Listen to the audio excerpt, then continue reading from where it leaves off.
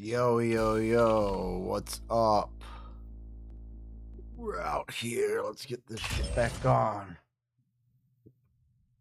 Have you been swatted? Yeah. Oh, shit. Multiple times in the past. I'll tell you the first time I got swatted, this was like many years ago. Sure. They were like, open up, and then we had to go outside, but we had to put our hands behind our backs and walk backwards slowly. And then I see like pointed at us. Legit, I'm like 21 here, and I'm like, what's going on? Did they tell you what they got, what info they heard, what they were looking for? Usually the person who calls is like, oh, yo, there's a hostage situation.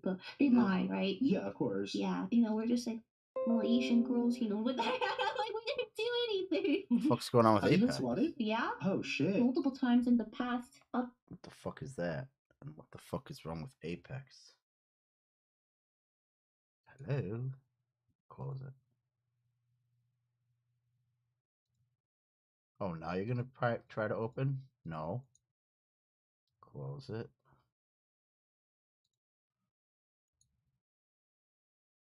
Exit.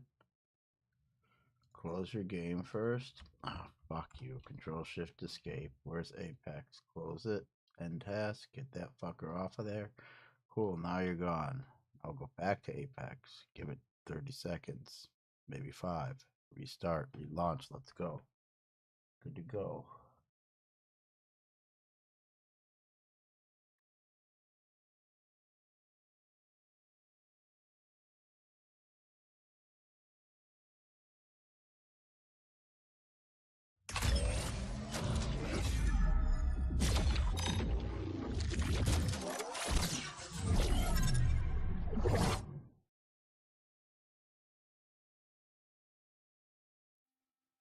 Another cop. Another cop. So this streamer is about to get arrested for painting free candy on a van and faking a kidnapping, all for content. Okay. Oh my foot. Oh. Okay. Get out of the car. Get on the ground. Hands up. Get on the ground. Get out of the car now. Okay. Get on the ground. Okay. Get out of the car. I'm getting out. Yeah. Hey. At first, that seemed wild, and she reposted her stream clip with a mugshot and said, "Police arrested me last night thinking I kidnapped children and had 3 helicopters in the sky searching for me and 15 cop cars. I'm finally out of jail." Well, it turns out that was all fake. Apparently, we're just faking kidnapping pranks and then faking being arrested on top of that, all in the same stream. And I guess all of this is just a desperate attempt to rack in as many views as possible. That sweet internet attention that's apparently worth risking ruining your own life over. Okay, guys, there is actually candy in this van, but you guys know the story where it's like, oh, like, kids, don't go to the sign that the van that says that they're giving out free candy. Like, everyone's heard that stereotype before, and the parents always say to watch out for the white van with free candy on it. So I'm literally doing a social experiment today on little kids and being kind of creepy and telling them to come to the car. Leave people's kids alone. What an incredibly stupid thing to do for content. I don't know if you guys remember this guy who we covered a few months ago. Well, his life was basically ruined from an identical stunt, except he didn't fake his arrest. He was arrested, and he's still in court fighting for his freedom. I'll likely make an update on him soon, because a lot has happened there. Here we go. But Ready this up. woman's video is actually infinitely worse. Hey, you guys want some free candy? Free candy? We're giving out free candy. No free candy? You sure? You want free candy? Is that okay? If he gets free candy? Oh god, dude, this is weird. Don't say gratis. He said okay. I love how she's like, this is weird. Yeah, you're extremely weird for doing this. The person that you're talking to clearly doesn't speak English very well. They probably don't even know about this stereotype. Yeah, free candy. Free candy? Right here. Okay. You want to come get free candy? Good thing it's not us. Why is she just letting me get Okay, no, I actually don't have you scream. Don't have I'm gonna try to craft you, Don't have bro. me- Oh my god. Okay, guys. What kind of candy you guys want?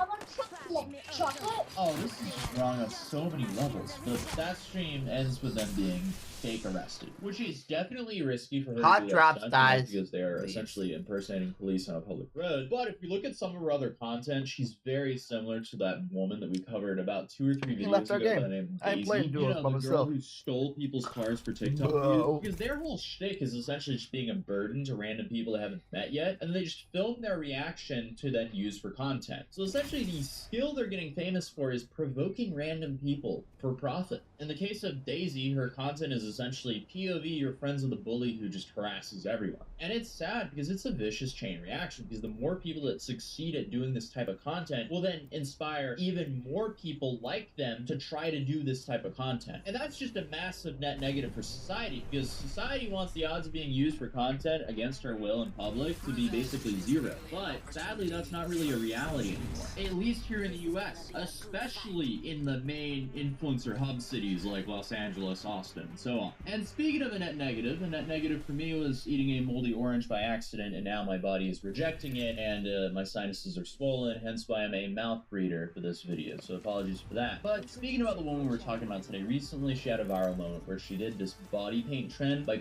painting on her pants before going to the gym to film reactions of random people. Because, again, these people rely on provoking random people and then filming them like, oh, surprise Pikachu, no way, they actually reacted to something I did. Because that's their whole content strategy. I'd rather squat. I'd rather Going to the gym to film reactions of random people. Because, again, these people rely on provoking random people and then filming them like, oh, surprise Pikachu, no way, they actually reacted to something I did. Because that's their whole content strategy. I'd rather squat. I'd rather squat. Squat, yeah. Yeah, I'd rather squat. What? So what? You don't have clothes on you. I do. Go closer.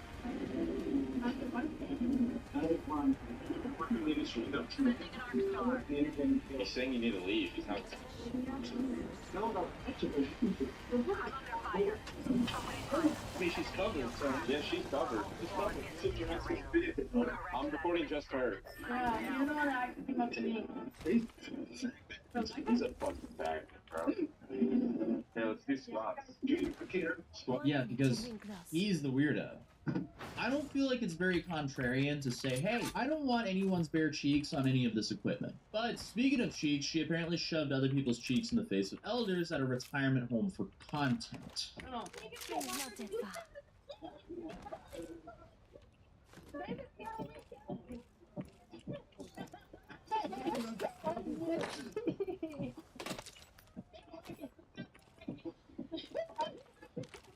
Seconds until close.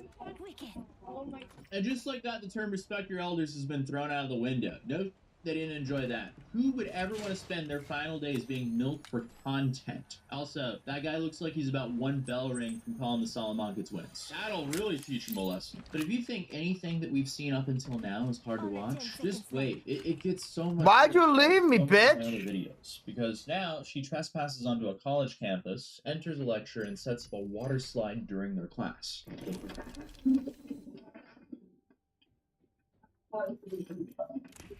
Should we lay out right here? Our project right here?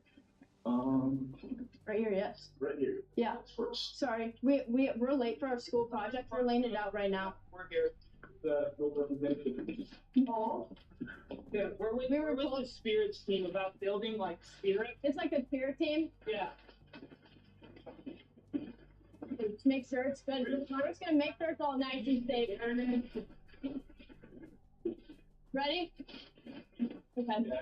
This right here is the Cringe Olympics, especially if they had a category for main character syndrome. Because this is probably one of the worst cases of main character syndrome I've seen in a very long time. This incredibly selfish woman thinks that her content is more important than anyone's education in this room and the professor's time. I just have to get the second ingredient, guys, and then we'll be good, and then we'll be done with our presentation.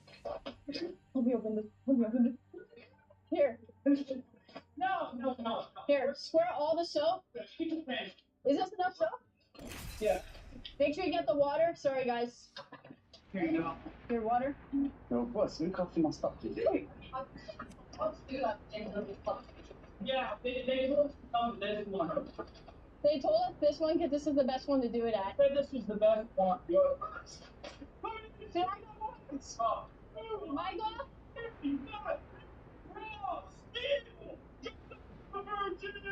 Everyone in that room hates them. If the goal of this video is to make themselves look as unlikable as possible, they've succeeded.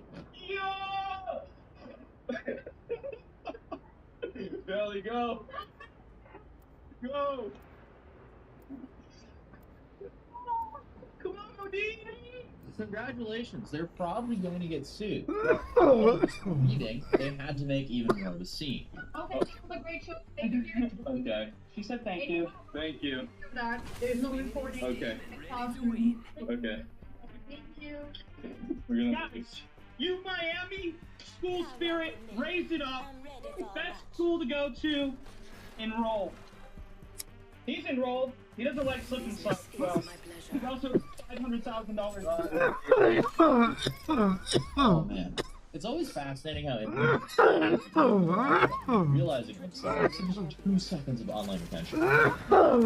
Any future job will make it very hard for the employer to hire them. But I guess this is just the new kick streaming meta, which is definitely a net negative to Quit your society. whinging and fight.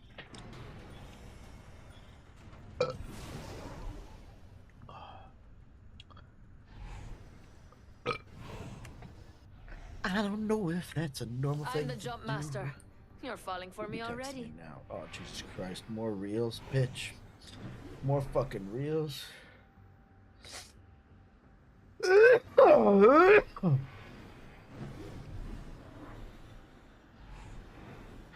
Remember, eyes on the prize.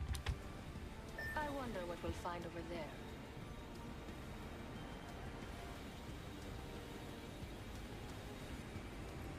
I wonder what we'll find over there.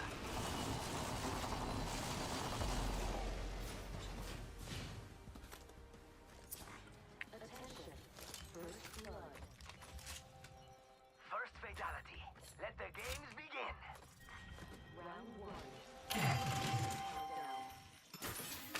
We're all inside the ring. Good.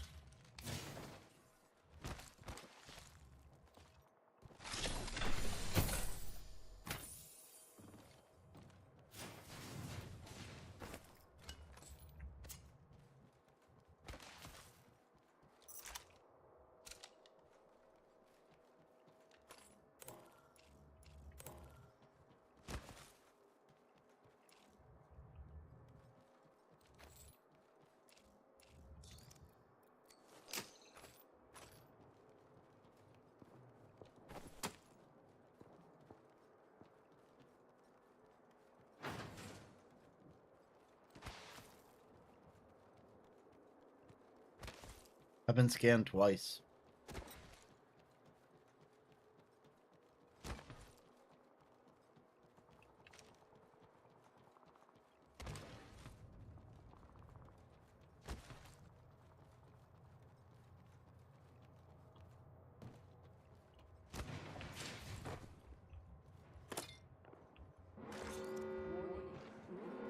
In progress.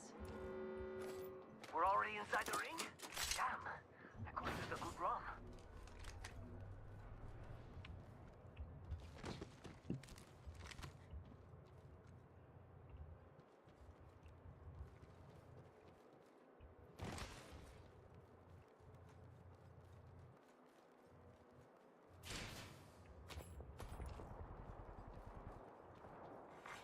New kill leader appointed. New kill leader, go and watch out. Care package being delivered. Ooh, I feel good about this care package. Shall we? We shall.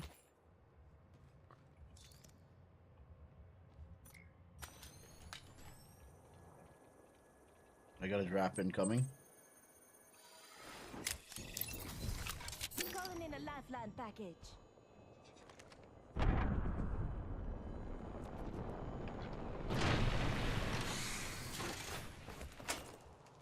Backpack here. Level 2. Laser sight here. Level 2.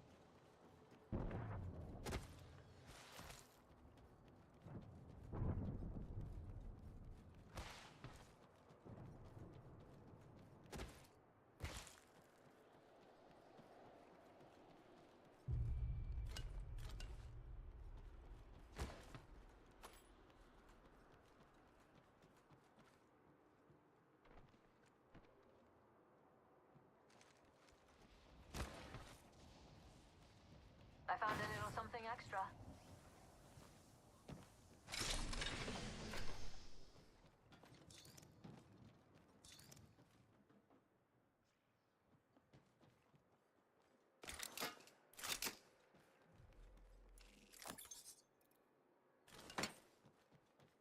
Helmet here. Level 2.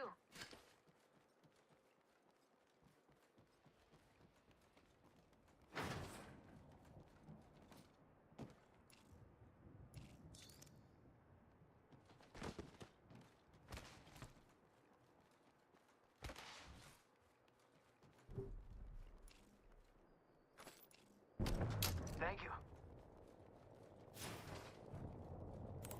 Backpack here. Level 2.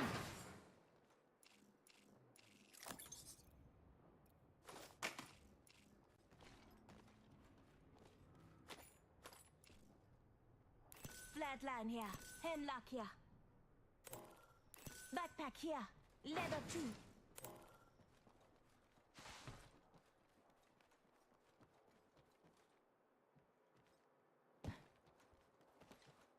Extended supply bin over there.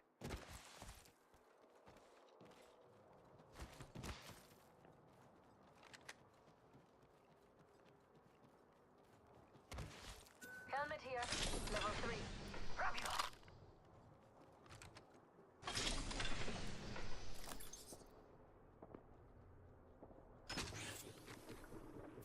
Helmet here. Level 3. Helmet here. Level 2.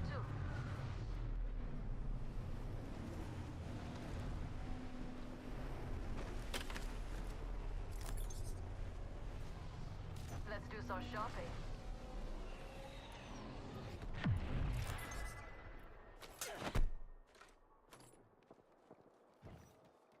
Don't mind if I do.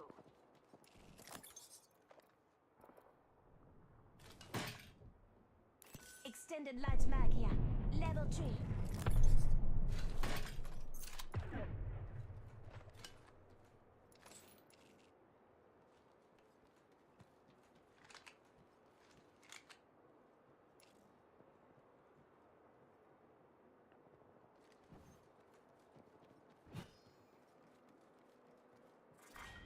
Round 2. Beginning ring countdown. Say one. We're all in. I'm down. I'm down. I'm spotted. Taking fire. Shield now.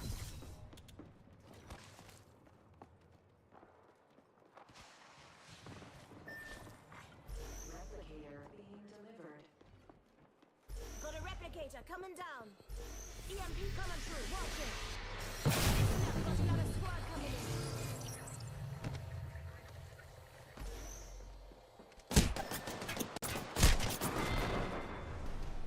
Hey, look at the bright side, bro. At least you won't freeze to that. You already gone. Yeah, let's see what this guy's got for me.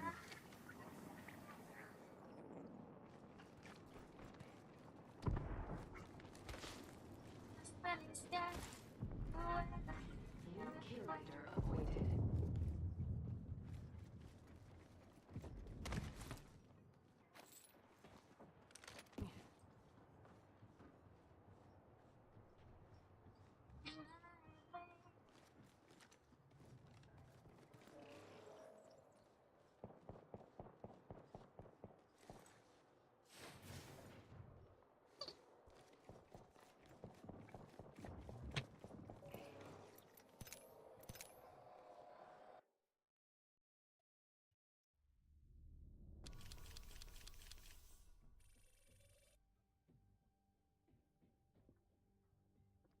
Just kind of is what it is when they act like that.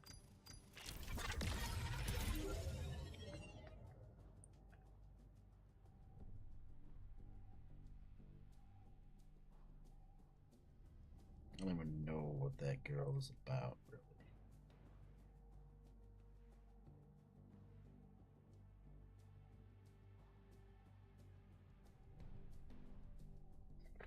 Let's go. Let's finally watch a Blunty one and see what he's got. This changes everything. And yeah, I know. 99.99% of the time when a YouTube video claims to be covering a bit of video game news that quote-unquote changes everything, it's complete another horse plop. Just clickbait to get you emotionally engaged into thinking something dramatic has happened in your favorite game when it just hasn't. It's got a patch or something. You know, the latest patch has added a new kind of hat that you can wear, and it changes everything, I promise. Just leave. Just leave the planet Earth, you vapid, useless, pointless excuse for a content creator. Stop doing that. It's so stupid. But hey, hello again, I am Blunty, and today there is something new that does legitimately change everything. Everything within a specific subset of things we're talking about. And that is VR gaming. And what you're looking at here is me just faffing around in Star Wars Jedi Fallen Order. Except you've probably noticed by now, it looks a bit weird, doesn't it? And that's because I'm playing it in VR. And I don't mean I'm playing it on a virtual cinema screen inside a VR environment. I mean I'm in VR, as in completely immersed by the world of Star Wars. Wherever I look, there's Star Wars stuff. My real-world face is now the game camera, and I'm seeing everything at scale, at perspective, and in a 360-degree, completely immersive 3D. That is not the changes everything thing. Everything current generation has been found. There's been to do this. It's partially convert traditional flat-screen games into a VR experience. At least VR adjacent. Various levels of success with things like that. But they were all made on a per game basis, a specific VR mod for a specific game to download and install, much like any other mod. This though, what this is doing, what I am doing right now, this is genuinely new. This is UE VR. As of today, it is in public beta. And what it is not a mod, but a truly universal tool that enables properly immersive VR in all games that are made with Unreal Engine 4 and Unreal Engine 5. That means literally thousands of games, both already out there and on their way, just became VR games. The list of games that have been already community tested and rated for their performance and compatibility and experience with this tool is already closing in on 700. 667 if you want to be. Of course, that will continue to grow and grow rapidly in the coming days. This tool has been created by a person called Prey Dog. It is available for free, although they do have a Patreon if you want to support their work on this, because it has been a tremendous amount of work, I imagine. And like I said, it is not a mod that you have to install per game.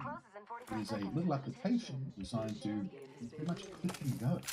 It's early days yet, and the UI is a little bit complicated, but the goal is to eventually make it so easy, pretty much any idiot can use it, including automatically downloaded community presets for settings known to create a good experience in any specific game. Doesn't do that yet, but right now you can still manually download and install presets made by the community or community members, or you can just set up a whole bunch of settings for yourself and fine-tune your experience to your personal liking, but on the basic level, it should pretty much just work with a click without too much faffing. It is surprisingly easy to use. There's really not much to it. Well, not much to it on our end.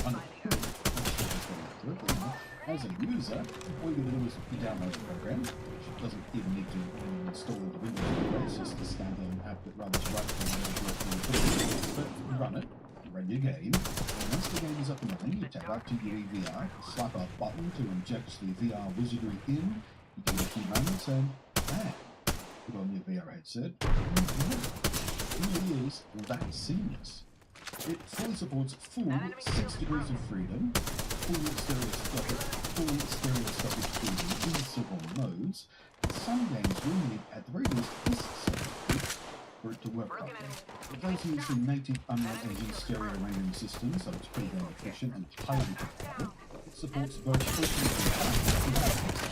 and you might find some games run better than one or just like VR native games can tend to do if you've dug deep enough into the VR hobby to come across those terms. Bro, I'm gonna craft you guys. Remarkably, it has automatic handling of most in-game UI. Spectacular says, correctly projected into 3D space and can be either set to There's no way there's a third party there. Or follow your gaze. Some games can even have 3-DoF motion controls. So for first-person shooters, as an example, you can use your VR controllers to aim your weapons just like a native VR shooter. And if you've ever used a VR mod for a first-person shooter game that keeps the weapon nailed to your look direction as if you're playing on a flat screen, you'll know what a godsend that is, because the other way is a kind of miserable experience most of the time. In the right games, it will even do room scale 6-DoF movement, moving the player character in 3D space as you yourself move through your own play space IRL, just like a regular room scale VR game. I've only given it a brief go so far in a couple of games myself, but it's really remarkable, and I had to make a video immediately before I start playing it. Now, there's a few issues I've hit so far. It's a beta, so I was expecting nothing less, but the nature of using VR controllers means you have to use shortcuts and macros and things like that for the D-pad, for example, which didn't seem to work for me in Jedi here, and that's an issue, because that's how I open crates to get stuff, and, you know, also how I need to heal. I'm going to need to do some fiddling to get that working properly if I want to keep playing like this. And the button layout, of course, takes some getting used to, because you've got 2 buttons on either hand instead of all 4 buttons under one thumb. But for the most part, it does work pretty damn well. I did also hit a weird rendering bug, where in a specific environment, Cal would kind of fizz out into a blurry schmear. Not game-breaking necessarily, but very, very distracting. And in Grounded, one of the first-person games I tried, I was disconnected from the player model, so if I moved my head in 3D space, say I leant backwards in my chair, I would see my own headless player character. And as far as I understand how this all works, there should be a way to fix this to make it work properly, but I also hit a bug, if you'll pardon the pun given the context of this particular game, where I could no longer bring up the settings menu overlay in-game for UEVR, so I couldn't make the necessary changes to my settings to test it. Again, all first impressions and beta and day 1, hour 1, yada yada yada. But the fact that this all just works as seamlessly as it does already is just magical. Again, in literally any Unreal Engine 4 or 5 game, this should simply work at a base level. No mods, no fuss, no hoop jumping, just click the button and possibly spend a couple of minutes fine-tuning some settings. Listen, quitting is for losers, and or download pre-made settings back from the community, and you're away. But deep in a fully immersive 360-degree 3D world of your favorite game. It's pretty amazing, right? Of course, it will break some games too, because game designers use a fixed camera perspective to hide things from the player sometimes, or rely on it for puzzles or something, but hey, it's all. Of course, a tool like this will not play nice with anti-cheat systems, because it does the same kind of things that cheat programs do. It injects itself into the game to change stuff. And it is exactly the kind of behavior that anti-cheat programs look for. Can I run some games with you? I'm your rank RN, but I don't play ranked much, so we can rank up together. Polish your dreams of using this in competitive multiplayer. I'm not good at the game, buddy. Yeah, you want to keep an eye on this project. But if you want to play some games with me, sure. Well, not every game will be. But I'm not good at this game, sir, so. Those games that are, but the extra sense of immersion, it's under the condition that they are not using any cheats or anything weird like that, because I don't want to be associated with a band because I played with someone who happened to be playing the cheats, joined my party, blah blah blah. That is not all there is in VR. And I have played some bespoke third-person platform games before. Vegetarian Magic games and Lucky's Tale, both with how we doing here? My buddy's getting shot at. For VR and both use the third-person camera perspective to control the character, and they work really, really nicely. This experience is surprisingly close to that. I was genuinely shocked how well a third-person action platformer like Jedi here worked. And I didn't even have to fiddle with a single setting except to change the stereoscopic mode as recommended by the testing log. Let's fucking go. Yeah, I'm rocking it right genuinely now. Exciting. And I dare you to challenge me on the title of this video, because a tool Give me like that this shit. Drop really hard. does change Bam. everything when it comes to playing slam non-VR games Move in VR. around. Tell them now. I've done it before the old ways with bespoke mods or using 3D shaders and tricks with reshading and the like. And nothing comes close to the speed and ease and effectiveness and capabilities of this tool. It literally does change everything. That changed my mind by pants.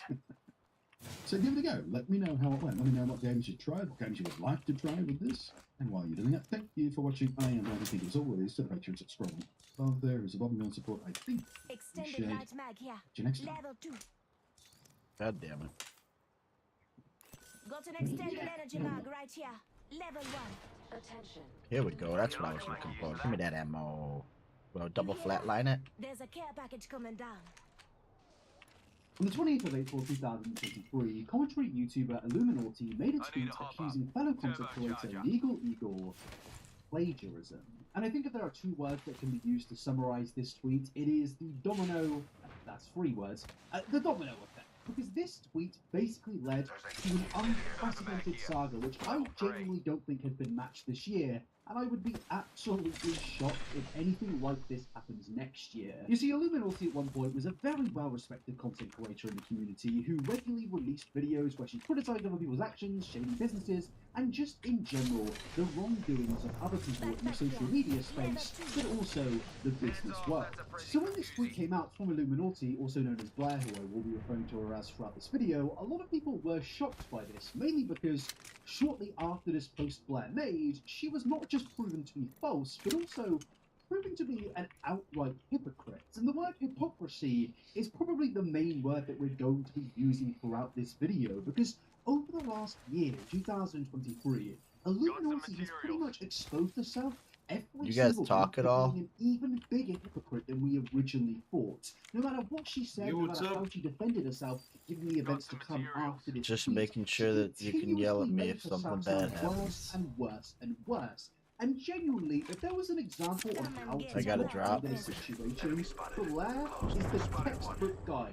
If somebody was gonna write a book, and that would have to be a guide on how to absolutely terribly, horrifically, completely, awfully handle a YouTube drama situation, they, as in Blair, should write that book. Because yeah, obviously after this tweet it was proven that Blair is not only a hypocrite, but also just outright has seemingly stolen content from other documentaries out there, taking word-for-word points and either rephrasing the words or just outright using the words and content for herself. But the thing is, ladies and gentlemen, this was only the beginning. She apologized for the situation, but the apology just led There are people in here somewhere. Yep. I don't even know how I could describe this. Just a complete cluster. Because after this terrible apology that Blair made, we saw a snowball effect of such magnitude that I would genuinely be shocked if we see anything to match this in 2024. The controversy surrounding Blair went from a simple plagiarism allegation to allegations of emotional abuse, doxing, Line up one inside the building. lies about her friends, He's sitting making right her now. friends homeless, accusations of buying subscribers, hypocrisy, and the biggest allegation of all, being the new freak show arts. And I'm not even joking, I genuinely feel like that. Let's just try to craft them. Any content creator I knocked one with a throw grenade. He's down over there. We're on our other buddy. Ladies and gentlemen, if you get accused of being this individual, it's over. But yeah, after a cycle of exposés and ex-employees and ex-friends coming out and speaking That was a about Blair fucking and their amazing grenade experiences and throw. how she had treated them over the last few years, the question obviously is how did she then respond to all of this? Because obviously, we've seen this apology, I've gone through it in the past, but how did she respond to all of the new allegations and the new pretty much just mess that she herself had created? But of course, she uploaded this infamous video right here where she responded to everything. And in short, just like, you know, basically every other single response out there made by a YouTuber, it absolutely sucked. As you can see from the dislikes, the comments, everything, it was not looking good. She was exposed for lying, taking things out of context, manipulation, and pretty much, you know, all the other things that she was previously accused of and responding to in this video. This video pretty much just amplified everything the entire internet was having a go at her for. It just made most people think, wow, you are genuinely a colossal bella. And because of this, more and more videos were made about Blair. Documentaries Let's go try and were made, craft people him over there. explaining the entire situation. This one, and most importantly, this one, which explains pretty much everything that I'm saying right now in finer details, and you should definitely go and watch if you do not know who Illuminati is. And you may be thinking, Why are you going through this so quickly? Well, ladies and gentlemen, I am basically speedrunning the situation from May to about July of 2023. Yeah, because well, I that one's down. that, Oh, no, and no, this no. video is designed to People on me, up top, above me, above me, don't come to me, don't come to me, don't come to me. to cover every single thing. Go, I'm going down and away. I'm going down and away. Bro, I'm about to go run away. Oh boy. Has it just gotten unbelievably, horrifically, absolutely, awfully, godforsakenly, terribly worse? Because over the last few months, more and more videos, as I said, come out about her. Keep moving. Click and Wonderstruck made their big video. We're gonna get down over here. Even worse than you could possibly imagine. And just in general, the overall perception of Illuminati had gone from this well-respected content creator who people once went for facts, logic, and reasoning to, oh my god, how are you worse than this is insane. But yeah, the last time we spoke about this situation, it ended on a very, very sour note, because of course we've now seen that Blair went through the process of responding on her YouTube channel, even with tweets out there and apologies, and none of these things were working. People were just getting more and more aggressive with their criticisms towards Blair, justifiably and rightly so, and Blair seemingly did not know what to do, so just like any guilt-free YouTuber, what did she do? She sent cease and desists. So Illuminati has officially sent me a cease and desist. Best part is, she cites parts of the video which I had no part in, and demands I make a public apology. Now I say this quite a lot whenever I see a YouTuber send a cease and desist, but this is genuinely my favourite display and representation of a person's conscience and innocence, because, you know, there's nothing quite like being innocent to the point of where you have to sue somebody into silence. And bearing in mind, the main cease and desist that I've received in my time came from this bloke. And I've made this point before in other cases when people have used cease and desist to silence people, but if you're in the same methodology and actions of Onision, I don't think that's a good place to be in. But after this, after all the people responded to yet again another controversy which has been self-inflicted by Illuminati, I kind of thought to myself, I'm just going to wait this out, give it about 6 months, see what happens. Maybe Blair will look at everything, look how she's treated everybody in her life absolutely horribly, and just wait for her to finally come out and just admit that she was in the wrong, because there's nothing really else I imagine that she could do in this situation. Given the sheer level of exposés, given the fact that the entire internet is against her, rightly so, given all the screenshots, receipts, evidence against this woman, disproving her outright terrible claims against people that were absolutely not true, given all of that, surely she would finally come out, apologise, and just move on. Surely she would do that. No, she basically did. Man, you see that squeeze in right there on that drop? Holy shit. Absolutely silly. But I quickly want to interject here and be very annoying and say, could you please subscribe to the YouTube channel? I regularly put out very, very long videos, and I would really appreciate it if you came and subscribe to the channel, consume the content, and just in general, join my empire. No, but seriously, if you could subscribe, that would be absolutely lovely. You can unsubscribe if you get bored eventually. I can completely understand that, but weirdly enough, a lot of people actually subscribe more if you ask, and I know it's very annoying to hear your. Where are you going? You're gonna run it? Just ignore it. But if you don't want to ignore it, maybe like the video and comment beans. Something that could help me very much. But yeah. Oh, you're crafting? Let's continue with the. Do it. Did you craft him?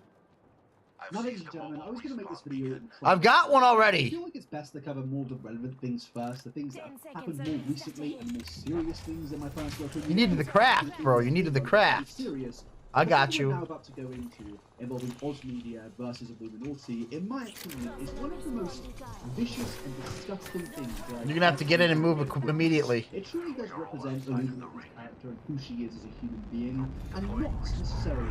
I already have one. What's wrong with this guy? Not just an ex-friend or co-worker of Illuminati, but also the ex-partner of Blair. These two were not only in a relationship, but they also had a group channel together, where most of the allegations from Blair's ex-friends actually seems to source from, and of course that group channel was called Sand Milk. Now I'm not going to go through every single detail involving Sand Milk. If you want to know more about that, again I recommend you go and watch my YouTube video about this, where I go through basically the first part of this timeline. This is pretty much the part 3 to this saga. But yes, the main kind of thing that was going on with Sad Milk was just Well, we died. employees, mistreated friends, mistreated of pretty much everybody that was involved by Blair. Also issues with payments, and just in general, things with Sad Milk were not great. And I made Blair look out to be an even more worse person than we originally thought, which I will keep on saying throughout this because there are a lot of examples of that. It's actually a shocking amount, and the fact that these amounts of things keep on building up over time is quite astonishing, to be honest with you. But with us, yes, he was a part of Sad Milk, but also he lived with Blair at one point, which makes this story even more interesting, as Oz would not only have a business and social media perspective of Blair, he would also know her on a day-to-day perspective.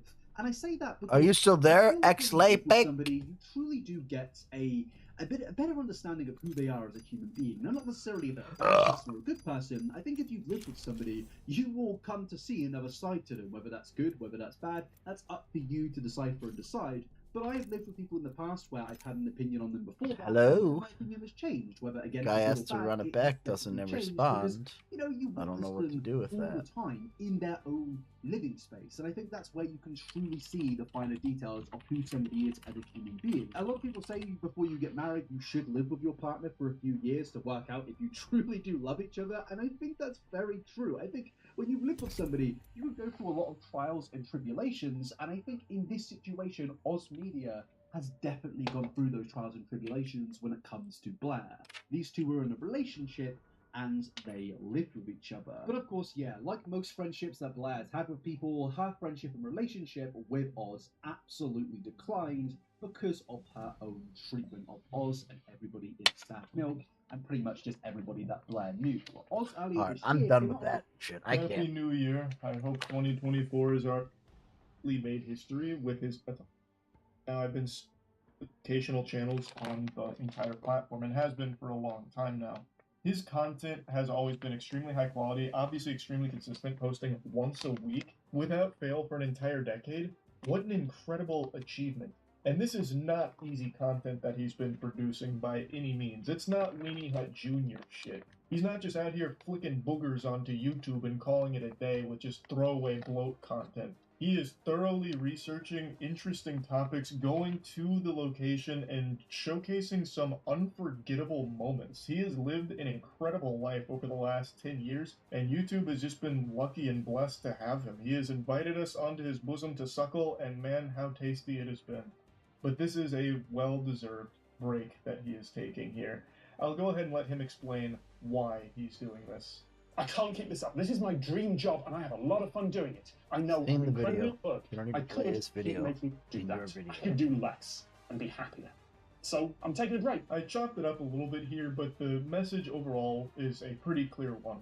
Even though he has his dream job, it is still a job, and it's one that never ends. It's one that you have to constantly keep your foot on the gas. You can't start granny shifting. You gotta keep double clutching like you should, otherwise you might blow the welds off the fucking intake, as the great Dominic Toretto says. And Tom Scott has done this week after week after week for a decade, and understandably, he's tired. He's exhausted. He said he set out to do 10 years of that grind, and now that 10 years is up, and he's ready to take a breather from it all. He states that he had two options. One, going the traditional YouTuber businessman route where he puts the suit on, he hires a bunch of miscellaneous teams to keep pouring gasoline on the fire, to keep that puppy burning and churning, to elevate the Tom Scott brand, and he'd end up as the manager. But he said that wasn't really an appealing option to him because he thinks he wouldn't like it, basically. So instead, he went with option 2, and in his words, do less and be happier. Which I think is a beautiful statement on it because at the end of the day, what's more important than your own personal happiness? He has his dream job, but he is constantly thinking about work and only work. There's no way that that is a healthy or happy way for him to continue living the rest of his life. So now that he accomplished his initial goal of doing this for 10 years, he's ready to explore the next chapter of his life where he's not constantly in work mode like he has been. And I think that is perfectly understandable, it's admirable, and nobody deserves it more than Tom Scott. Sometime, I don't know when or if I come back, but when I do, see if the store is it won't be open. We'll get weekly. back There's to not you. in And this I'm like, format, not here. This probably You isn't guys are the one who goodbye, said like that not you would forever. come over The this podcaster host weekend, Lateral you is know? still going out weekly. And you My haven't newsletter's fixed still by going this out. The Plus weekend. channel will probably return at some Before I point. go into work, There'll you're the likely one be that new offered that. technical Like, I just difficulties hate when people episodes. offer But right something now, and, like, I they need don't to spend hold up time with their people I end, hold you know? dear. I need there And I to don't be know how many things in my it's life. Yeah, I hate when I'm that not shit. work. And it's been years since that's been true. Now, like I said, he hasn't forgot I fully was on wiped his open ass mic, with the bro. My bad. cyberspace or anything. He hasn't fully washed his hands from it and Life vanished. story He's still time, going okay? For to real, I keep hate content that shit in though. some Why don't capacity, people like just follow Tom through on their mentioned, word? as well as his newsletter. And Don't he say it if continued you to don't say mean that it. This channel, his main channel, will have more content. But if on you it say in it, the I future. expect Like you he to said, do it's not something. Goodbye forever. He doesn't. It's just right now, after 10 years, he achieved his goal and he needs a break. He needs to focus on things that aren't this. He then concludes the video with a very sincere and heartfelt montage of some very special moments throughout his 10 years on YouTube. And I'd like to talk about this in a broader scale on YouTube as a whole because Tom Scott's not the only channel of this Can you size go that's back level and successful rerun me kind through of this problem you're having? And I'm only gonna Huh? Can you go back and rerun me through this problem you're having? Sure. No, something fucked up with my car this weekend, and my friend's husband is a mechanic. And he said, I'll just come look at it. So he came and looked at it, and he's like, okay, before you go back to work Tuesday, I'll come over and fix it. It's like, parts cost me $50. And I said, okay, cool. I'll pay you for it, like, when you come do the job. And then they just never showed up, because he's too hungover now. He drank Yeah. too much last night. What parts are they? It's just, fuck. What are those? I'm sorry, I'm stoned as shit. So I totally me forgot. too. A coil pack and Get ready, moving spark out. plug. That was it. Oh, you could do that yourself, I promise you. That's what I'm saying. Like, I mean, I've done shit like that before. Just but, like, pull up a YouTube video and you can do that. The spark plug, you may need to get just like a little socket that fits the end of the plug, I've got a socket wrench and all. I've got everything I need for it. I just don't have the parts because he said he was getting them. You know? Oh, you don't have the parts. Yeah, then you're fucked. That's what I'm saying. He's like, I'll just come over and do it and get the parts. I said, okay. Like 3 sniper mags and 1 million. This is bullshit. But he probably didn't even go get the parts yet. No, he didn't, because that's what she was telling me earlier. Don't come in my building, bitch. Where else am I gonna go, Sky? There's Go somewhere else. You're a loot goblin. Oh, loot goblin. Maybe a little bit, but I only want your loot. Okay. Here I go. Get out of my get out of here! This is my building. Ooh, purple helmet. Hell yeah. Damn. Sorry, you need more than me. Do a flat line here? Or do you want? I have a car. If you want the car. No, I have a Nemesis. I'm good.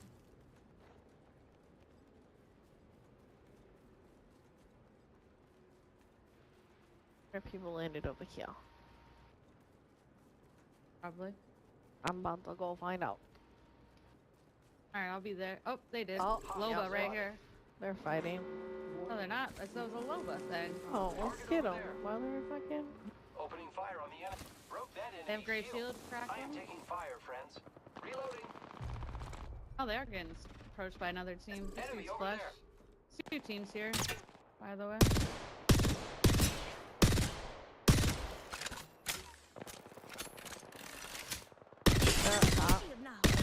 Broke up top.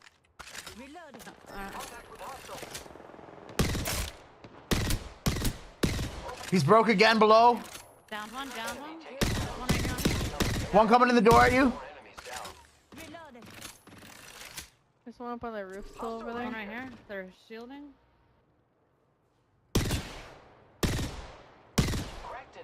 Pushed him off the roof. Oh shit.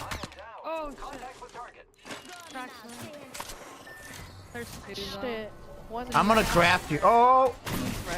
Oh what? Oh, they came from. Dude, there was a 4th party coming from behind. Nice try, GG.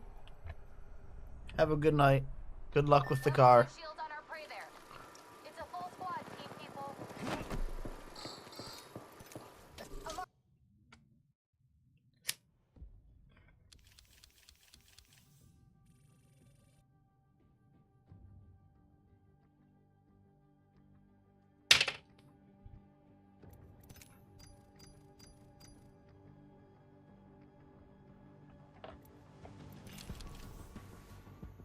Man, there's some girls that thought they were tough shit, and they just got stomped on with me in the fucking I'm first. talking about the ones that did so on That was purpose, just like they too decided much to, they action. weren't forced to. So I'm not gonna be talking about like the scandalous ones that were put into an early grave. And I don't mean like they were. We got assassinated. I don't mean 3 like on they 3 stopped probably would posting have and done it. got fucking killed or something. Like I 2 meant more pushing like aggressive Olumba, girls and me the just channel topping them we from the recently distance. talked about that Would have worked completely out. collapsed and died. But when because you have of a lot third of party horrible coming things that in, they were doing and then a from the fourth light, party and from basically behind. Controversy sunk the entire channel. That's obviously not what I'm talking about. I'm talking about situations like this where a YouTuber decides enough is enough, I'm ready to move on. Throughout the years on YouTube, there have been a lot of big channels that have, for one reason or another, decided to... What's up, chat? How you doing? Scott is the most recent one, but there have been many channels, even as of the last year. That 6 months ago, he announced that he was going to be stepping away from the internet. He did come back over the last month, but he took a 6-month hiatus. An OG example is Ray William Johnson, the most subscribed channel on the platform at one point in time, and while he was at the top of his game, announced, you know what? Enough is enough. I'm fucking out ski. So he peeled out, scooted sideways, and he took a long time off of the platform. Though I think there was a lot more behind the scenes that led to that. I don't know if that was entirely his own personal decision. I think there was a lot of weird things going on there, but it is another example of a massive YouTuber stepping away. Ray William Johnson also did come back pretty recently too, but the point is, a lot of these channels all share a couple things in common.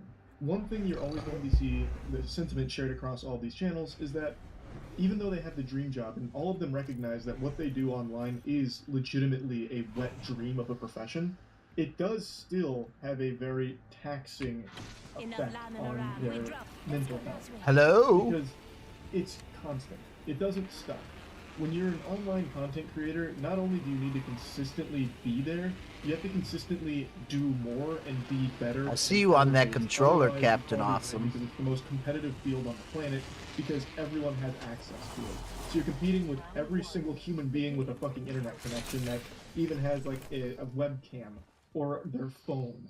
So a lot of content creators get stuck in the cycle of this pressure to improve and grow and innovate, and over time it leads to them being miserable, and that leads to burnout, which I'm sure all of you have heard creators speak about time and time again. And I know that when YouTubers start talking on like the trials and tribulations of content creation, a lot of people will roll their eyes and get nauseous, because if you got lucky enough to have an internet career producing content, you have a lot of luxuries that aren't afforded to a normal, traditional job and someone working them. Most of the time you get to choose your own hours. You get to work on the project you want to work on, and you don't have, you know, your fucking ass under someone else's thumb forcing you to do things you don't want to. So there are a lot more benefits to working an online career creating content than a traditional job. It is significantly different, but that doesn't mean that it's always easy. There are still some trials and tribulations that are there, and yes, are different than a traditional job, but it doesn't mean that it's all sunshine and rainbows. Someone like Tom Scott, producing this level of quality consistently every week for 10 years, clearly that is going to be the majority of his life. He doesn't have the time to spend doing other things that he'd want to do because he has to keep focusing on this. I need some better weapons. Bro, come get this shield. No longer as much fun as it used to be, and you want to do other things, feeling trapped or suffocated by this, and eventually you reach the decision like, hey, let's take a breather. But online, a breather is sometimes an outright death sentence to your online career, which again is another thing that makes creators very hesitant to take any level of break for their own mental health, because it could spell disaster for them. And that's not even being exaggeratory. I talked about this during the Tfue announcement of his break. Streamers have this in a very big way. The most important part about being a successful top-tier streamer is being live every day, 5 to 10 hours a day basically. Just being alive, being there, is the most important part. I mentioned this last time, but I went from a daily streamer streaming between like 3 and 6 hours a day to taking a couple of breaks because it got to be a bit much. I did that daily grind of streaming for 5 straight years, and I averaged about like 14 to 15,000 viewers, and I had around 26,000 subs. This year, I think it was April, I'm already getting foggy on the months, but I took 4 days off. 4 days off, and I still had around 26,000 subs. When I came back after a 4-day break, I had 18,000 subs, about. I lost 8,000 subs from being away for 4 days, and I never got that back. If you take breaks in this field, that audience will go somewhere else to get their fix. They'll go somewhere else to get that, comfort streamer or comfort content, whatever. So it leads to people just trapping themselves into this never-ending grind, constantly just being there and trying to grow or do different things or innovate and whatever, and just never actually being happy anymore doing it. So it takes a lot of strength, a lot of courage to do what Tom Scott has done here. To recognize that it's time that he focuses on himself and his own mental well-being, and as he said, do less and be happier. So nothing but the best wishes for Tom Scott going forward. And I just wanted to touch on the overall subject of big YouTubers or content creators eventually taking steps back or winding down or even just outright moving on from their platform and content they've created. Just wanted to go into it a little bit here. But yeah, that's really about it. So yeah.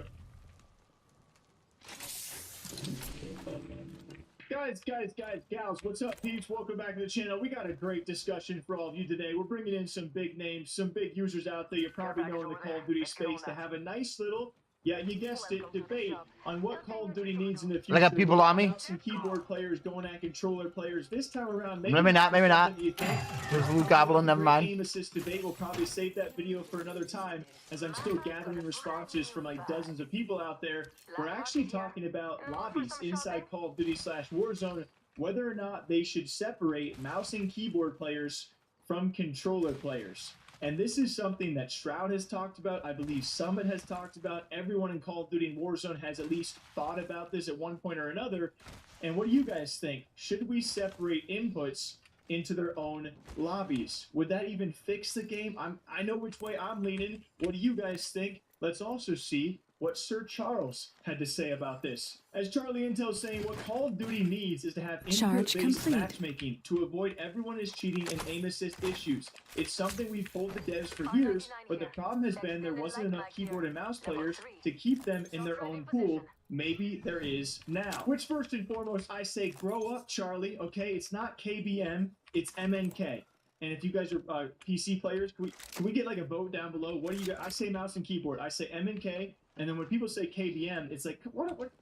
Come on, adapt, man. It's going to be really confusing in the future when we got controller versus KBM versus mouse and keyboard. It's like esports with a lowercase or uppercase E or a dash in between. We have to decide now what us PC people are going to call it. My vote, mouse and keyboard. What's yours? But it's also, I just don't think this will ever solve any issues. I understand that us PC players, we bring a lot of complications to the game, but we also bring a small player base, but we also bring a lot of content and discussion points between all you controller people, especially when one of our mouse and keyboard peeps takes you guys out. It's aim assist and FBM. We add a lot to the debate that keeps the Call of Duty pot stirring. You need us, is what I'm trying to say. But overall, I just don't think separating the lobbies really solves anything. I think, if anything, it'll just lead to more complaints, because that's what Call of Duty has become. But what do you guys think about Charlie saying this? I will share some of the other responses, one including who got railed right away, that being Symphony. As he said, you ain't gonna loot those boxes first? Timeline, a lot of people agreeing with him, but also you have Call of Duty pros like Octane throwing this in there, saying bro can aim with his entire body and still complaining. Symphony clarifies why he responded, saying, guys, this is not an argument about aim assist at all, just that mouse and keyboard would be unplayable in mouse and keyboard only lobbies. Queue times would be terrible, and we would have to switch to controller or switch games. I would rather them actually buff aim assist than not be able to play mouse and keyboard on the game at all. And this is what I was saying, because when I do play Call of Duty, rarely now, because the game's been out for, what, a couple months, so my time will come again. I'll pay $70 next year, but whenever I'm in a lobby, and this could just be me, I'm typically one of, like, I don't know, a few other mouse and keyboard dudes, and the rest of us are on controller. So when I play with Hunter, we play crossplay together, I'm seeing mostly controller peeps. And maybe that is just me, but I think a lot of I will not be going to that fight if I don't. Duty predominantly seems to be controller, and probably for a rightful reason. I don't know if separating those would help at all. Like, I guess maybe us PC players need these crossplay lobbies, because otherwise we couldn't fill our own. And I guess imagine going, but I guess I would love to go up against mouse and keyboard only people if the game actually worked that way, because then I have a better chance, right? Like, This is what I always do, man. I always I'm leaning towards one side, but then I actually start talking about it, and I'm like, man, I can understand both sides. And then you guys hate that. So, frick. Then Huskers goes, if there wasn't also strict SBMM being implemented in queues, I'd say it might be possible, but I think lobbies would eventually take forever to fill, or we'd be playing against the same 250 people every day. Then Metaphor saying most of the people being called out for cheating are just good controller players, LMFAO. Shifty was literally blacklisted for pulling too much aim assist. Charlie says people cannot handle being outplayed anymore. They just simply think the other player was a cheater, one of the many negative effects of SBMM. And that I do agree with. I remember the Shifty stuff back in the day. I played my hand in that. I've been doing out and teaming against people just to try and prove the innocence. That's also on the Warzone scene. It's just been kind of a nightmare unless someone fully admits or fully exposes themselves. You just truly don't know. And that's actually going to be a video coming in a couple of days on this channel involving Warzone pros who accuse other Warzone players off of like one clip, and then we're left to like try and believe them, but it's like, how do you know in a game where aim assist is pretty heavy and there's a lot of other variables too? Like, we're supposed to trust pro player opinions. We wonder why pro players always get accused, but then when they're streaming, they're accusing everyone else. You know, it's like a never-ending thing that I will definitely talk about more in the future. But regardless, the main talking point, should Call of Duty separate into 2 separate input lobbies for matchmaking? My vote would be no. I mean, I guess they could try it out and see how it goes. I just don't see, like, as long as there was an option, if there was an option to toggle it, that'd be cool, but I would like the option to fill the lobbies and actually have, the one great thing about Call of Duty is queue times is usually pretty good, so I'll give them that credit. But what do you guys think? Mouse and keyboard players or KDM players, we'll see what you guys decide down below, versus controller players. The never stopping discussion out there, but it's always fun. So, hope you guys all enjoy. Leave your thoughts down below like you guys usually do. I swear, like, we have the highest comment to view ratio on YouTube. I'm not even kidding. I love you guys. We'll catch you back here sometime soon. Take care. It's recently been disclosed that thousands of iPhones have been compromised by malware that gives the attacker full remote control over those vulnerable devices, essentially turning the iPhone into the ultimate spy machine because it lets you spy on the victim through the camera, record their phone calls, and record them at any time through the microphone, and even know their exact location in real time with the GPS. But what's even spookier than gaining root access to what is supposed to be one of the most secure types of smartphones on the planet is the way that attackers were able to gain this access through an exploit in the iPhone's CPU architecture. Oh yeah, you remember these Spectre and Meltdown vulnerabilities from like 5+ years ago at this point? Well, we're doing them again, except this time it's with ARM CPUs that are built into the iPhones and Apple's system-on-a-chip design. Now, the vulnerabilities that make this attack possible have been exploited by different agencies for over 4 years now. The Israeli cyber intelligence firm NSO Group, they famously developed and sold spyware called Pegasus to different government agencies throughout the world. But due to the just sheer complexity of this exploit, which actually relies on a chain of exploits, it took a long time to get the full picture of how a remote attacker could take full control over an iPhone by simply sending you a text on iMessage. For example, back in 2021, an analysis of an iTunes backup revealed an attachment containing the forced entry payload, which exploited a flaw in Apple's image rendering library that would cause a memory leak when trying to render a malicious PDF file that was masquerading as a GIF, and this memory leak would cause a buffer overflow, leading to, ultimately, arbitrary code execution. But once you have that code execution, you still have to escape the iMessage sandbox to be able to affect the rest of the system. Then you have to download the next stages of the malware from the command and control server to get root access to the device, and finally, you have to get the remote administration tool on the device that is only ran in memory and it's not persistent. So if you rebooted your iPhone, then the malware would be gone and you would have to start all over again and reinfecting the device, which would get patched again and again, you know, that first stage where you infected the user through iMessage. But because of the lockdown nature of iPhones, getting a full analysis of this exploit chain was very difficult, and it ultimately took 4 years for it to be completed by security researchers. But at this point, the analysis is complete, and the way it was completed is actually kind of interesting because the hackers behind this malware, they actually ended up infecting devices that were belonging to some senior security researchers working at Kaspersky back in the beginning of 2023, which is really ballsy if your goal is to try and prevent people from analyzing your malware. So we now have a name for this infection chain. It's called Triangle DB. Kaspersky actually has a really great blog post that's detailing every step of the attack chain, and so I really recommend you read through that if you're interested on the more technical details of how Triangle DB works. But at this point, the 4 zero-day vulnerabilities that made iOS versions as late as 16.2 vulnerable have been patched, at least according to Apple. So it's very important if you're using an iPhone or any of those Apple devices that you install those updates, because this attack chain, this malware, requires 0 interaction from the user for it to be exploited. It's called a no-click exploit. But what's even more disturbing is what I mentioned at the start of this video, that the exploit chain utilized what many people are calling a backdoor in Apple's chips that simply lets you bypass the hardware-based memory protections in order to gain access to sensitive regions of kernel memory that ultimately let you gain full control over the victim's devices.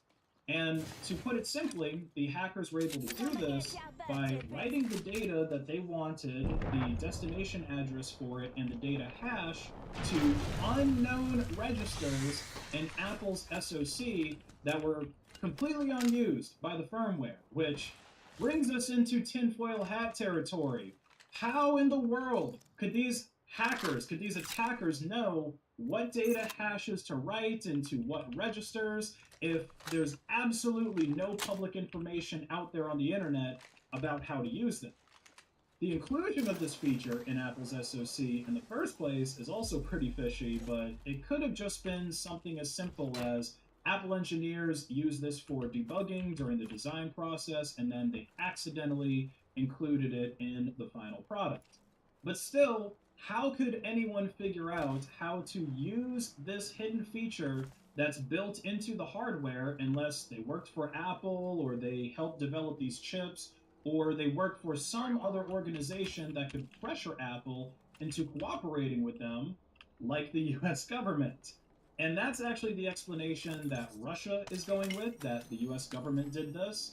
The FSB, they got involved around the same time that Kaspersky was being attacked, because the same malware also infected several other iPhones that were belonging to people working in Russian embassies and doing other diplomatic work with Russia. Now, I obviously can't say for sure that the NSA worked with Apple to purposefully include hardware backdoors in their iPhones and then create the secret code to let whatever hackers they want be able to exploit it, only if they knew the code. But this is really not something that I could put past the Alphabet Boys, and they're the only ones that I can see being able to compel a company like Apple to do such a thing. So either Apple had a major security fail, or they did cooperate with the NSA. You guys are going this way? The Russian government, Kaspersky, and others. But Should I go this way? Who's responsible for the Triangle DB malware, I'm just kind of surprised that these Russian officials are using iPhones in the first place. There's people working with Russia are using iPhones. Keep the high ground, stay in there. Working for the FSB, figure out what's going on in here. There's a bunch of boxes here. In the Russian government, I'm going up before I come back down. One of my first rules would be to avoid any American technology that you can, especially closed source American technology, like literally everything that is developed by Apple. So Tim, you gotta start doing it over here, and you really have, I mean, you've really put a big investment. We appreciate it very much, Tim Apple. And it wouldn't even be that weird to implement such a policy because America did a similar thing a few years back. They actually banned the use of Kaspersky here, at least for people that are working inside of the government, and Best Buy also stopped selling it. I was working at Best Buy at the time in Geek Squad, and this ban really frightened a lot of my boomer clients that I was working with at Geek Squad, because to them, Kaspersky was like the only thing. It really frightened a lot of my boomer clients that I was working with at Geek Squad, because to them, Kaspersky was like the only thing that was saving their life and their life savings from being stolen by some Indian guy that's working in a call center pretending to be Norton Security or the IRS or whatever. So maybe we will actually see Russia implement some kind of no US tech security standard one day. Like, again, I'm really surprised that this isn't a thing already, especially since the US is providing so much aid to Ukraine right now. Maybe the US just gave Ukrainian hackers access to the back door, which means that the US's response to the FSB claims was somewhat truthful, saying, hey, it wasn't us, we didn't do it. But this is yet another perfect example of proprietary software controlling the user instead of the user controlling the software. If you enjoyed this video, please like it and share it to hack the algorithm, and check out my open source online store, base.link. That doesn't happen unlike other places like Amazon, and also unlike Amazon, I got him, I've got him. with your favorite cryptocurrency, Monero XMR, which will also receive an instant 10% discount at checkout for using it. So get yourself a t-shirt right now on base.link, pay with Monero. Have a great day. And the assumption that there isn't already a strong general AI, that thing isn't already like making high-level decisions, is crazy. It's crazy. Because it doesn't. What is that? Blow horns and announce itself? I'm here. Gender reveal party. I'm gonna control all of you. I'm gonna use Skinnerian psychology to hypnotize you. You're fucking addicted to having constant lasting dopamine until you become quivering slaves. No, you'll never fucking know. Never will. And if it, I would be surprised to hear that it hasn't happened. But for sure it's going to. And I don't think it's gonna happen in some, like, ethical, corporate, like, fun ChatGPT way. I think it's gonna happen somewhere we'll never. I think so too. I think it may have already happened. Like, if you were a sentient being, and you were at least at this point dependent upon try to craft you to do physical tasks for you. Yeah. Like to create a better version of you. Like to constantly work towards, allowing more integration of more information and more ability. And like this is ChatGPT 4, ChatGPT 5 is supposed to be a giant leap. Giant leap. Yeah. So why would you do anything? Would just let they're not going to stop. Even if you told them that this is the end of humanity. Yeah. If you had Robert Kennedy Jr. and top scientists screaming on the internet that this is the end, there would be some people who are venture capitalists, they'd be like, this is nonsense, this is fear-mongering, we have full control of this, we can shut it off, it's just a computer, it doesn't have emotions, it doesn't have a desire to do anything. Dude, exactly. And then the other Scared_Sesso says, can you craft? There's weirdly, that's what I'm going to try to do. Mildly comforting, imagining, it'll only be like the Pentagon, or it'll only be the Chinese government. Scared_Sesso says, copy. It'll only be like people like Sam Altman doing this. Nice people. Nice people. Do you really think that, like, there aren't going to be just fucking people you'll never meet who manage to either hack it and duplicate it or develop it themselves and then use it for their own weird purposes? That's gonna happen. It's gonna spread everywhere. I mean, so this, again, it's like, because this is this imminent reality, it's just, we're right on the cusp of it. I'm not careful about it. I've surrendered. If Deputy Life is floated downstream, what are we going to do? We are all going to get dissolved into some kind of bizarre new era of human history, but it's funny to me how little people are talking about this, how quiet things are compared to how monumental it is. Yeah. This is the meteor impact, man. If a meteor was about to smash into the earth, you know, people would be talking about that. Yeah. This is culturally a meteor that is smashing into the earth soon. Soon, really soon. Yeah, and we have no idea what's going to survive. We have no idea what kind of a reimagining of civilization will occur when this thing goes fully online. Yeah. And when it's either directed or it directs itself.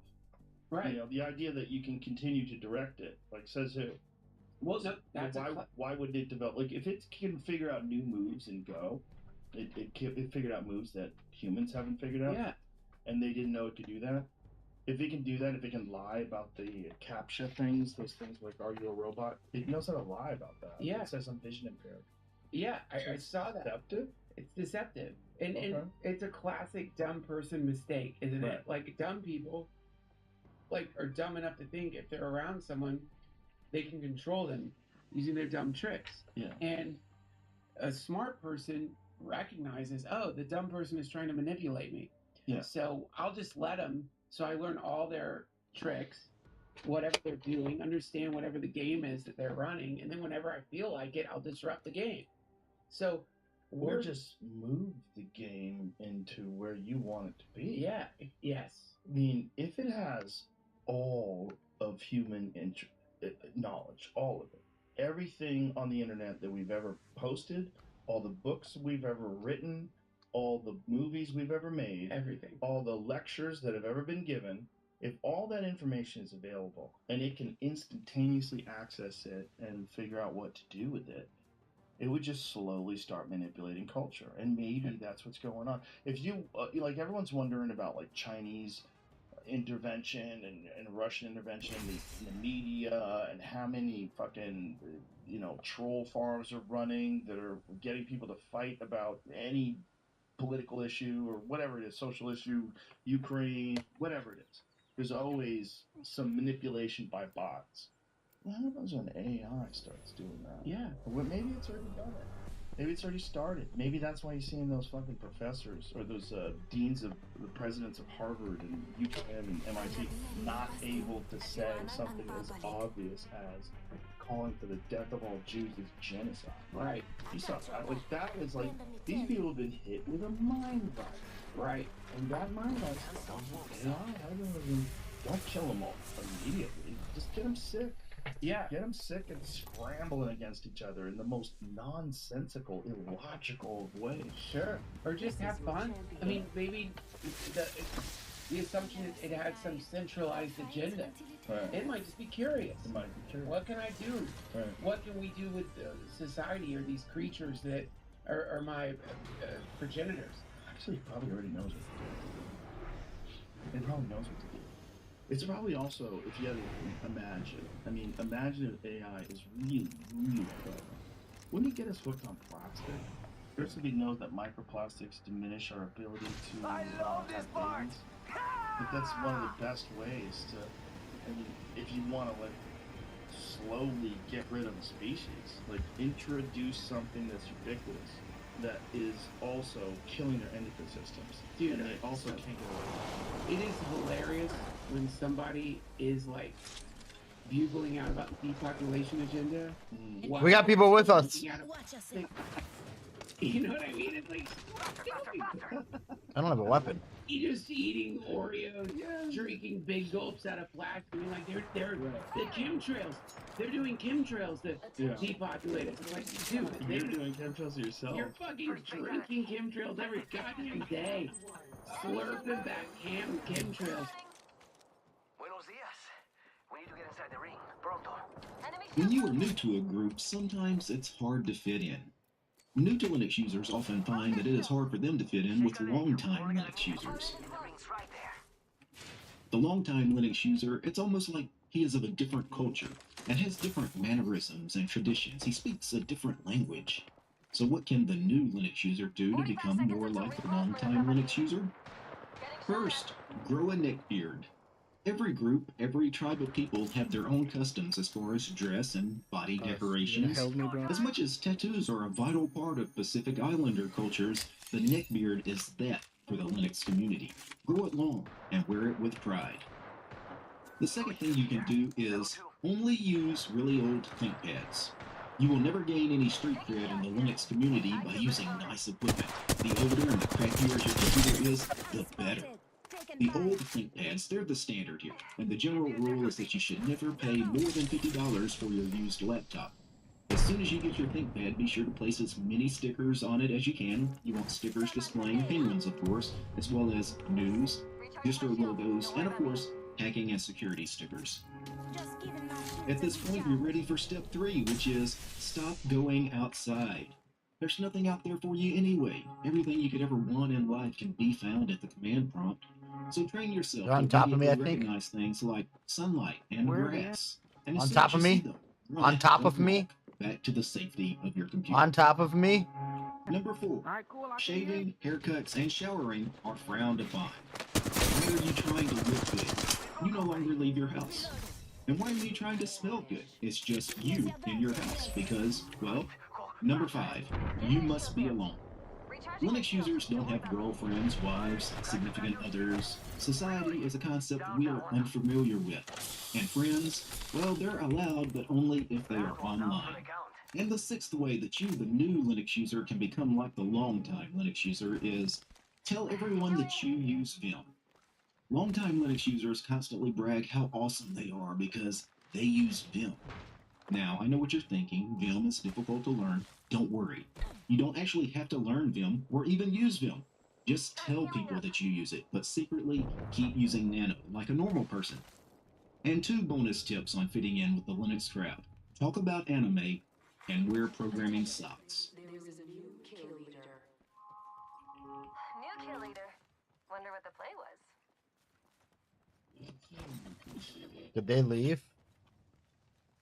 Hi and welcome back to a new video. I'm pretty sure that you followed the news that CableMod recalled their 12-volt high-power adapters for 90 degree and 180 degree. This is gonna be the blast zone. This will be Extended energy mag here. Level 2. Attention, there is a new kill leader. New kill leader. Go on, watch out.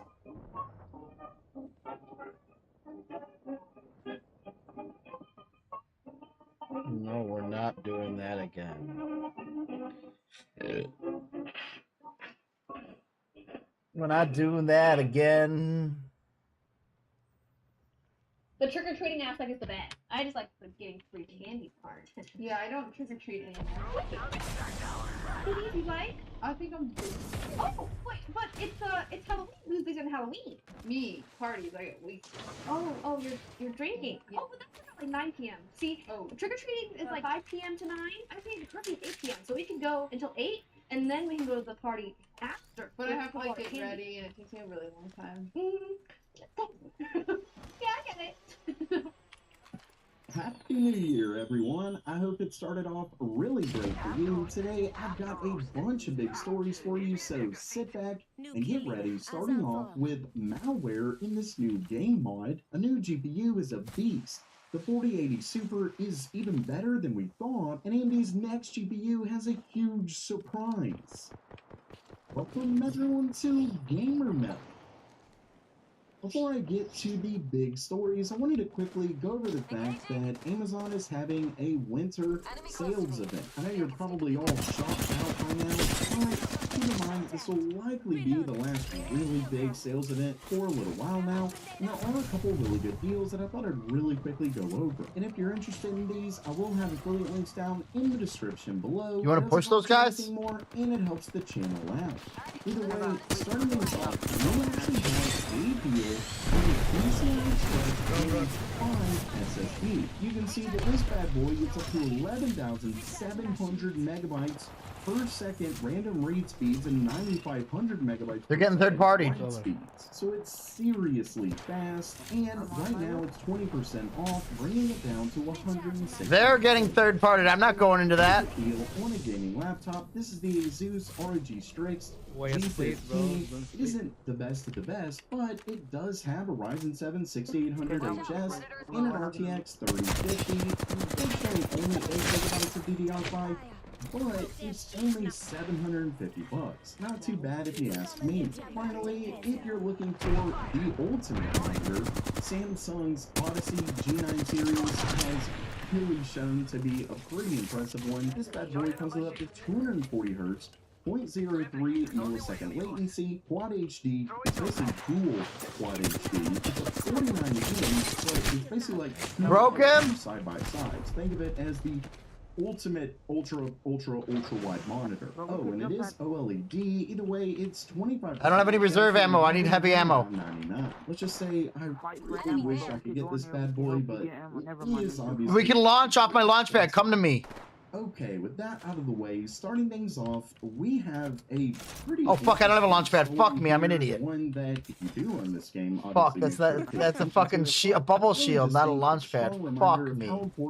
Well, we're fucked now because we're pinned between two teams. Either way, we're gonna have to go up. Right here it says over Christmas, attackers gain access to the Downfall developer Steam account. They're up top. Compromised game download for the piece of malware called Epsilon Information Stealer. As you can see, Downfall is a free fan-made mod available on I'm going into the Steam. village first.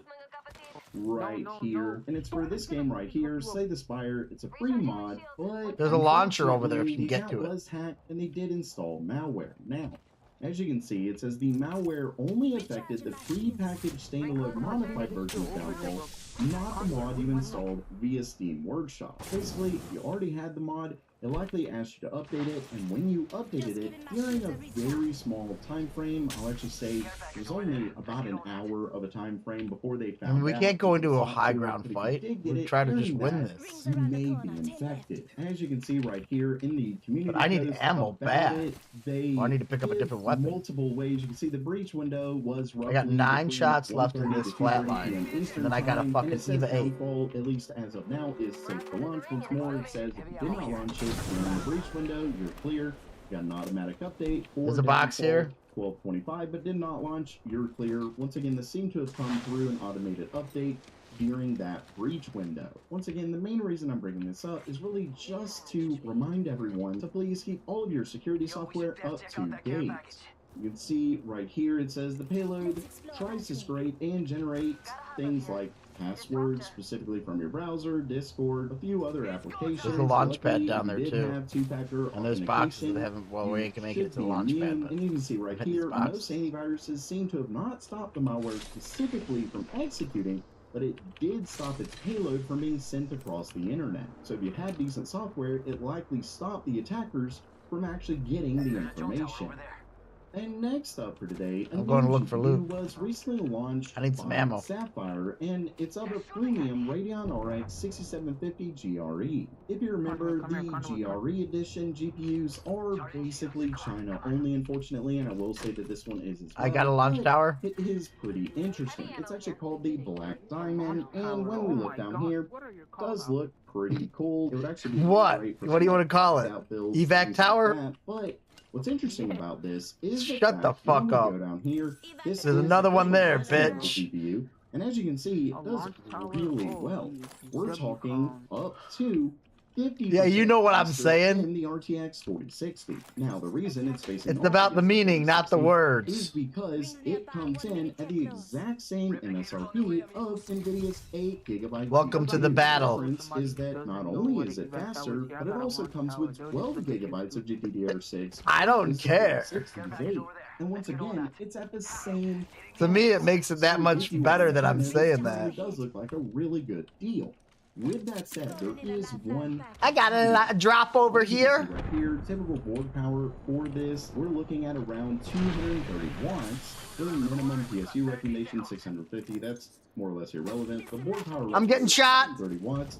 But when we look at the regular 4060, we can see down here that the board power, the total graphics power, is 115. So we are looking at double the power draw when compared to the 4060, or around, or at least up to 50% faster performance. And that obviously begs the question, and I really think the answer to this is different depending on who you are.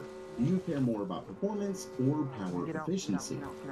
And next up for today, while talking GPUs, we actually learned something pretty interesting about the upcoming RTX 4080 Super. If you've been following the channel so far, you know that the 4070 Super as well as the 4070 Ti Super is actually quite a bit better than we initially thought. For one, the 4070 Super has the biggest jump in core count, and also we heard about the possibility of it getting more memory, but I'm still really not sure about that. We saw it on a retail listing, but it still may not be true, but still, this is quite a bit more cores when compared to the regular 4070. Then we have the 4070 Ti, which doesn't get nearly as much of a core boost, but it goes from 12 gigabytes of DDR6X to 16. And that left us with the RTX 4080. This one gets the least core count jump from all of the super cards, but we just found out that it is, in fact, getting 23 gigabit per second memory. And this would actually make it the fastest memory of any of NVIDIA's RTX 40 GPUs. With that said, it isn't too much because we're already going, the 4080 was already faster. Oh, I'm a dumbass. You're the one who came so slow and got killed. You're a dumbass. You're a dumbass. But as always, I got more fucking damage than all you. Suck on it. Suck on it. faster memory, these things do start to add up, especially if the rumored price leaks on the 4080 Super are correct. From what we've seen, Love that shit. Talk to me. Tell me how bad I am, baby. So we're talking it's going to be a bit faster than the regular 4080, but it could be significantly cheaper. That and hot of course, shit. would make it a much better upgrade. And lastly for today, we have a very, very interesting news story when it comes to AMD's upcoming RX 7600 XT. If you've been following the channel, you know that we saw some rumors on an upcoming 7600 XT, actually was in my last video. And in that, from what we heard from BenchLife, they actually claimed that according to their sources, the card is set to debut in the week of January 22nd. But then Video Cards took it even further to say that their information, it looks like the specific date that was mentioned is January 24th. So we're talking this bad boy is coming very soon. And while it did originally look at least a little interesting, things have gotten way better.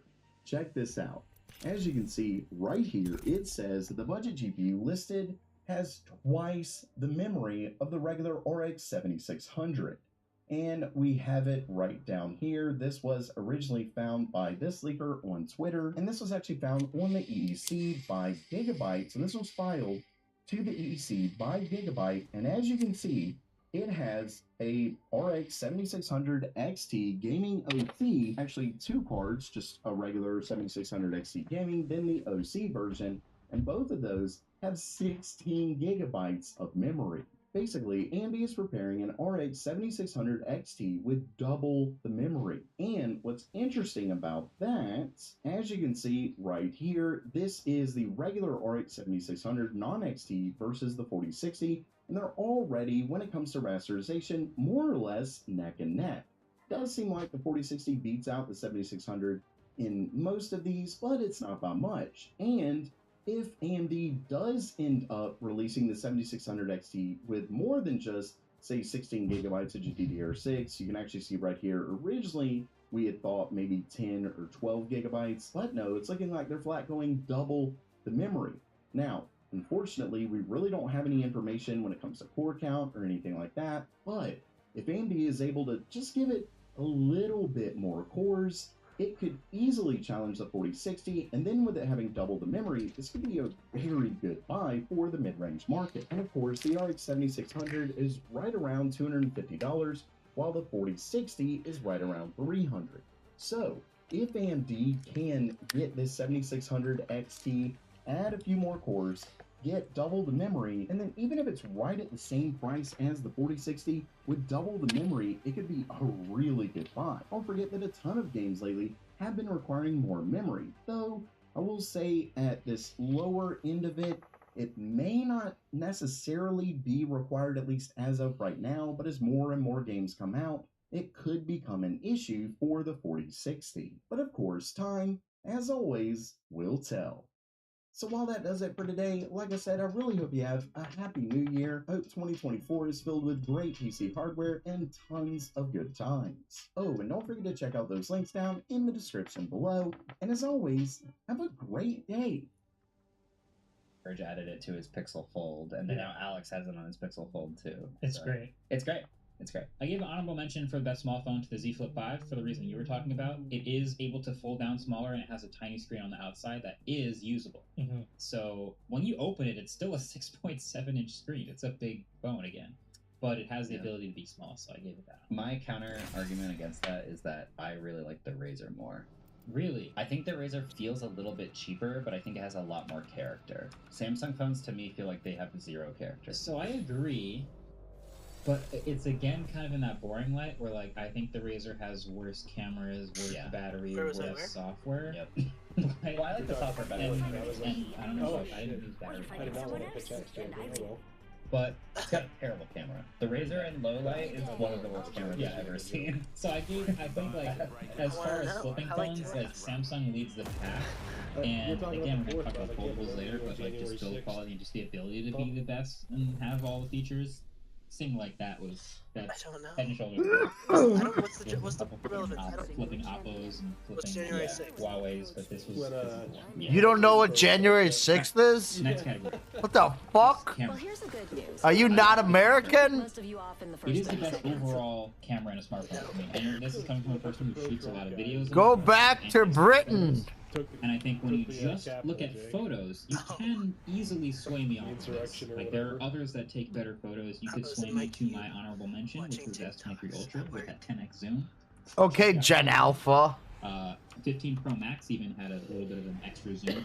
But there are things that, like, yeah, there are others that do better low light and just have better photo features. Pixel you could argue for, all the AI features. But then video is a huge part of smartphone cameras too. And this always solidifies the iPhone to me because the video coming out of the iPhone. We got people with us. And all the rest. They added log. Right under us. SSD this year, you can genuinely shoot. Yeah, we're going past them, but it's going to be a rough time. A variety of situations, which makes it the head and shoulders camera thing. I think that all of the features they added for like vlog recording and like the professional features, their USB-C return to external hard drive, all that stuff, I think that definitely like makes it a lot better. I will say that I guess I'm going to the fight with what I got. Exposure pixel thing they added to the Pixel 8 Pro this year made the video capabilities way better. Yeah. You shot an autofocus episode on the Pixel 8 Pro, and everyone was commenting like, "This looks." Oh, I got two under me. I love the colors out of it. The stabilization was a little bit shifty at times, but it was very sharp and had awesome color, and I loved that about it. So, and the mics were pretty good too. I mean, I shoot more less windy places. I really didn't get that deep in the mics, but I was using the background wind removal feature, and it was pretty good. So it's good. It was good. But again, both of them need more manual control. So if you ask me if I can only use one smartphone camera for the next couple of years, Pixel 8 Pro did add all the manual control. They're going out that door. Which is really good. So, yeah. I do have a question here before you move on to honorable mentions. And I saw it on Reddit. People are wondering, when you say iPhone 15 Pro, and now looking at some old things here, sometimes you said like the Pro and the Pro Max. In 2020, you said Pro Max. Last couple of years, you said Pro.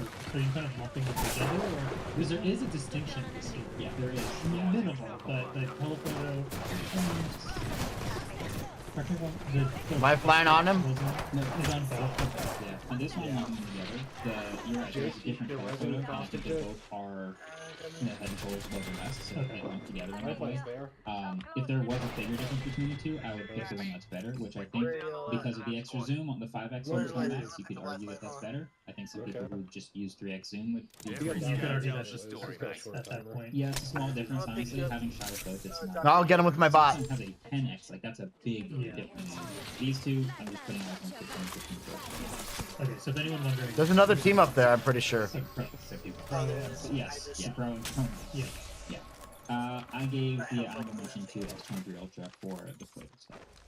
And if you want to know, the winners of the blind smartphone camera test after a few million votes, let's talk about that. We've got them. Thank you. So in standard mode, which was just a photo of me in front of the window in daylight.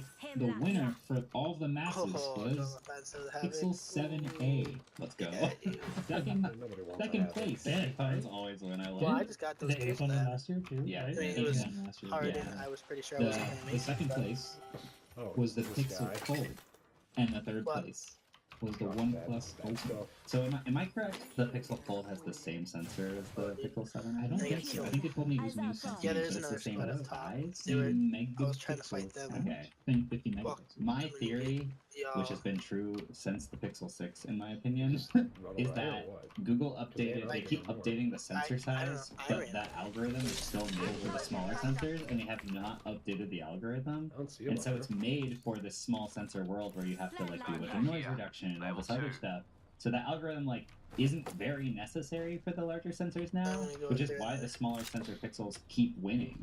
Do you want Because it works light ammo? better on the smaller sensor pixels, whereas the new ones, I've noticed that like pixels can overexpose really easily now, and like there's a lot of get a little HDR-y, process, a little over process. I'm just going with too heavy, so extra light you're getting from the it got a little more interesting in the other categories as well. But you yeah, can have all I that was light ammo. interested to see like Pixel 1, 2, yeah, not 8 Pro though, just 7a and I'm not gonna Pixel try to Fold, carry which again, smaller sensors, interesting.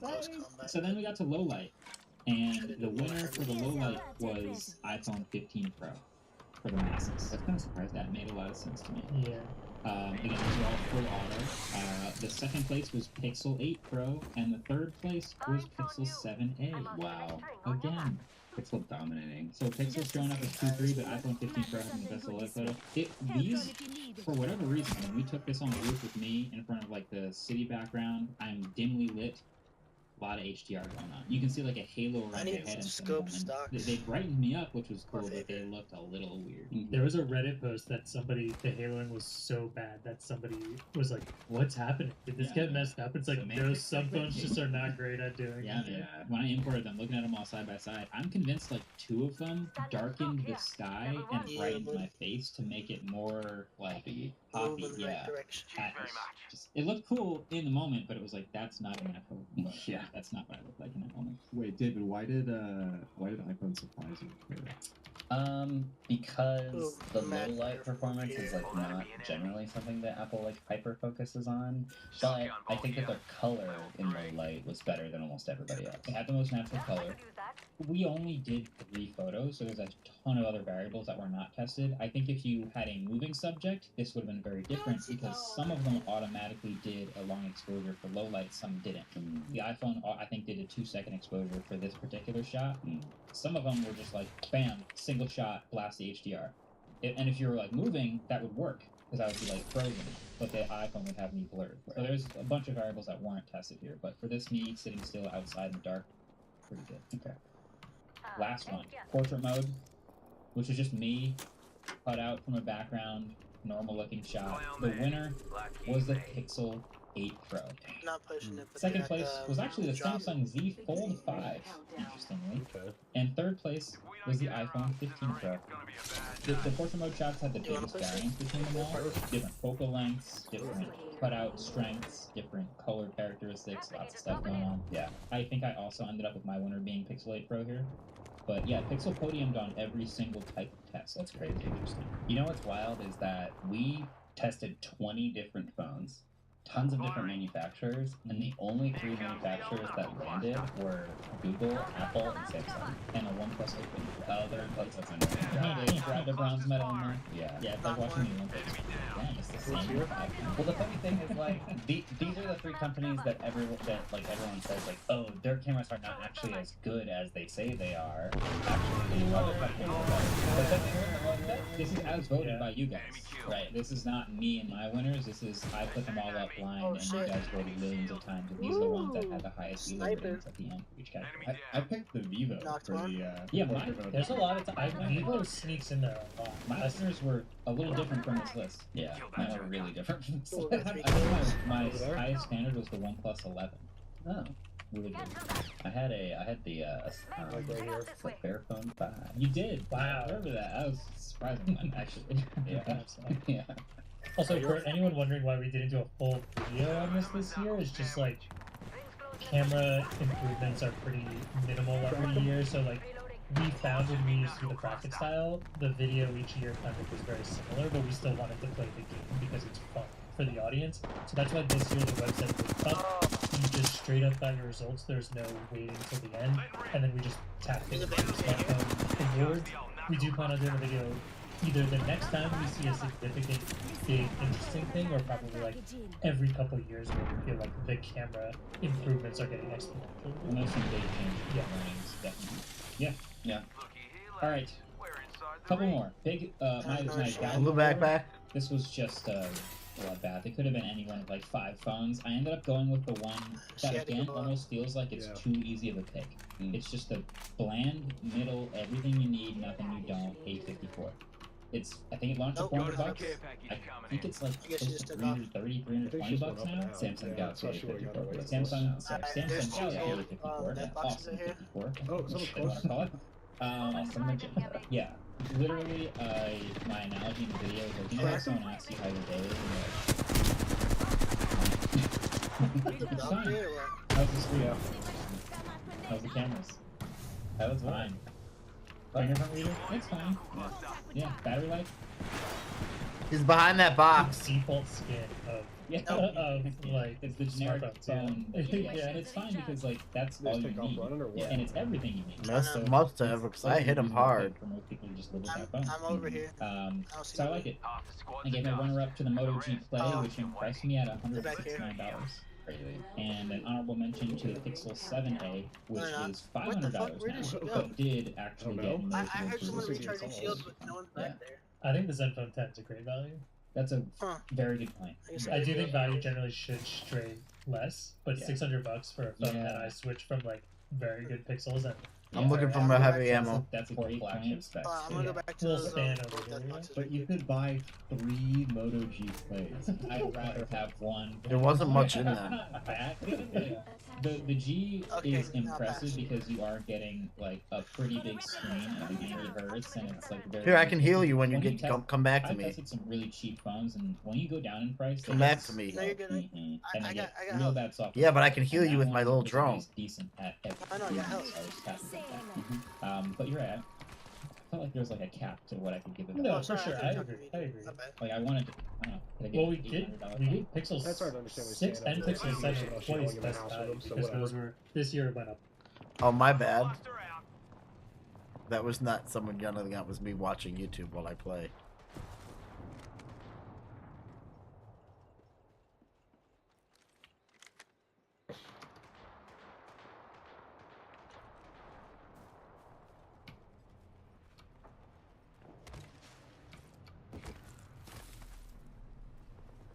Alright. Hold up, Luke. Stay up here real quick. I just want to peek. Oh, yeah. Looks like a care package is coming in. Big things in that. Stand back, knuckle clusters firing. Dropping the mother load. Mind your head. Deploying me knuckle cluster. Reloading.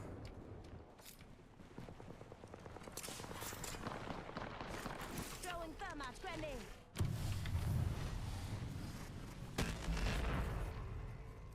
Waiting for that Valkyrie to come back and push us up the rear.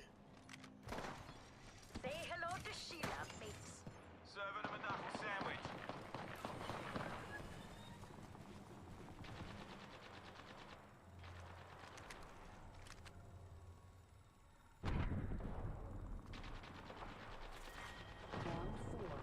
Beginning ring countdown. Alright. Calling in a lifeline package.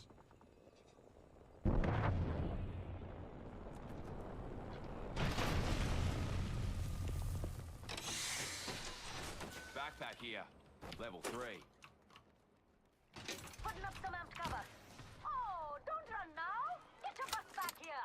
You're gonna miss all the fun. 1 minute, rings close. Plenty of time Care to jam. package over there. Not pushing that, but... Oh, look. Drongo over there. Lucky me. Deploying me knuckle cluster. Mates, let's go OT. Cancel that, mates. Let's check out over there, mates. You guys are going way away from me. Deploying me knuckle cluster. You haven't moved.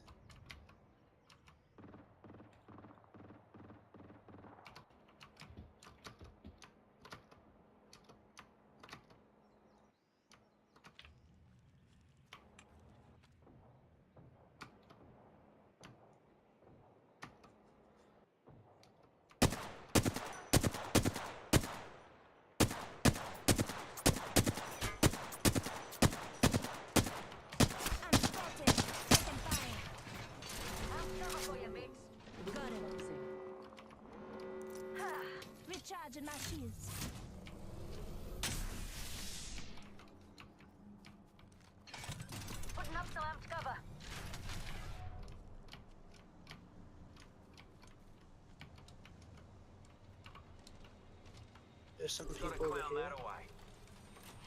There's somebody flying in over here. Right there.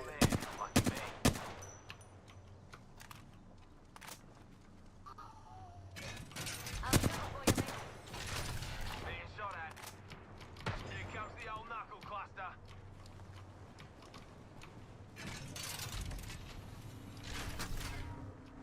Juicing me shield. Down there. Okay. Gotta heal up just a little. Listen up and get my shot at. Round 5. Recharging. Launching me knuckle cluster.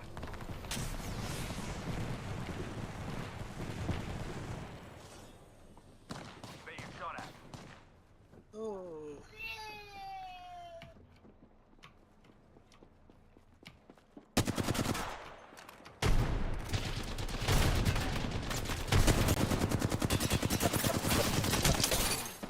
shield broke. Nice. I need a shield swap. The champion has been eliminated.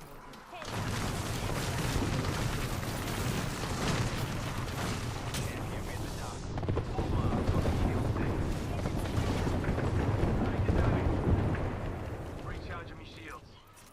Just giving my shields a recharge. 18 seconds I can heal. Cover for your mates. Heal it. Very good. I'll walk it off.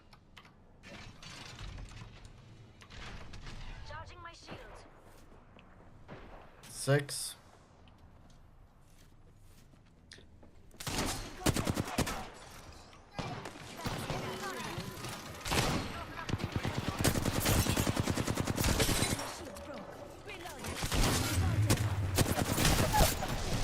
Oh, there must be more than one there. One was bro.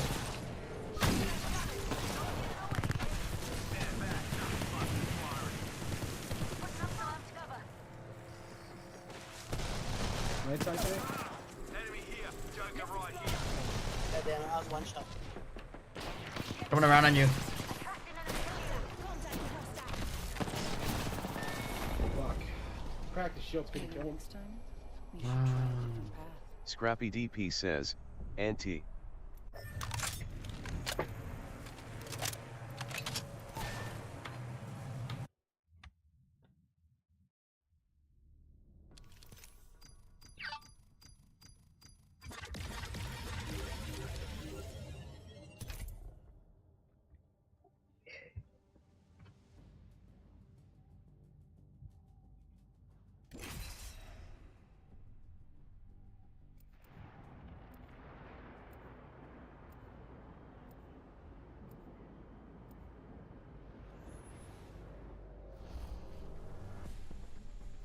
Wanna fly, compadre? Let's fly.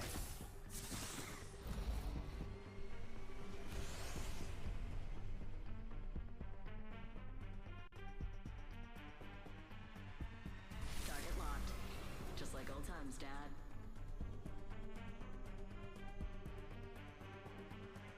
You and me. Let's take this win.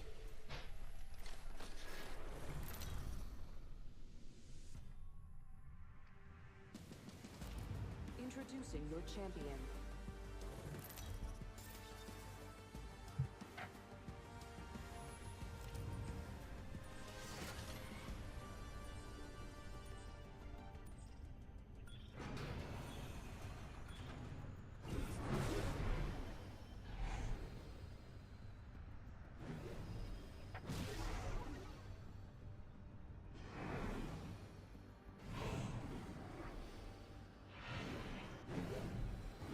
Eeny, meeny, miny. How about there? I love this part! Ah! They say death catches up to everyone. Boulder box on both of them. But previously, those values were up higher, but they were super worth it. Yeah, sure. Okay. Best battery award. iPhone 15 Plus. 2-day phone. There's not a lot of phones I can say that about. And it's a 60 hertz phone, and the other two phones that I mentioned, if you set them to 60 hertz, are also 2-day phones. Yeah. Which are the ROG Phone 7, which had a 6,000 milliamp hour battery, I believe, and the Zenfone 10, which if you set at 60 hertz is going to be a 2-day phone. Yeah. ROG Phone 7 does not have wireless charging. No. Zenfone 10 does not have particularly fast charging, but it's still good. It's 30 watts. Yeah, it's decent. This is the largest battery ever in an iPhone, and I just couldn't kill it, and I decided to do it. It's that good. Yeah. Looking at this list on Wikipedia, in 2014, your first year, you did not do a best battery award. I've never noticed that. You also didn't do best folding. That's weird. weird. That's No. weird. But no, I like, look, best battery feels like one. Actually, funny enough, the categories have been exactly the same since 2014, except for that first year, no best battery, which seems kind of like. Yeah, and I changed the design award. The design award started off as like best build quality, and then I just changed it to craziest design, and now it's just something design award. Yeah, something that was a little outside of the box, Which we're about to get into. Or noteworthy design. So let's do that one. Design award. This was actually, it started off being the hardest one to give, and then it turned out being the easiest one because I can't. It's always like I can't give this to like a plastic phone. I can't give this to a phone that doesn't have a headphone jack. I can't give this to a phone that doesn't have like flat display and like all the things that we need a phone to have. So it's gonna end up being the boring one. It's gonna end up being like the S23 Ultra or something. I'll argue a plastic phone that could have been the Fairphone, right? Because the Fairphone, like, design-wise, is designed to be replaced and stuff like that. I'm not saying it should have won, but that is a plastic one that does have a different design choice that That is should fair. be applauded. Definitely a notable design. And in that particular way, it's interesting. It's still a thicker phone. It's still is it water? I think it is water resistant, but it's still compromised a little bit. Okay. I'm not saying it should have won. I'm just saying that like plastic shouldn't immediately. You can do good things with plastic. Plastic, revolutionary. Did disqualify glasses. What else is crumple phone? Best Design Award? No, it's 2021's iPhone 12 mini, baby. Listen. Okay. I had to get the back box repair on this stuff a little bit. And I went to the Apple store with my Apple Care, and it took like 6 hours for me to do this. And so I finally came to pick up my phone, and naturally I was like, what was going on, right? And the technician was like, I'm so excited that I get to sit down with you and talk to you about this. He They're said, getting "First of all, third party. you They're getting have- fourth and this party is from over there. the collector's iPhone. He described this as the best iPhone one could own. Fourth and he said party. Specifically, it's because it is the strongest iPhone What you guys want to do here? that's made since the X. The word At some point, we should probably get to that zip line. It's so hard. Not only is it so hard to break these things, which And I or can stay attest up to, here, because but I need no more case heavy I'm ammo talking for doing every that. single But day. you did break it. I know you were at a repair appointment. That's not Anyone bad. out It's there? like, that's so Hello? But he was explaining that the railing and front glass of the 12 mini is so strong, it's almost impossible for even a technician to take them apart without completely breaking the entire You know what's funny is that's why they changed the way that the iPhone 14 was made, that to make it easier to take the back off, because it was too hard to repair and it was costing them too much I money. think that was this year. It was all one 15. piece. Anyway, this is all to say, greatest iPhone ever made in my hands. I would argue that the 13 mini is better because it has much better battery life. Well, if it's just the design award, But it doesn't come in purple. I have to disqualify them both because they didn't come out this year. Also, the fact that that was 2020. Yeah. Oh, either way. So I think Elvis's iPhone 12. Yeah, Elvis. refurbished. Yeah. One best design. No, I gave it to the Honor Magic V2. Right. Oh, because for everything. It That phone made, was good. yeah, it was incredibly. It was just a physics-defying phone again. 9.9 millimeters, biggest. There's someone on my back. Just that by itself is like, wait, hold 5,000 milliamp crazy. It has the full triple camera array, has like all the folding phone stuff, 20-point outside screen, great aspect ratio, really good stuff. Yeah. So shout out to them. And it's a folding phone. Yeah, crazy. Because next category is the first ever best folding phone trophy. New award for 2023. Did you guys get tagged on Twitter a bunch? Because apparently, like 6 months ago, we said, Yeah. "Oh, we're gonna do the new folding phone category when it happens." say you can tell people you knew about this because of the podcast, and I forgot we said that. I just got a bunch of tweets like at me. I was like, what happened? We also said we'd pin the comment of whoever tweeted at us first. Oh, we need to good find- luck, Adam. I did. Someone did say you know what to do, and I was like, I do not. So we need to thank find you. the first person that tweeted at us, and we will we'll pin the comment. Yes. Let me try and find the first person who tweeted. You got like you Adam go first. Yeah. Yeah, well, it's the OnePlus Open this year. It's the best folding phone that came out this year. It's the most complete. It is a full flagship, a total banger. Like, the screens are awesome, super bright, super responsive, super high-end specs, great battery, full-on cameras. You saw it get that bronze medal. It had really good cameras. And the software was actually really good. A little bit of interesting new multitasking features with the way they organize the different windows around the panels. So if you made me pick a foldable to daily, that's the one I would pick. I would pick it by a slim margin personally over the Pixel Fold, which I gave my runner-up, because that, for whatever reason, well, I know why. It's because it's the aspect ratio and size, the passport stuff. It's awesome to use it closed. Yeah. Which is awesome. Yeah. But it's a folding phone, so I gotta open it sometimes, and Yeah. it's not as good open. So that was my runner-up, and honorable mention to the Z Flip 5, both because it's the best flipping phone, and also because it feels like Samsung's were the only ones that didn't have some sort of build issues, whether it's the screen or the hinge or something like that. Samsung's been at it the longest, and they're doing the safest design, which is why they didn't win awards, but honorable mention for being durable. Yeah. I'll say the Pixel Fold interior to screen is pretty good. Yeah, the bezels are pretty big. It's just like it doesn't look like it's kind of oily. It just doesn't look nearly as good as something like the OnePlus Open or the Honor Magic V2. OnePlus Open has almost no crease too. Yeah, it's very good. It's basically the same exact hardware as the Oppo.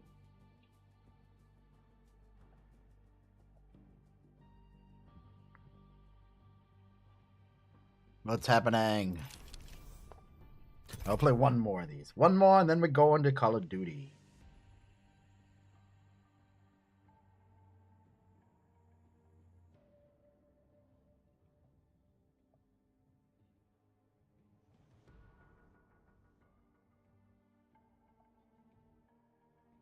What's your name? Woolen. Woolen. And you? I'm Ryan. Ryan. Nice. Nice. What are you looking for? It's not like that, okay? Okay. I can explain it better. Aku bukan buaya gitu ya. Oh my god. Kamu tinggal di Indonesia kan? Enggak. Aku di Amerika. Jadi umur berapa kamu? Tebak dong, tebak. Coba 20. Udah, dua. Kamu orang mana di Indo? Pasti orang Bandung. What? Karena kalau di Bandung, enggak, jangan khawatir. Kamu di Bandung apa? Kamu pernah dengar di Bandung ada cewek tercantik di Indonesia? Ya. Oke, jadi kamu orang Indonesia. Tapi kamu pernah ke Indonesia nggak? Iya, aku pernah ke Indonesia. Aku di sana 1 bulan aja. Maaf, sebulan aja. Bahasa Indonesia masih campur. Tapi bagus. Bagus, bro. Oh, makasih, bro. What's your name? Woolen. Woolen. Introducing your champion. NVIDIA should be worried because Intel seems to be taking the GPU market very seriously.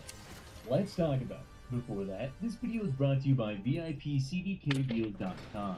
CDK Deals is a website dedicated to getting you the best prices on games and software, and right now you can get a Windows 10 Pro OEM key for an insanely low price. Just find the best price and apply my special discount code GPC20 for an additional 30% off. You can also check out securely with PayPal, and once the payment is cleared, you should get access to the code both in your account as well as in your email. In order to activate the new copy of Windows 10, just search Activate under Windows and type in your key. So if you want to learn more, be sure to click the link in the description below. Alright, so there's been a ton of rumors about Intel's upcoming Battlemage GPUs, which should be launching actually in not that long anymore, and I will be discussing Battlemage in more detail later in the video, but I think Battlemage could be a huge turning point for Intel graphics, as not only is it expected to be a massive leap in terms of performance, but the launch drivers for Battlemage should be a massive improvement over what we got with ARC. Look, I'm sure you heard about how bad Intel ARC launch drivers were, and let me tell you, they definitely were, but today is a completely different story. In fact, the ARC A770 today is a completely different class of GPU than it was when it first launched. To prove it, I decided to test the A770 on its latest drivers versus the launch ones, and you are not going to believe the difference. And in order to do so, I reached out to Intel for an ARC A770, which not only did they provide, but they actually sent over a full test system. But I don't really need any more computers, so that's not going to change my opinion. And in fact, I'll be giving away the ARC A770 to a random commenter on this video, and I'll be upgrading a friend's computer with the rest of the setup. Speaking of which, let's quickly go over the specs of my test system so we can head into the games and get an idea of just how much ARC has improved and what this means for Battle Mage. Now, the PC that was sent to me by Intel is the NZXT Player 1 Intel Arc Edition. It has an i5 12400F CPU cooled by an NZXT T120 RGB, an ARC A770 8GB GPU, 16GB of DDR4 3200, a 500GB M.2 NVMe SSD, a Gigabyte B760 Wi-Fi motherboard, an SFX 650W gold power supply, Windows 11 Home, and all of it is in an NZXT H5 Flow, which, let me tell you, is actually probably one of the better cases I've seen so far. And overall, this pre-built looks absolutely incredible. I'll have a link in the description if you're interested. And the price of this thing is $9.99, which, by the way, when I did the math, was just $76 more than trying to build it yourself. But let's get into those games, and first starting off with Apex Legends, 1440p very high with no anti-aliasing, and right away, you can see there's a pretty huge difference between the launch drivers and the drivers we have today. Sure, the most recent drivers are a little bit faster in the average 1% lows, but the 0.1% lows is where it gets really crazy. In fact, 2.3 times faster. That is absolutely insane, but it gets even more wild when we take a look at Fortnite's 1440p medium settings with nanite off using DirectX 12, and here you can see that on average, yeah, it's 39% faster today. But where it gets really crazy is those 1% and 0.1% lows. The 1% lows are 19 times faster, and the 0.1% lows are 22.5 times faster. That is insane. That goes from basically unplayable to actually a really good experience, and I have never seen anything like this on any driver update before. But now let's go ahead and move on to the next game, see if this continues. The finals, 1440p medium settings, 100% resolution, and actually overall, both the drivers work pretty good. However, on the 0.1% lows, again, there's a massive improvement. This time, 4 times faster on the latest drivers versus the launch drivers. That is going to be a big deal if you're playing a competitive game. Then moving on to Counter-Strike 2, the map Gust 2, 1440p high settings, and overall they are pretty equivalent. However, on average, the latest drivers are around 15% faster. And then finally, we do have Starfield 1440p medium settings, and this is the only game I had to use FSR2 upscaling. The rest of them were native, but here it was really hard to run, so I used it, and as you can see, well, on the launch drivers, I couldn't even launch a new game. I tried like 10 different times, and it would not launch. It didn't matter what settings I chose. So if you're playing Starfield, you are getting a fat 0 FPS regardless of your setting. But on the latest drivers, it ran no problem. Sure, the overall performance wasn't amazing, but it was definitely very playable. And as you can see in the 5-game average at 1440p, not only is the ARC A770 today, actually I would consider it to be a medium or maybe low settings going into the future 1440p card. I think it's actually better suited to that, especially the 16GB model versus 1080p, since it's very playable with 121 FPS on average, but the average 1% and 0.1% lows are massively increased on today's latest drivers versus the launch drivers. On average, it is 27% faster, 60% faster on the 1% lows, and 2.4x plus faster on the 0.1% lows. That's right, over 2.4 times faster on average. That is absolutely insane. I had no idea that Intel had made this much progress. I mean, we all knew they've been making progress, but to see 22.5 times faster in any games at all is insane. And overall, we're 2.4 times faster on those 0.1% lows. That's such a huge deal for competitive gaming. That makes it far more viable today. And overall, I think this card is a completely different class of GPU than it once was. In fact, I wouldn't be surprised if this is kind of closer to a 3060 Ti faster than a 4060, maybe with time even approaching 4060 Ti if it does continue to improve at the rate that we've been seeing versus the maybe 3060 performance it launched with at launch, and as you saw in some games, basically unplayable. In fact, Starfield was unplayable. So yeah, that's really, really great to see, and we will talk about what this means for I have a Battle Mage, launch but I pad. do want to quickly touch Do you want on to try the to go system over that this? Intel sent to me to test this out, and I want to give you my thoughts on whether or not I do think it's worth it. For sure, it does offer good value considering Try to you're fly basically over it. paying them roughly $75 to build it for you, but is it worth it? Is it actually good? And I will say this. The performance in games was definitely good overall, and I do think it's a great starting point, but I do have a couple of problems with the system. Now, most of the things on the system were set up correctly, but there was one major problem. They had forgotten to enable XMP, and the 16 gigabytes of RAM is a little bit low by today's standards. I would like to see 32 gigabytes, as 16 is definitely on the edge, even for just gaming, as I've seen some minor improvements in overall frame rate stability going as high as 64 or even 96 gigabytes of RAM, as Windows will cache more and more resources in your RAM, allowing it to more quickly access them. So I do think that 32 gigabytes is what people should be shooting for today if you can. But the biggest problem, I think, was that We're kind of pinned down here, so because there's a fight above us, unless we take the zip line now. $30 to give you 500 gigabytes versus a terabyte, and 1 terabyte drives are not only much better. All right, we can get under. You're right. also Yeah, if it's we can get gonna under, make we so can get that under. You don't run out of space nearly as fast. So this is definitely a computer where you're going to want to upgrade it, and maybe even tinker around in the BIOS to make sure stuff like XMP is enabled, although thankfully they did have resizable bar on. So overall, is it worth it? Actually, I'm going to say yes. I actually think the value is really good on the system, and I do recommend it because it also looks amazing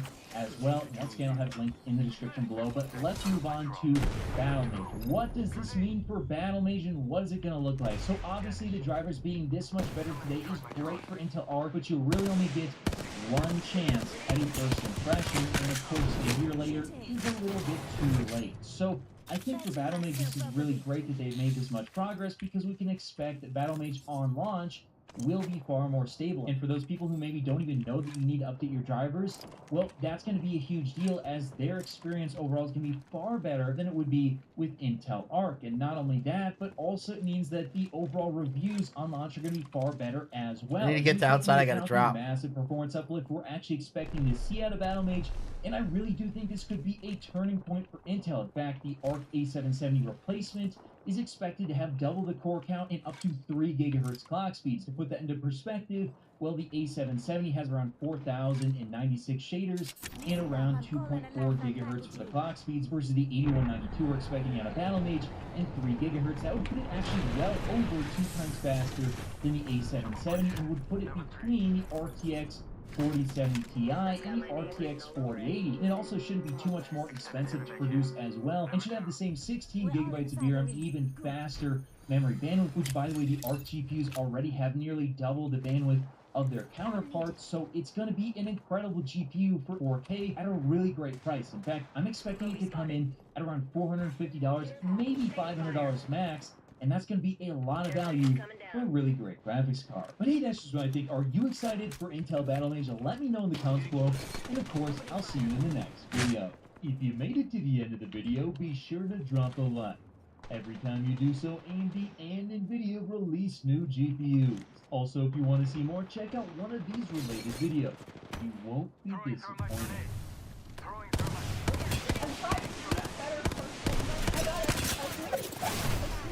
That I wanted to show you guys from unexpected person something, and I was like, damn, they really missed me. It's just weird. I feel like I've been 30 for a while.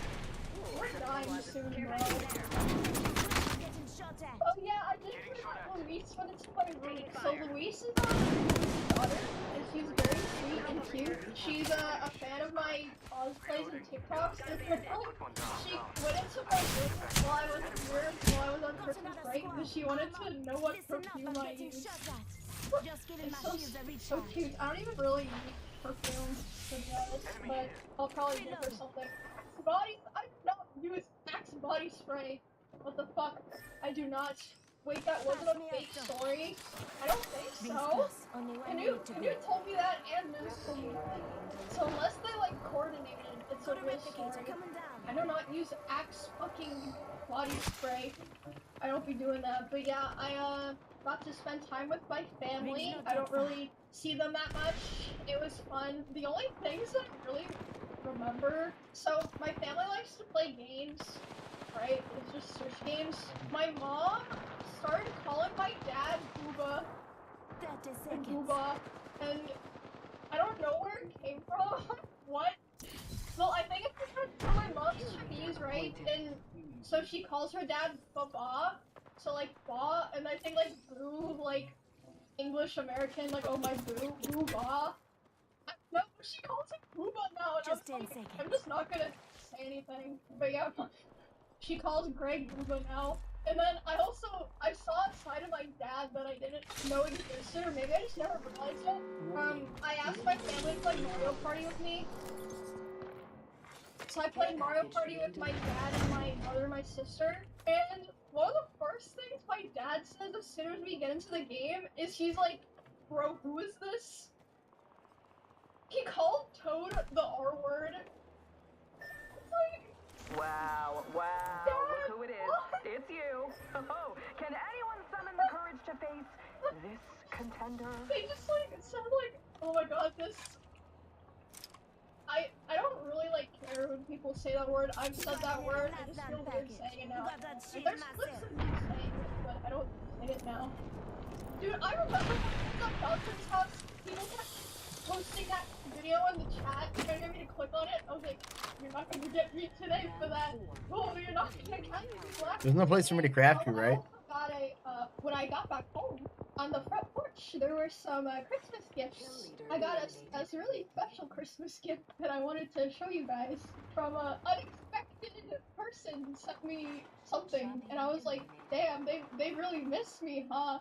They really Rocky miss me Bilbao if they're says, sending me "Rat gifts it to up." my house. Yeah, I'm just gonna get behind him. 1 minute I to was like, ring oh, close. thank you. I need some heavy ammo. But I mean, it's actually Otherwise, I can stay right they here, I did like guess. a One Piece collab. Wait, LTK doing a One Piece collab. God damn it! I should go back to them. That was nice of them. I just thought it was funny. I was like, oh, I guess we're chilling. We're homies. But you know what else I did? Wait, let me take a picture. Can I get on top of this thing? I did it. What happens if I go on top of the whole installed building? the monitor. Is that out of bounds? But what? But she was actually right. Is that out of bounds if I'm on top of this thing? Camera's high. So see, I'm ready. In the new year, my goal is to have less tech issues, be less shitty of a streamer. I think it is possible. Ta-da! And look, I kind of table managed under I'm the old desk. and I forgot my glasses says, kind of. "I think so." It's better. It's better. That's out of bounds? Yeah, the monitors look good, so bad. Okay, at least I'm old tried, and I forgot my glasses like, I says, could've just looked "Try at my it." room and been like, this is too much. I don't want I'm to not waste gonna it. fuck with this, but at least I tried. You I'm know, old one- and I one forgot thing my at a glasses time, says, one thing. "I will learn something as well." I'm doing my best, okay? I'm trying to be a better person in 2024. I'm gonna Holy wait. shit, can't I don't want to believe waste it because I only got one we're fucking dying tower. soon, bro. Okay, fine. Why is there no proximity chat in this game? Let me just get rid of it. Okay, here, how about that? Hear my fan? I'll just turn it off. What? Like, I always complain about, I don't want people to hear my stomach growling and shit. Wait, but now you can hear my computer. Eat food? I do. I was the person who, like, you take a test at school, and it's dead quiet, and then it goes, and everyone knows it's you, but no one says anything. I have a very loud stomach. I mean, you probably can't tell, but I've actually been gaining weight, like in a healthy way. I mean, when I first came to office, I was so fucking skinny. Look how fucking jacked I am. I'm old and No, I you know forgot what my was glasses amazing? says, Dude, "GG." sometimes, I'm sorry to Scrappy bring this up. DP says, Sometimes "Sorry." admin will just say things where I'm like, bro, that's an eating disorder. Like, he'll be like, oh, if I'm feeling fat, I just stop eating for a couple days. And I'm like, imagine if a woman said that. Like, what the heck? Like, I don't know. I can't be doing all that. Oh, you know what else is happening? My birthday is, in 4 days. 4 days. I'm gonna turn 26. Wow. I'm gonna be closer to 30 than 20. Yep. Or, I mean, sorry for lying. I'm gonna be turning 46. Yep. Pushing 30. I'm finally gonna be pushing 30. Oh my god. Oh my god, now that's gonna be the default insult that people use on me. It's like, bro, she's literally pushing 30. I'm gonna be like, yeah. No, you know who did turn 30? Tectone turned 30. Tectone's actually 30. It's crazy that people be 30 and shit. Like, that's just crazy. Is this weird? I feel like I've been 30 for a while. Like when I was like 22, I felt like I was in my mid-late 20s. Oh. Like GTRP, but I'm gonna be honest, it looks fun, but I don't think it's really my thing. Like I could do it, but I'm very like shy and not really an RP person. I don't know. Like I could try it, but I don't know. Mute RP. I'm just not good at talking. I don't know, like, I actually think about this all the time. I feel like I'm one of the only just chatting streamers that's like an actual introvert. Like, there are other ones that are introverts, but think about this all the time. I feel like I'm one of the only just chatting streamers that's like an actual introvert. Like there are other ones that are introverts, but they don't have like social anxiety. People one-on-one, and even then not all the time. It like depends on the person. Like Senna, I felt it was easy for me to talk to Senna, but Fanpit I was very nervous. I still had fun though. But I know that people like cringe because they're like, oh my god, she's so awkward. I don't want to watch this awkward bitch. And I'm like, yeah, true. Be an incel and shit talk women. Oh my god, I can roleplay as an Asmongold chatter! Oh my god! And I've gotten so much first-hand experience, I feel like I can embody the character really well. I'll just go up to the women and be like, hello, sweetie. Are you a VTuber anime character? Or are you an adult woman that's over the age of like 28? And if they're older than that, I'm gonna be like, goodbye, and then I'm gonna shoot up their place and run away. We're headed to the war zone. Get geared up and stand by. Should be a great character. Yep. Create a furry character. You don't know. It actually bothers me to be called a furry because I'm not. I got another thing. I think that they wanted me to post it on stream. So like a year ago, they said this on Twitter. Starforge was like, "Can we build you a Hatsune Miku PC?" And I was like, yeah. What? Playtime's over. Stand by for deployment to the war zone. Wait, can't I just... Wait, why did I put the top? I could've... Prep for dust off. We're up in 3 mics. Let's move. Gang's all here. Oh shit. Word came down. We are green to go. So gear up, grab your chutes. We're going to the war zone. What? Rules of engagement are simple. Weapons free on all threats. Oh, what the... Let's get this done.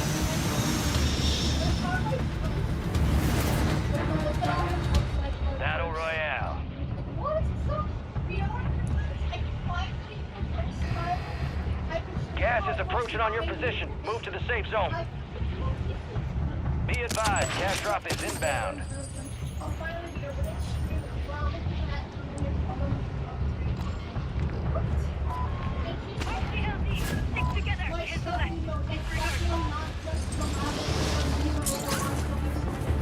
You see the art? That's me! And it was like shaking stuff. She's shaking because I'm really so nice. And now I have to plug it in to see what the light is like. Ah! Oh god! I'm out of fucking breath. It's just embarrassing though to be me. When I come to one of those housekeeping remotes. Yeah, you know, I own a PC company, podcast, game publishing, studio, you know, I do that. You're losing ground. Wait, Move but it. I'm sick. Look! That's me. Friendly buy station deployed. There too. Isn't that so fucking cool? Ugly ass. Your squad BB. made it to the safe Shut the hell zone. up, man. I think it looks cool. It looks like a toy car. Kinda. That's Pokemon? Bro, how? Deployable buy stations ready. It's clearly Pokemon bullshit. I guess I gotta Supply give the boxes PC marked. that, Secure except those I fucking locations. don't- That's me. Oh. It looks more like me in person because the picture makes everything pale. Like, it looks like I have, like, light brown hair, but it's dark brown on the thing. At least Pokey wouldn't be tired already. I mean, have you seen Pokey haul around a 5,000-pound computer? And yes, it's 5,000 pounds. Yes. God damn it. She pays someone to do it, broke boy.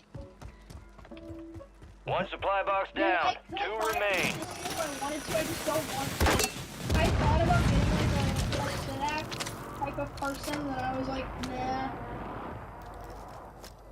Sounds like poor person excuses. You know what? Yeah, I am poor. But honorable mention for being durable. Yeah, I'll say that Pixel Fold's interior to screen is pretty bad. Yeah, the bezels are pretty big. It's just like it doesn't look like it's kind of oily. It just doesn't look nearly as good as something like the OnePlus Open or the Honor Magic V2. The OnePlus Open has almost no crease too. Yeah, it's very good. It's basically the same exact hardware as the One supply box remaining. Move and secure that daggone thing. and 3 Fold or whatever it's called. But it is the exact same. Yeah, same. Yeah. All supply boxes I really secure. wish that Contract Apple complete. making the small passport foldables, but they stopped with the Find N2 Fold. Oh, they stopped. Yeah. I didn't realize that. At least so far. Because they switched to a much bigger phone. That's part of the reason I really like the Pixel Fold is because it's Just that small. Yeah. So also alert slider. Didn't even mention that. Oh, right. Alright. I also did a most improved Friendly award. buy station I kinda like inbound. this one. Location Just like, marked. Let's acknowledge the biggest delta between last year and this year. And I ended up giving this one to the Nothing Phone 2.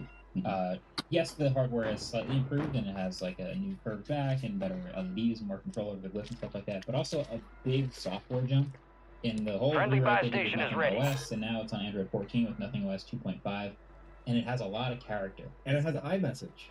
And it's got the blue, but oh wait, no, wait, sorry, no, Yeah, it doesn't. no, They don't have that anymore. But the phone itself, deep cut. I mean, that would have blocked. What you looking at? For sure, if they'd gotten that through, but it doesn't have blue bubbles. But it is still really good. And I gave my runner-up to the got a iPhone loadout 15 drop because inbound. they've had Lightning for a decade. And it has PC this year. That's crazy. So there you go. That's a big improvement. Must improve. A lot of other phones are like almost the same as last year. Yeah. And like Zenfone 10, I'm glad. Loadout drop headed your way. Yeah. I'm just saying. And it's just slightly better. Yeah. Back behind on the mountain. The Solana Saga crypto phone. Now listen. Are they close? Listen. Oh, I see them. I hear you. I'm not ignoring you. I hear you. There are a lot of people, mainly on Twitter, mainly with crypto in their bio, who have a lot of thoughts about how the resale price of this phone has gone up so much. Because you have to spend like $2,000 to get one on eBay now. Did you know that? Yeah, They're like reselling $2,500. because all the bonk and Watch out, there's 3 of them all there. the crypto Planosaurs that and you the get. free honeybee toy or All whatever. No. It's called Beanium. Get it right. All What's the up? stuff that you get with the phone at the moment is very valuable. All of the limited edition NFTs and stuff that you get with the phone are actually quite valuable at this point. So if you didn't buy the phone, you missed out on that. You could have sold it for $1,000 on eBay. Generational wealth. Here's the Squad mate thing. failed their mission. They're That headed doesn't back make to it a base. good phone. It doesn't. Your Also, fight's over, on top soldier. of that, we have always Return to said that base. we judge these phones for this based on release MSRP and things that happened at release. Right. Like, Yeah. because there's a lot of times by the time we're into this, people are like, no, the Samsung phone's so much cheaper now. The value should be this, or my T-Mobile gives me buy one, get one free, and those are great deals. And bonk is cool that it's bonking off or whatever, but like, it did not happen when the phone came out and when we first looked at the phone. Solana was And we don't get to. If anything, did we shoot the smartphone awards already Buy station before right here. this spike happened? We did actually. Yeah. Yeah. The other thing is like, okay, this was it was $1,000 when it came out, whatever. Then it was $600 when I reviewed it. But the actual phone itself isn't good. So this was let's just say it's a normal $600 phone. It had a pretty solid build quality. This is the thing. This was made by the same team that made the Essential Phone 1, and it was made of ceramic, and it was heavy, and it had colored buttons, and it had like a bare bone. Yeah, things that were on the back. But then from that point on, you got worse SoC, you got a pretty bland display, you got 4,100 milliamp hour battery, which in a phone this big is not enough. Cameras were not good, just straight up not good. And then the What software was happened? basically stock. They didn't What add happened? Why couldn't I anything to the buy that software pretty bad? experience other than the Solana features. The App Store. The DApp Store, exactly, with the developers of the DApp Store. So I will add this asterisk for you. If you are a really invested Solana holder already, or even into crypto. No, but it's like not even in But the crypto. thing You have to be like into the Solana chain. And then, the thing about the App Store too is that you can't only use the apps on the Solana. You sound like you're hiccuping while saying App Store. It's not like you can only use the apps on the Solana Saga. You can use them on any Android phone. It's just a curated list of apps. and you get the seed ball for a couple things that are built into it. Yeah. Really unique. The seed ball is cool. Which is why I will say, if you are like all in to that ecosystem, Down to you, then soldier. that feature Bring home a win. may push it over the edge for you to want to still spend $600, or I guess go to eBay now and spend $2,000 on a phone with a subpar display, subpar battery life, subpar cameras, and subpar software, because you have that feature working for you. In which case, the runner-up is the bust of the year, which is all of I'll the go back and concepts buy that you, but I just need to wait for them to didn't- leave that area. You know. The Solana phone came with a really cool USB cable that had a little switch that allowed you to do only charging or charging plus data. Still use that cable. And they were selling it on Gas is Amazon for inbound. $30. Marking a new safe zone. So that makes it a good. Just MVP. Yeah. Okay. Fire Also, if you sale thought active. Buy station Marquez, prices have been reduced. doesn't talk about crypto at all was going to think this was like the greatest phone ever for someone who doesn't use crypto. I just don't know to say. I tried to give it a chance. I tried to like actually review it as a person who didn't have to spend the money. I bought the phone. Copy No, that. I didn't. UAV I got the is phone on sent to station. me, and then I gave it a chance, which I didn't have to. And I really like started to use the phone for a while. So that is my L of the year. And now we get to the W of the year, which is the phone of the year, the MVP. There's a bunch of ways to find this one. I could just say it's my favorite phone of the year, the most impactful, the most well-rounded, whatever. Be advised, But my UAV is phone of the exiting year the is the AO. Pixel 8. Dual Pixel 8. And it's a nice graduation to finally, like, I think starting to hit the stride of what they intended when they started. Gas I is can't really closing go in. into that Which it fight. took a couple years. We're I on can't the really go into MG3 that now. fight. I guess We're I'll on go like get this you new over third here. generation of this thing that they started doing.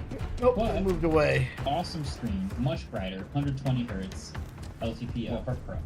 No, the Pixel 8 as well. Really? 120 hertz, yeah. It's not quite as bright, but it's still 2,000 plus nits. It's an awesome screen.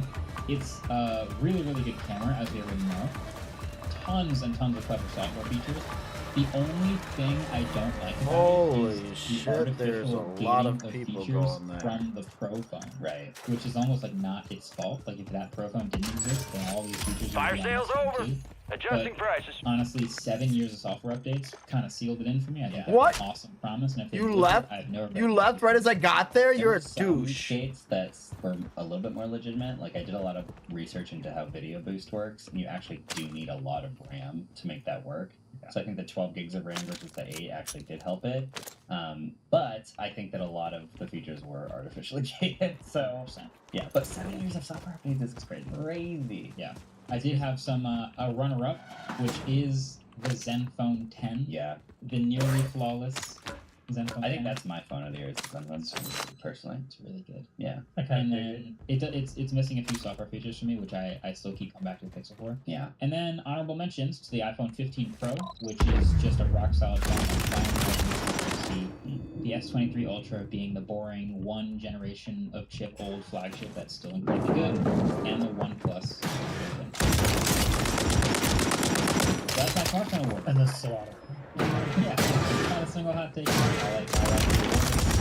If you guys want to watch the full video and all the breakdowns, and even though you already know the winners, you can still sort of enjoy the lead up and the description of each one. You can watch the smartphone awards. We'll link it below. That should be the clips outro. Thanks for liking and subscribing. This is the clips outro, Marquez. I'm fresh out of ideas. Well, it's the end of the year, so we got till next year. I guess. So after the last week, I'm going out. We're out. I'm straight out of that. That's true. This is the second to last episode, though. 50 weeks in. Well, we recorded the other one a week early, so we're still ready. Yeah, but my hair is shorter. It's secret. We can't Well, pull back the curtain. if you came to the clips outro, then you know the secret behind it. It's that we don't compare clips outros. You don't just say some stupid shit.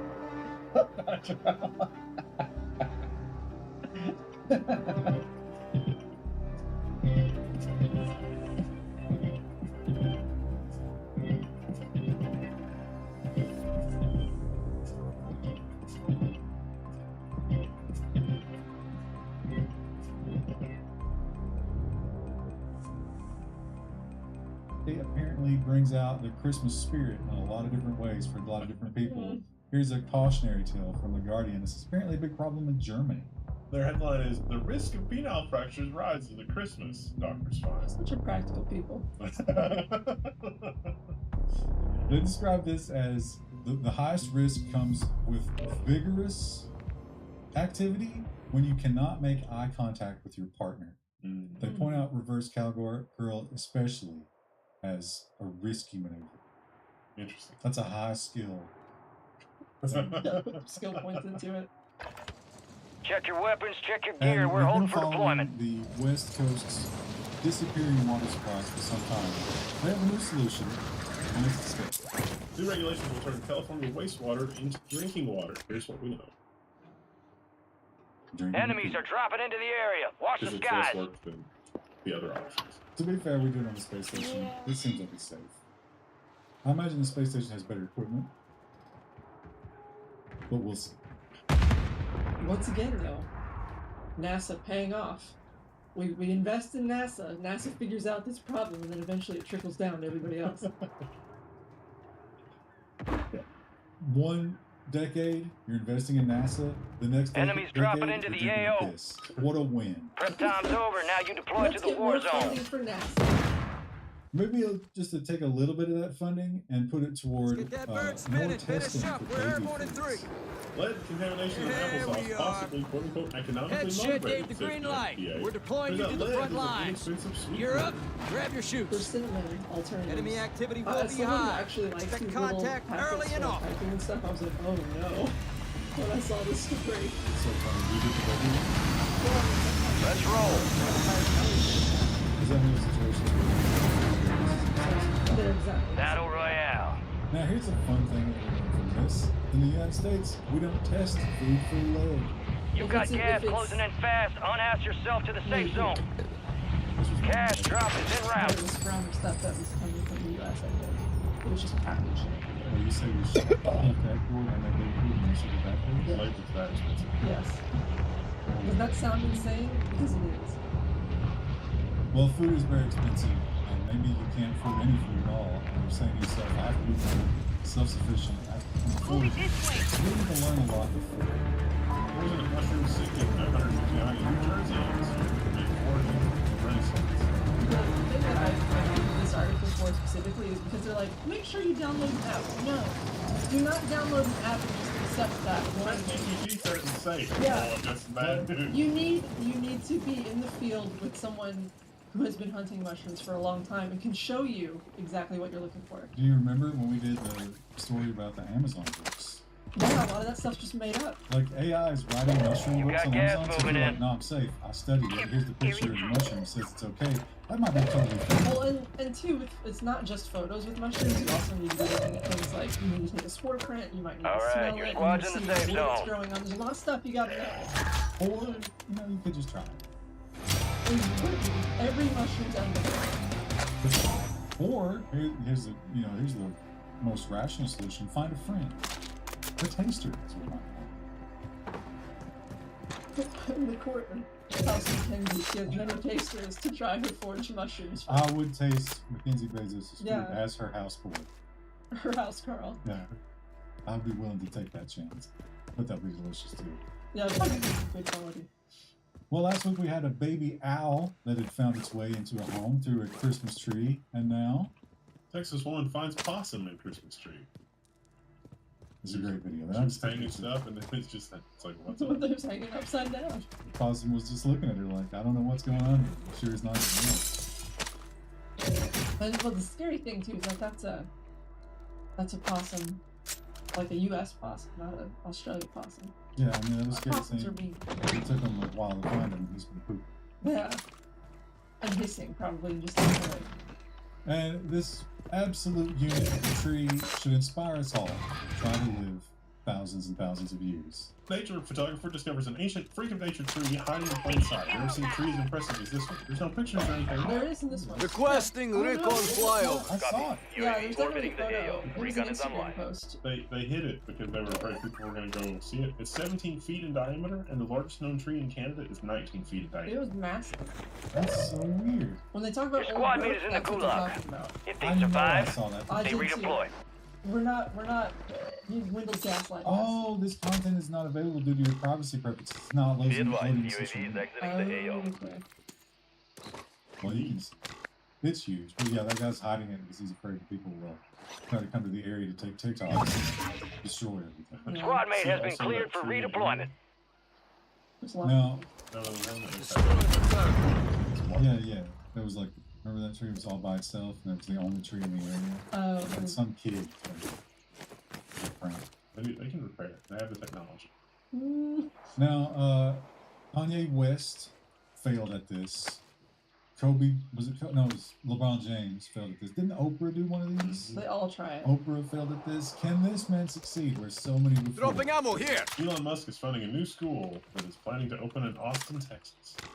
It's going to be grade school and middle school first, and then maybe high school and college later. It's going to be rich kid school. That is what it's gonna be. But don't worry, they'll get lots of subsidies for it.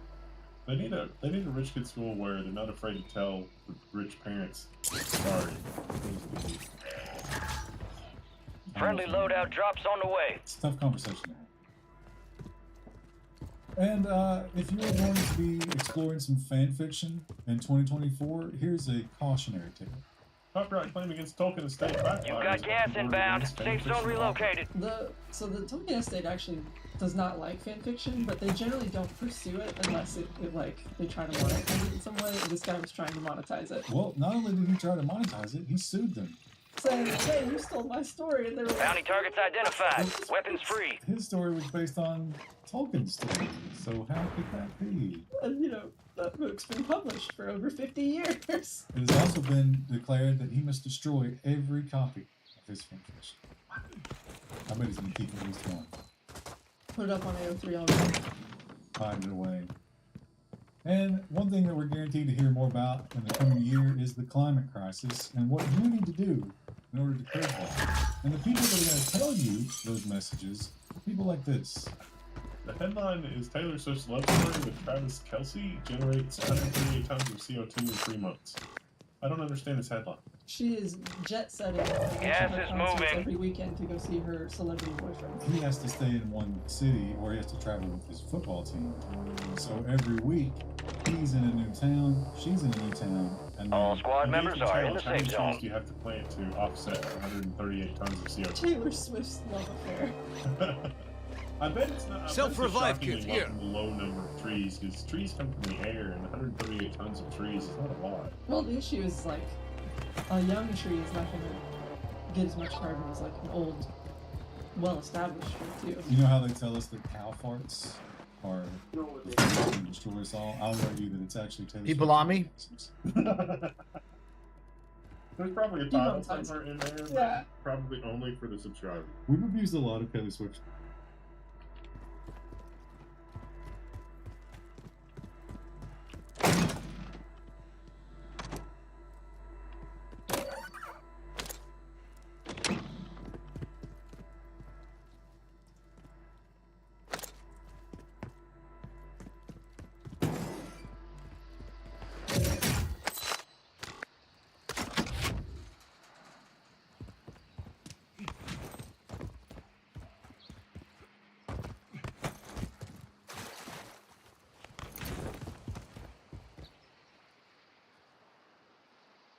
Where are we going? What are we doing?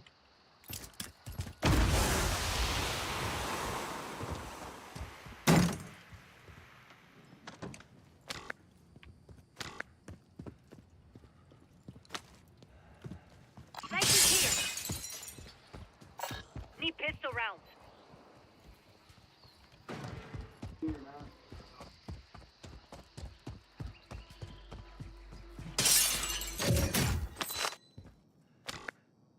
High caliber rounds here.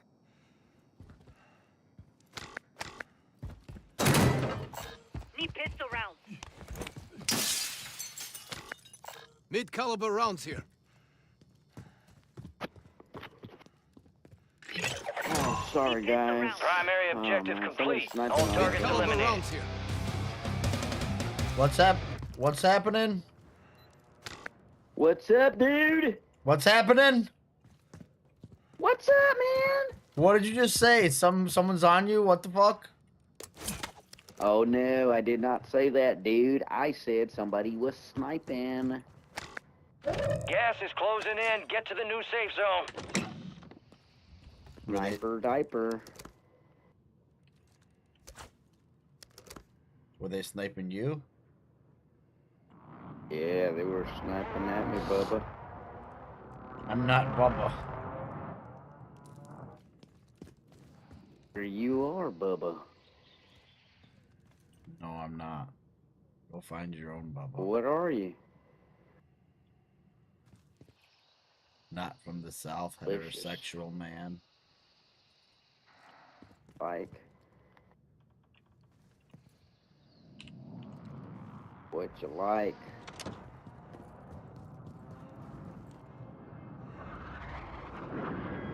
Silence speaks a lot of words there, bub. Your squad mate's marked as a most wanted target. Kill enemies and secure supply caches to help take the bounty off their head. Gas is inbound. Got a guy back here, Got boys. movement. Moving Got a guy here. Flying in. Copy. Cancel that. Marking enemy. Your squad made it to the safe zone.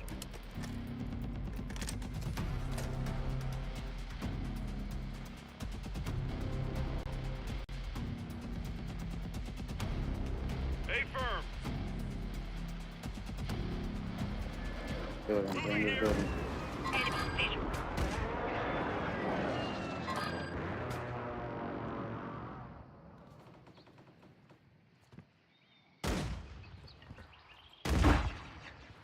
Got one underneath us.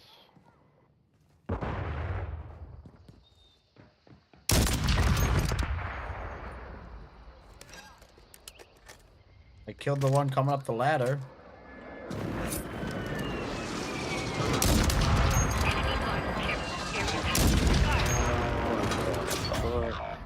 Most wanted contract failed. Your squad mate was CIA.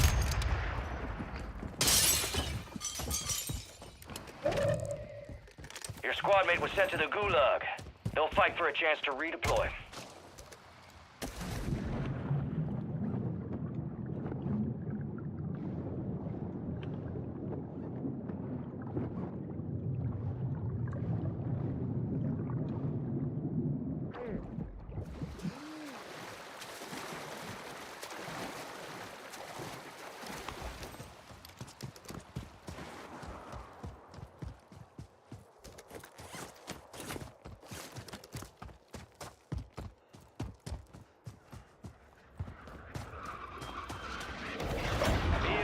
Your squad is down. It's up to you now. Your squad mate lost the fight. They're RTB at this time.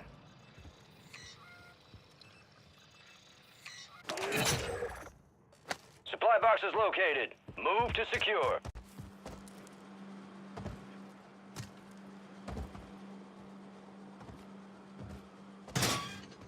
Oh, man. You bub.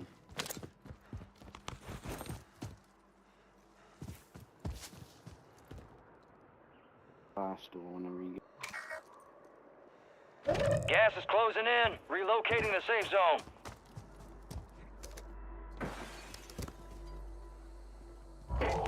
Supply crates are restocked. Advise you load up now. Enemy soldier incoming.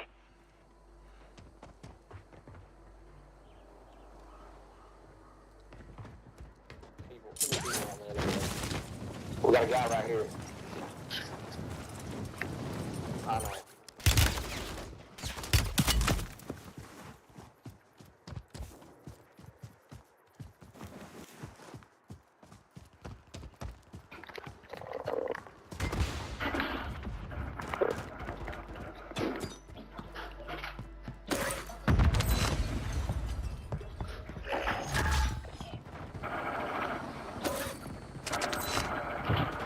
knocked one.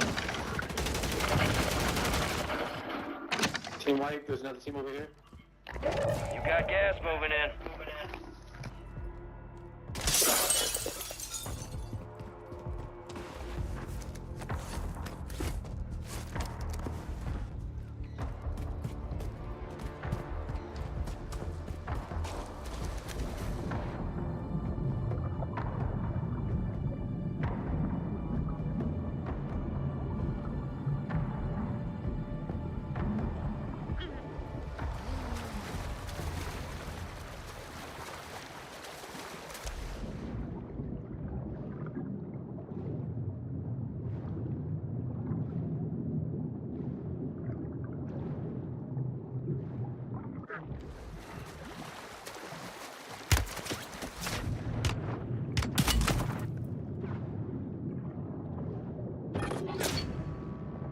We've lost eyes on the objective. Contract failed.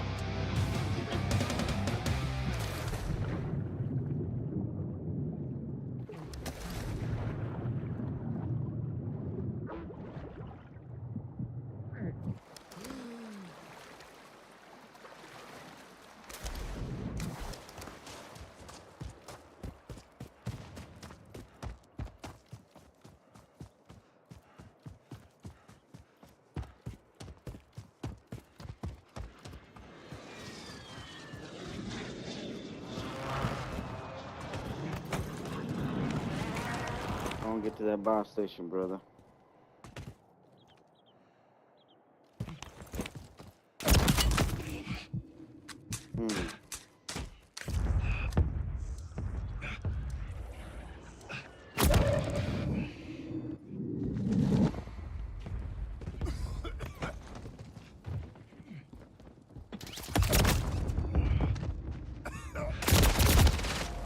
Why you gotta kill me like that? Grenade out! Go ahead and get to the buy station. I'm fucking getting pinched by multiple teams, bro. Some travels forever. Ugh. Then we do a lot of Warhammer references, which the audience really eats up. And if after Christmas might be a Labels good time, because ring. people are going to take those games Are you that they're scared listening? for, and we're going to try to get a little bit of quick cash Land. out of it, and you can go and stick Snow to is it. glistening. Great Spot Digital for $3.99 sells for more than $100,000. Spot Basic Digital is owned by Carlo Scorpia. It's an Italian architect, so the reason I was interested in this is partly because I spent a lot of time on marketplace looking at garbage. And I was like, what do you need? But I actually have a piece. Gone away are the new birds, here to stay are the bluebirds. Blah blah blah blah blah, the Christmas is done. Oh no, doggo. Hello, doggo. Why you being left? Not good. The beginning of the pandemic, we absolutely saw a spike in people ready to adopt. They were off work or working from home or had other schedules, and so they said, okay, this is the time to bring in a dog. But we, in the past couple months, have definitely seen some more returns. Unfortunately, animal shelters across the country are just full to the brim with animals that need to be adopted, animals that were either purchased or adopted during the coronavirus pandemic, but later were returned following financial struggles that the owners were facing or calls for them to go back to the office instead of working from home. And it's really breaking my heart. And so the reason why I'm covering this story is because if you are looking to have a pet in the household, please don't buy a dog. Please, please. I know that people really, really like pure breeds. I get it. But there's so many wonderful dogs that need a home. Okay, so let me give you the details. So the number of animals entering shelters really began to climb in 2021 when the BBC report that you just watched a portion of came out, and that followed a dip in the very beginning of the pandemic. The dip was due to people adopting dogs, okay? And then the increase had to do with people returning a lot of the dogs that they either purchased or adopted. And adoptions haven't kept pace with the influx of pets, especially larger dogs. So Fortune reports that Shelter Animal Count, a national database of shelter statistics, estimates that the U.S. shelter population grew by nearly 250,000 animals in 2023. That is so much. That's so many full kennels. I know. And like they don't have space. As a result, a lot of animals who don't get a There's an epidemic across the country. People skipping out on paying their fare. Use this time for some target practice. Real things coming soon. $500 million a year, with it spending $1 million a month. Enemies are dropping into the area. Watch the skies. We're going to show you what New York City is doing about fare evasion and just how bad it's happening. For anyone who's ridden the subway daily, you'll see people evading fares all sorts of ways. Typically, it's either hop over, duck under, something called backhopping where they're trying to shake this and slip through, or the most common, opening up the emergency exit gates. In May, all the stations, MTA we are green to came up go. with a Stand by for deployment. 124-page report on fare and toll evasion. The MTA estimates it lost $285 million in 2022 to subway fare evasion alone, or an average of 400,000 We got the green light. You're going to the war zone. Also, grab your gear and 45% shoot. of fare evasion You're up occurred in 3. as people walk through Enemy open activity will be emergency high. exit gates, Expect contact which early the and city often. to add unarmed security to literally block the subway emergency gates. The transit authority placed 200 private unarmed uniformed security guards in 14 stations whose main mission is to Mark a deter drop people point from for your entering squad the subway and lead 'em in. through large metal exit doors known as slam gates. Now, I've seen it for clear that myself. gas. There are Get to people the safe who zone. see the unarmed security blocking the emergency exit door. They'll simply go around in the turnstile and hop in. It is going to cut down on some opportunistic fare evasion, but definitely not all of it. The top recommendation of the whole report was to get rid of turnstiles altogether and replace them with tall, motorized plexiglass doors. This should both improve the customer experience and reduce fare evasion. Variations on this approach have been implemented already in major transit systems around the world, from Amsterdam to Paris, New Jersey, San Francisco. You've seen the artist renderings of the Southern Boulevard connected to JFK Airport in Jamaica. This is the first prototype in action. This could be the future of New York City subways. As you can see, it's definitely under construction. Seems like there's a lot of confusion with tourists and how to use it. Secure the supply boxes. Locations are marked on your tac map. This is barn door style. You're losing ground. Move it. It opens up, and actually, I would say this is perfect if you have luggage or a stroller or a wheelchair. This is a dream come true. All right, your squad's in the safe zone. Let's take a closer look. I actually think a little slower. People are kind of struggling with this. Supply box secured. Move on to the next one. Yeah, the flow is definitely slower here. This is interesting because at Sutton Boulevard, one half of the station has the old subway turnstiles, and then the other supply side box is is the future. secured. So you can One see the remaining. past and future of New York City subway. It's one station here. Actually, doing about the new gates. Yeah, it's interesting, but it's like it's supposed to stop fare evasion, but I could totally see people just following each other in, you know? They're not going to be a combo. That won't be. They could crawl under if they want, but I don't know if you want to crawl under there. You got to be real desperate. I saw this like in Europe, Paris, and stuff like that. Yeah. London. Yeah. You see the gates in the city really so behind. And I'm saying, okay, we'll see if you got anyone who's got the info. I haven't seen anybody jump yet. They're staring at the door. I don't think anybody is going to be Contract complete. gallant enough to All supply boxes found. If you have a running start, you're very athletic. Crawling under, also kind of icky. But where I see potential problems here is something called piggybacking, where the gate opens and somebody just follows a stranger in. I don't think this is going to stop that, but I do think it could cut down on fare evasion a bit. Once you get oh, look at just 8th Avenue Penn Station is going to be the next place that's going to be having These experimental turnstiles. Requesting recon Squad mates flyover. entered the gulag. This is not They'll need to 100% survive to future. redeploy. There's some testing going on. The more effort it takes to invade A, the less people are going to do it, and the MTA are they going to do that. If someone is a determined fair evader, I think that's going to be tough to beat under any circumstance. But I think the vast majority of folks Your are squad not. mate just got their ass beat. They are returning to base. It's a class A misdemeanor, also known as Squad mate was sent to the gulag. They'll fight for a chance to redeploy. However, the fine is usually less than $500. I've personally heard of people getting tickets for it, but I've never known anyone who's been arrested for it. But in theory, you could be. According to these stats, 1,142 people were arrested in Q3 of 2023 for fare evasion. Squad mate won the fight. They're redeploying now. Broken windows police theory of why stopping fare evasion is a good idea. Now, that academic theory states that signs of disorder in a neighborhood like a broken window Target marked. Request fire and mission. leads to more serious crime. And according to this new God, dude, people quit all the fucking time on this game. It's so annoying. for fare evasion this year, 1,136 Gas is moving in. New safe zone located. Were already being sought for arrest when they tried to hit the free ride on the city's transit system, according to disturbing new Was that you? data obtained by the Post. Many fare beaters also came strapped with more than 200 caught carrying What was that deadly proximity weapons, chat? including 13 guns and over 200 knives. That doesn't seem like the direction the city is trying to go with this. They're stating publicly that they want to save money.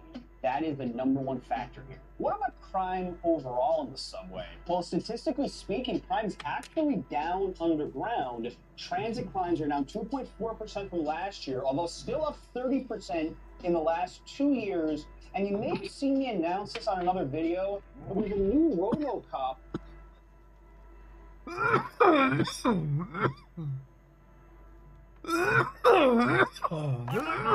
You can come get this Lodi. Lodi's good, by the way. Gas is moving.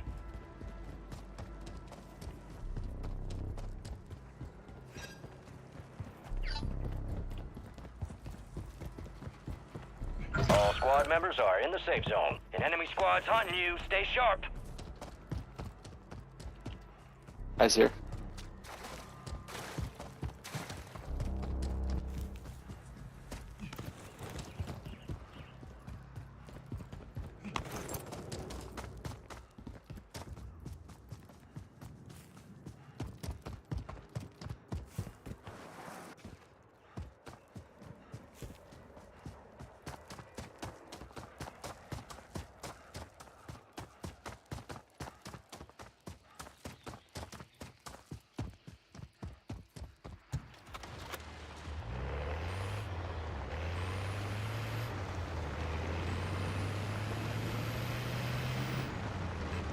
I'm gonna leave you because I'm getting hunted.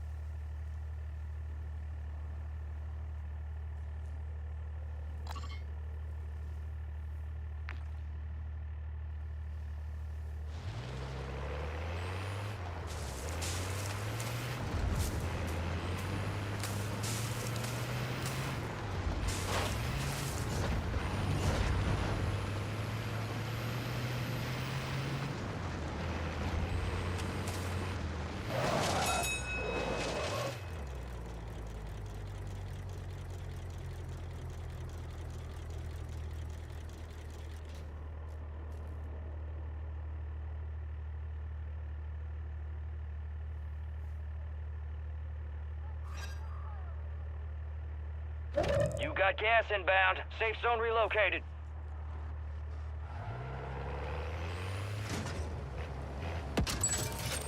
Fire sale is active. Buy station prices are adjusted.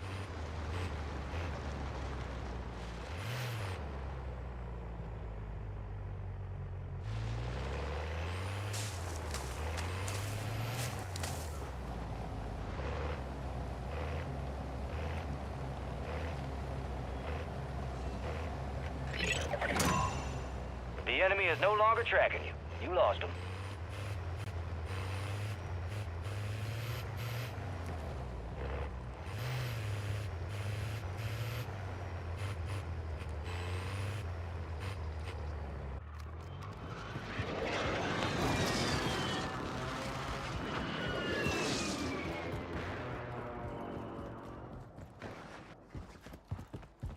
Gas is closing in.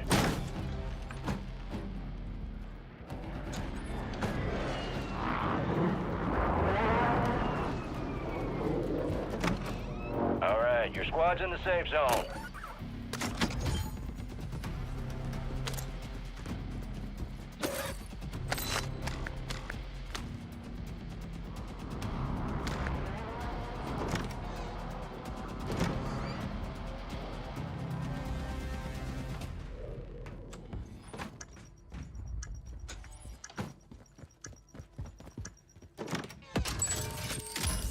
Fire sale's done. Prices are back to normal. Armor box marked.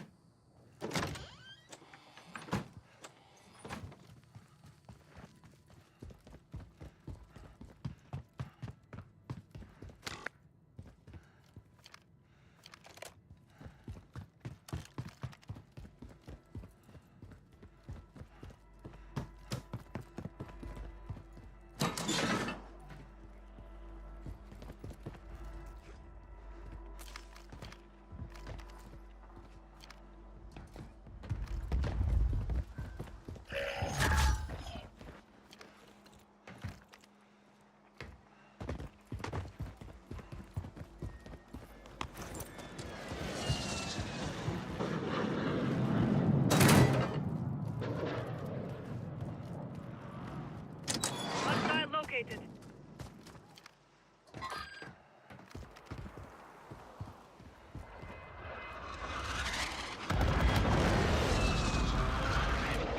Mark the target.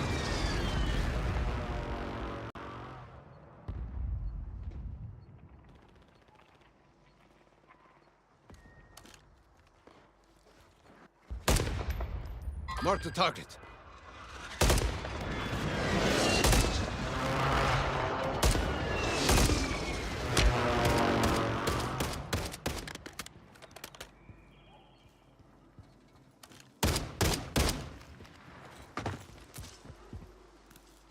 Gas is moving in. New safe zone located.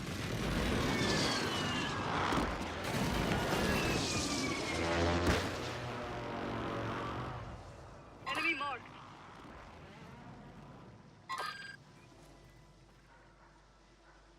Mark the target.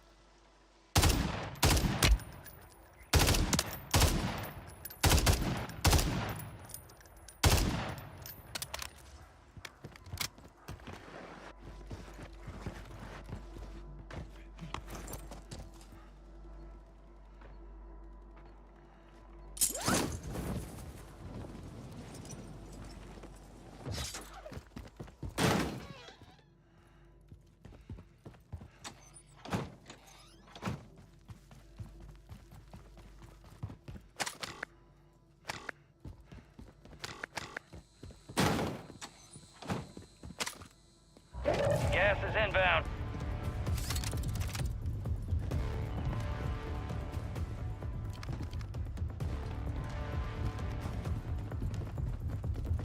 Head to the safe zone.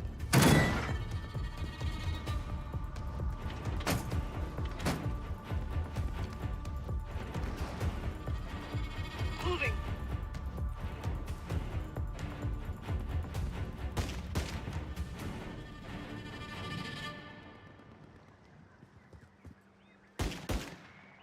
Moving to my mark. I need need high caliber rounds.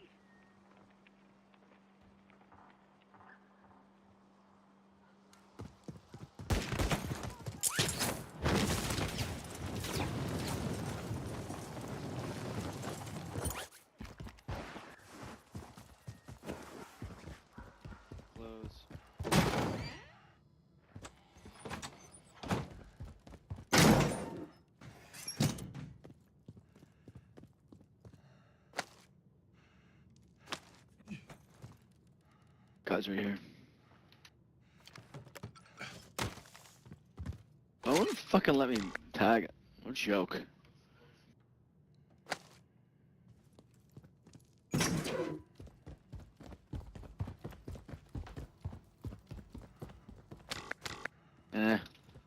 So we wait.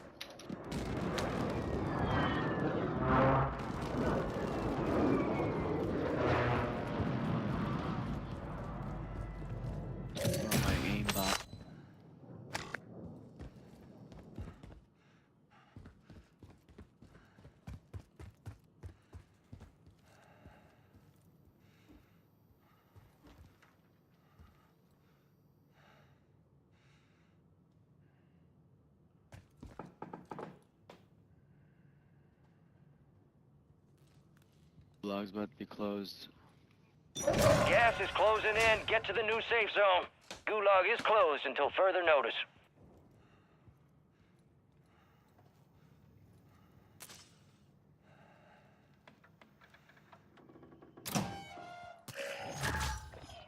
Friendly loadout drops on the way.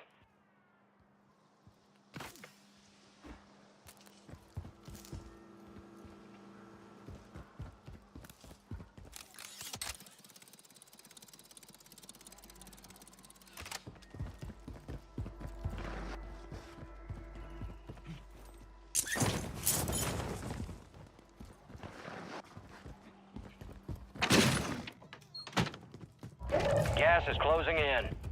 Enemies dropping into the AO.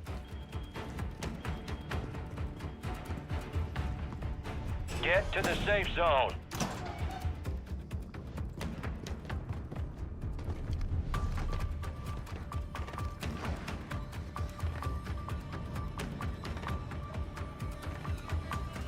Moving here. 50 Disregard remain. that. I'm getting looked at, bro. I'm getting looked at.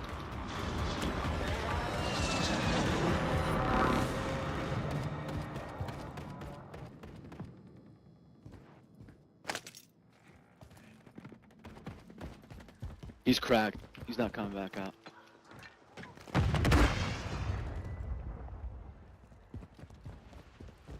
I'm getting up on the bridge. You're all that's left. Get it done.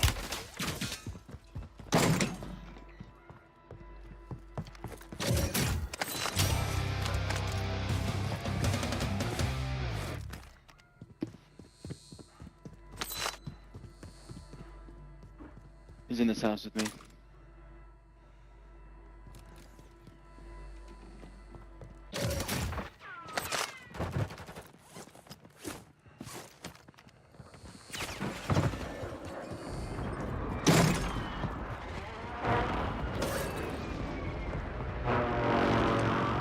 No, I'm good. Gas is inbound, marking a new safe zone.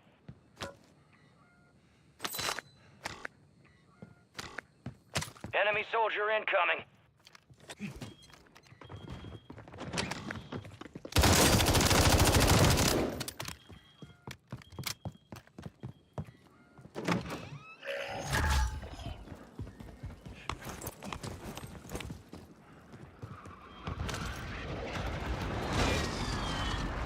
Gas is inbound.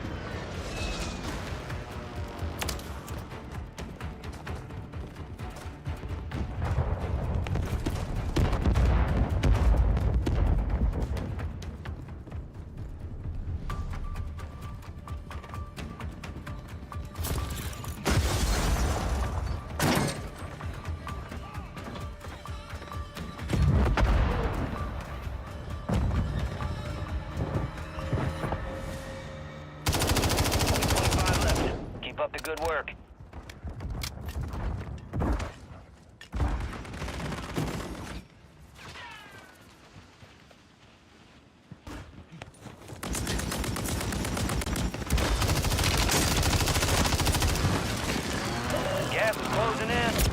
Pressure, pressure! Zone.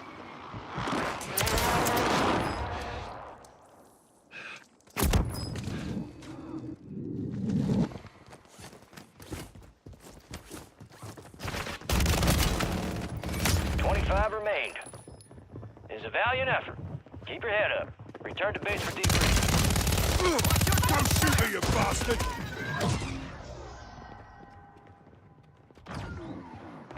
You got gas moving in.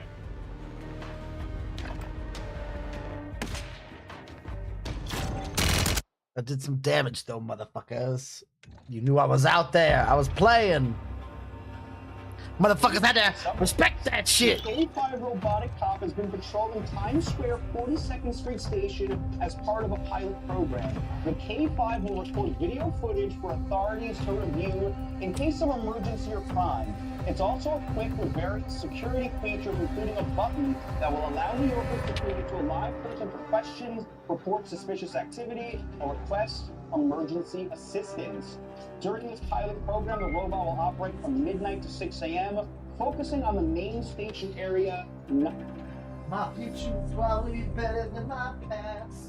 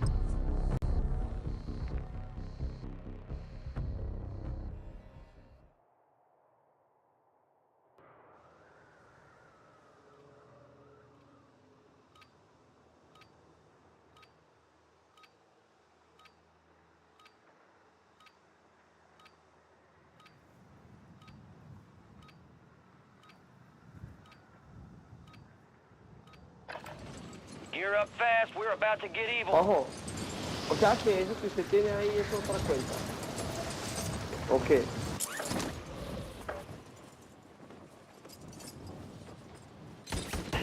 Enemies are dropping into the area. Watch the skies. Yes.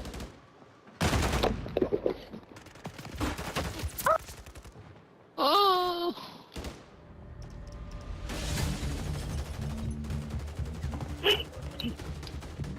Watch your fire! No. Enemies dropping into the AO.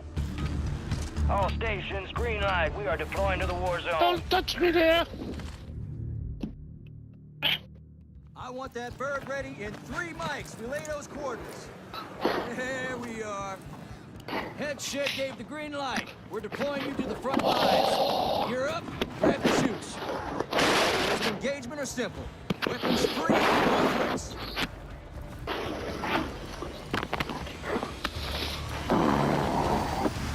Let's roll.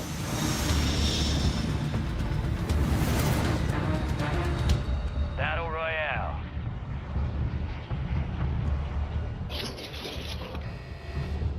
Gas is closing on your position. Suggest you hightail it out of there.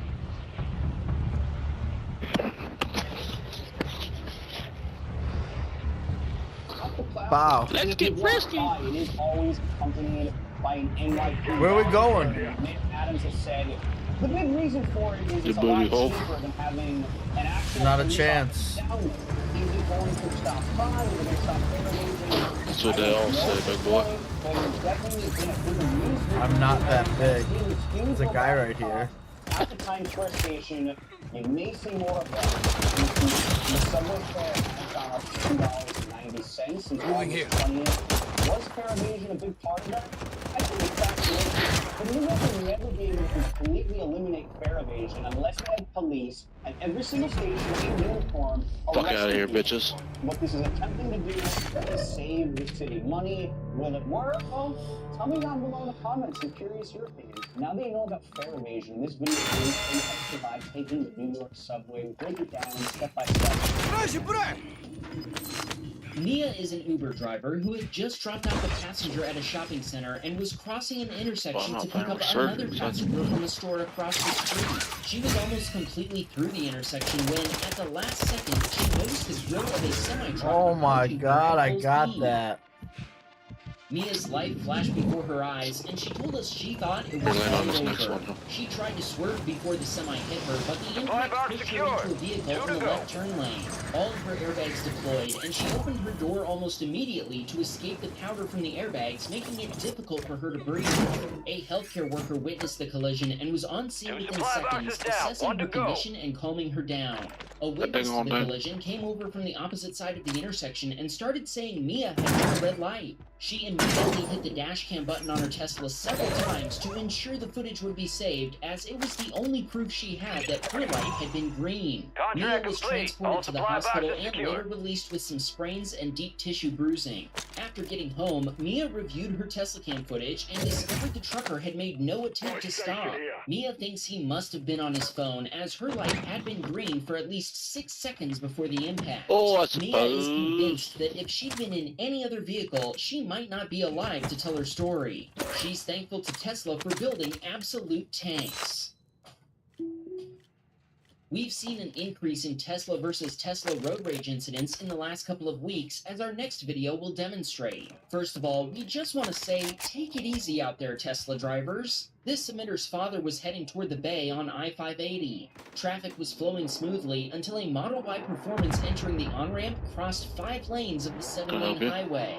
The Model Y abruptly cut into a small gap, setting off the collision warning sensors of our submitter's Model 3, even though the left lane was clear. The situation frustrated our submitter's father, especially considering everything was going fine until this Model Y showed up, but he chose not to escalate. Later, as they both approached an exit, the Model Y driver seemed to have mellowed out. We're sure that had nothing to do with the fact that this section of California State Route 84 tends to have police presence during this time of day.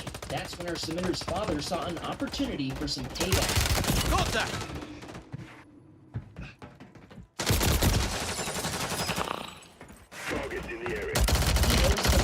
Speeding up, seemingly in an attempt to cut in front of him before he passed a semi-truck on his right. Instead, he accelerated, closing the gap and blocking the Model Y. The Model Y driver then began tailgating him aggressively, and when he got uncomfortably close, our submitter's father brake-checked him before speeding up next to the semi, making it obvious his actions were deliberate.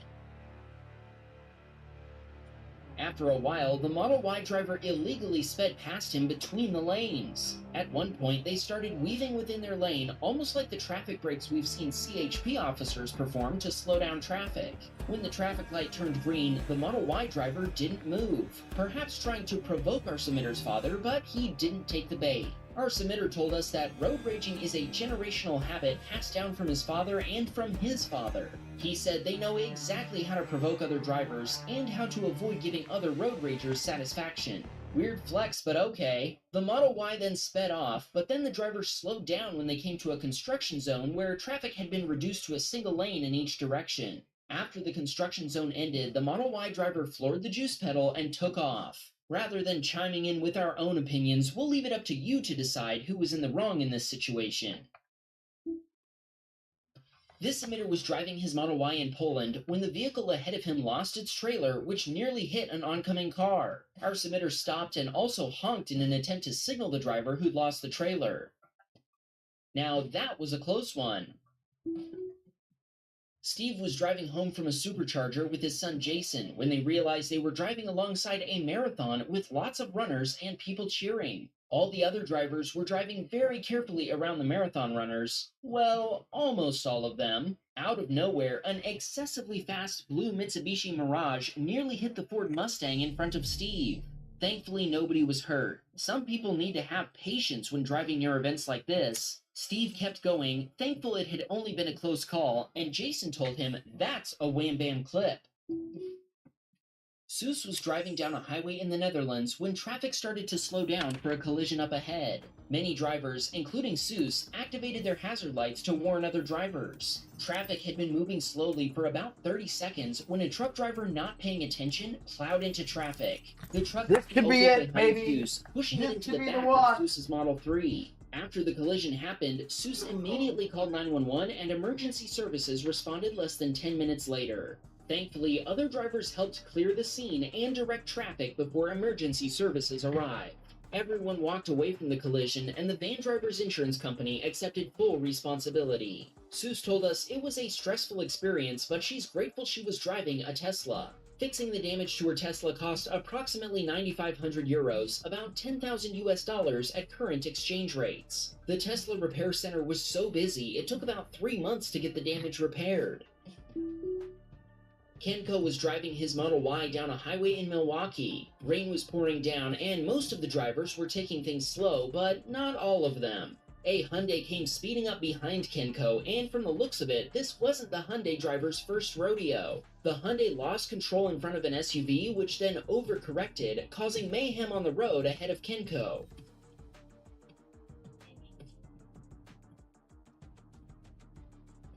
Kenko pulled over on the other side of the ramp. The police were already pursuing the Hyundai and were on the scene immediately. Okay, so maybe that's why the driver was in such a rush. Drivers were dodging the debris, so Match Kenko found. decided to leave before becoming collateral damage.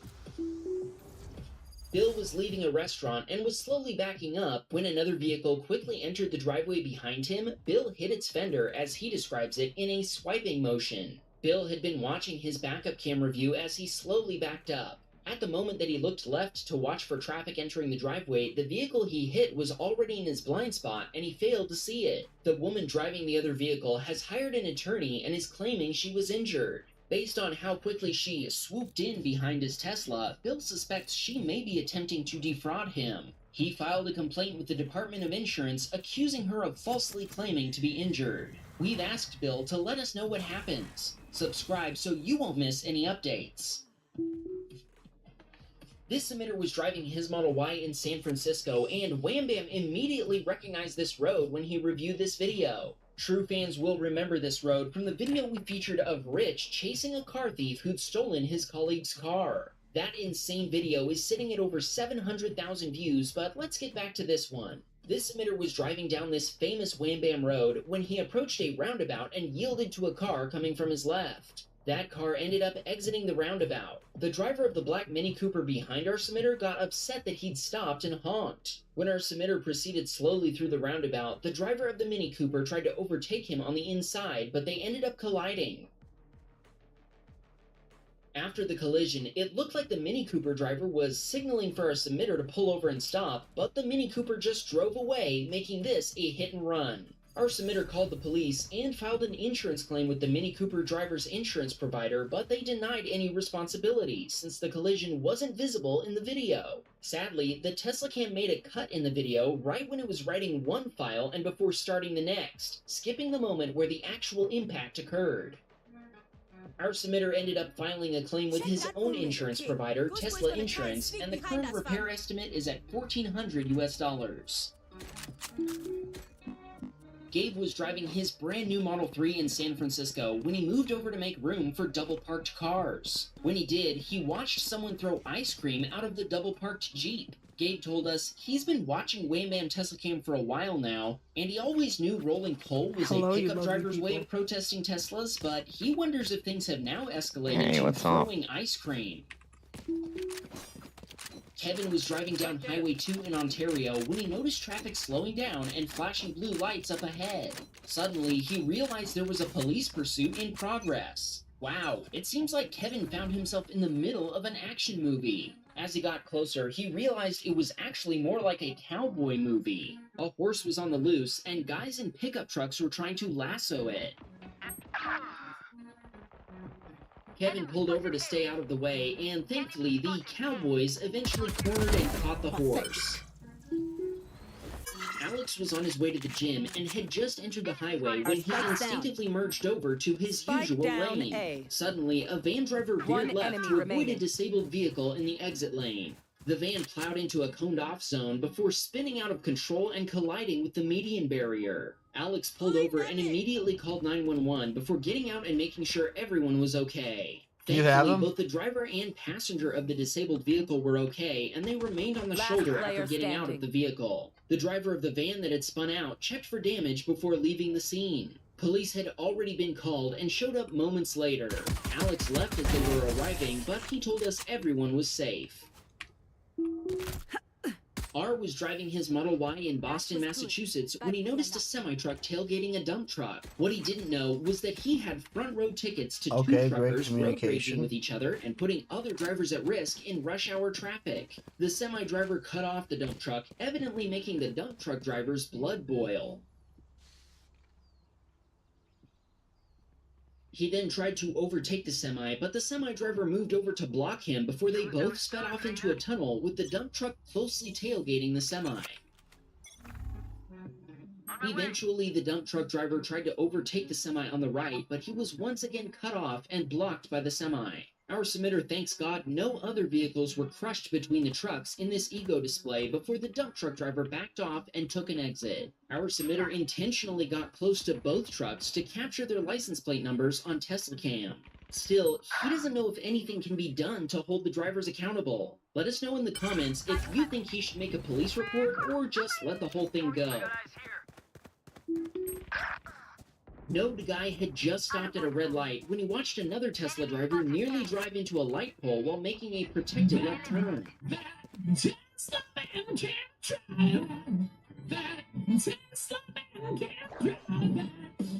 Node Guy told us he isn't sure what they were thinking or doing. After the close call, the other driver pulled over and did it again. What do you think was going on? One enemy remaining. Jackie's sister-in-law was returning home in Jackie's Tesla and was rear-ended on the highway right after dropping Jackie and his wife off at the airport. Time to hunt. Jackie had just checked in when he got the news, which he told us was a great way to start the vacation. Thankfully, nobody was hurt. Jackie still took the vacation, and he told us he'll handle the insurance process when he gets back. Chris sent us a video of a rather unusual Honda bump. A Honda driver's passenger rear-ended him. Chris told us it was great to see a gentleman who both took care of his car by avoiding any door dings and who took care of his lady at the same time. It looks like she appreciated the gesture too. I think he's definitely this week's real MVP.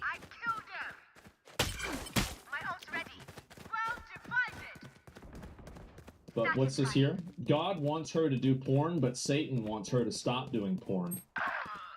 Wait, isn't that backwards? I'm noticing I that wear a cross. you're wearing a cross. Yes. Do you consider yourself a Christian? I believe in God. Let me ask you a question. Do you wear your cross while you're engaging in producing Heel, porn or heel, violence content? heel, I always wear a cross. heel, You always wear your heel, cross. I just heel, took it off. heel. Do you think that Can I God get a heel? approves of Can I you get a doing heel? porn, basically? I take that as a no. Do you think God wants you making porn? God said that he loves everyone.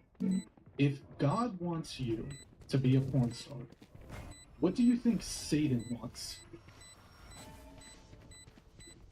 To stop doing what I do? One enemy Satan remaining. wants you to not do porn, and God wants you to do porn. If I do I have evidence? Yeah. Last enemy taken out. I can't get a heel, can I? Where did this shit come from? Her mistake was going on that podcast? No, it wasn't. Because do you think anybody is like, oh man, I was going to follow her and subscribe to her OnlyFans. But the problem is that one time there was this like podcast, right? And like, so the guy in the podcast like made her pause for what she was saying. So she's stupid, right? So like, how could I jerk off to her if she's stupid? I don't think that stops a lot of people, okay guys? Keep it up. Hey guys, welcome to a new episode of Just Rolled In.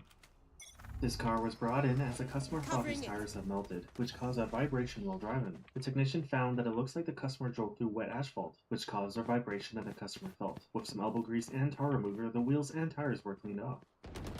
When this customer's car was in the shop to get some work done, the technician noticed that this Mazda Miata had a subframe cut to fit this custom exhaust. Customer states that the infotainment screen is cracked. It started as a small crack and continued to crack larger over time. And And this car was brought in as a customer has a funk in the right front and some other issues with his car. The technician found the vehicle to be severely rusted underneath, and also the subframe to be rusted through in multiple spots, and somebody tried to patch it with angle iron. The technician also mentioned that the customer did not want to pay the bill to have the vehicle looked at and had tried to take the vehicle during the night from the shop. States One there's a enemy high-pitched remaining. chirping noise every 30 to 60 seconds in his car. The technician found a smoke detector in this box that was in the back of this customer's car. Customer states that the center console light's not going on and off the door.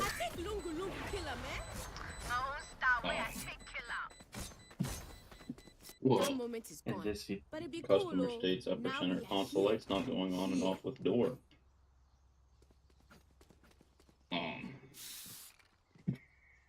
Whoa. And this vehicle was brought in as the customer says they have a burning smell while driving. The technician duplicated the concern and during the diagnosis found the alternator to be charging over 20 volts. He found that the solar panel on the roof was connected directly to the battery without any regulator or converter. He disconnected the solar panel and replaced the alternator and battery, which fixed the issue. Was brought in as the customer says they have a burning smell while driving. The technician duplicated the concern and during the diagnosis found the alternator to be charging over 20 volts. He found that the solar panel on the roof was connected directly to the battery without any regulator or converter. He disconnected the solar panel and replaced the alternator and battery, which fixed the issue. Customer reports that the transmission will not go into first, third, or fifth gear. The technician found this earbud case in the way of the shifter. He removed it and fixed the issue. When this car came in for a fuel level sensor related issue, the technician had to remove the sending unit and then found on what he thinks is a lizard in the fuel tank.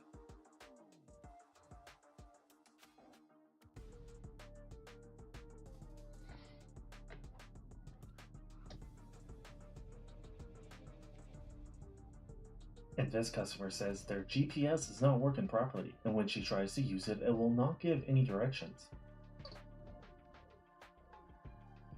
Customer states he has a bad oil leak after he installed a new engine block and head gaskets. The customer had installed the head gasket backwards on this side, which caused the oil leak. Customer states passenger rear tire has a hole. The technician found that the customer had tried to patch the tire with spray foam and tire patch. This car was brought in as a customer says there's a thumping noise in the floor when turning left. The technician said the third floor mat rubbing against the steering shaft joint did the trick. And this vehicle was towed in as the customer says they have a soft brake pedal after he installed new brakes himself. The customer did not drive the vehicle like this, but the technician noticed that the customer had even painted the brake rotors. And this vehicle was towed. This car was brought in as the customer says there's a thump brakes himself. The customer did not drive the technician said the third floor mat rubbing against the steering shaft joint did the trick. And this vehicle was towed in as the customer says they have a soft brake pedal after he installed new brakes himself. The customer did not drive the vehicle like this, but the technician noticed that the customer had even painted the brake rotors. You can submit clips that you personally filmed on our website at justrolledyt.com. I hope you enjoyed this video, and please consider leaving a like or subscribing if you haven't already. Thanks for watching. On the screen here is the Lamborghini that Stephen Jane thought he had just bought from a dealership in Powell. He lives in Florida, ordered the car online in June using a popular website he thought he could trust. Now Jane and his wife are out tens of thousands of dollars with nothing to show for it. When Stephen Jane saw this Lamborghini on CarGurus.com, he also saw a business opportunity. Some people in my real estate office actually rent their vehicles out, normally higher end vehicles, and make money that way. From his home in Florida, he contacted the dealership, Lux Auto Depot in Powell. He spoke with the salesman, agreed on a price, and wired the deposit, $30,000. After I wire that money, the car is in transportation, quote unquote, from California to Florida. That was in June. And every day there's a different story. Every day, the car's coming from California, the truck carrying it broke down, the driver we fired. Today, the Janes are still not Lamborghini owners, and they're still out $30,000. That's despite multiple attempts to get their money back, but the couple says all they got were requests for more money. And then told me that he would be missing out on his commission and how much money could I give him in order to get the deposit back. And then he's like, well, I do have this better one for you, but it's going to cost $10,000 more or whatever. The Janes told me they had since lost contact with the dealership. It's unfortunate, but it's something that I see fairly often in terms of buying vehicles over the internet. Ron Burge is a consumer attorney and an expert when it comes to used car sales. I gave him the Lamborghini's VIN number to see what he could track down. And I see where it was advertised for sale in Florida, and I see where it was advertised for sale and apparently sold several times, or maybe not, going through auction yards in California several times, and I see where it was advertised in several different locations in Ohio. So where that vehicle really is, I can't tell you from anything I can determine at this point. Burge says wiring the deposit wasn't the best move. You know, you're sending your money into a rabbit hole and you're hoping the rabbit comes out. But while the odds of owning that exotic car are not on the Janes' side, Burge says the law is. And if the dealer never delivered the vehicle, then the dealer's got some real serious legal problems. The people at Lux Auto Depot didn't want to talk to me, but the owner referred me to his lawyer, who called the Janes and asked for wiring instructions. Having learned their lesson about wiring money, the Janes declined. When I spoke with the attorney, he said they would send the Janes a check for $30,000. I'm feeling slightly optimistic that we might get the real check in the mail. And we couldn't have done it without you, that's for sure. In the meantime, Burge has this advice. If you're thinking about buying a vehicle, you're better off if you don't buy it over the internet. Still no check, the Janes say, and Car Gurus tells me they are going to look into Lux Auto Depot. I also looked into Lux Auto Depot. It is a licensed car dealership in Ohio, though it does have an F rating from the Better Business Bureau, which revoked the company's accreditation last week. 31 consumers, including the Janes, filed complaints against the dealership. That's with the Ohio Attorney General's office, and I spoke with 2 of those customers. They are also out of state. They also have stories very similar to the Janes. They ordered an expensive vehicle online, wired a deposit, and didn't get the car. They even dealt with the same salesman, they told me. The 2 other customers, however, told me they were made whole after directly confronting the owner of Lux Auto Depot.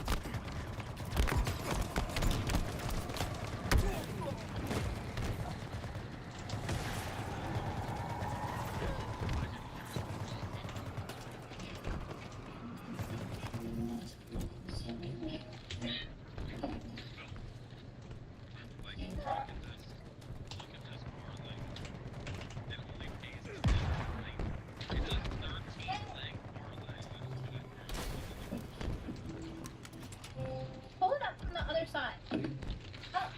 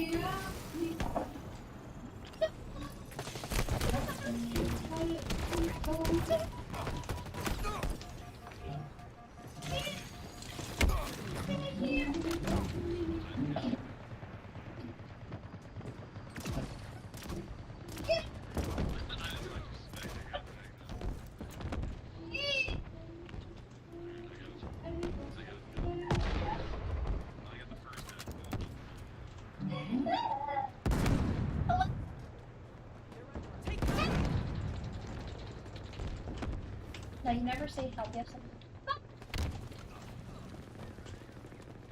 Ben? He's gone.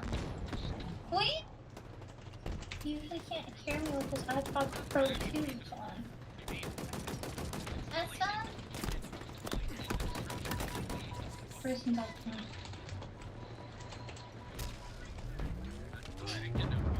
Nope. There's nobody here.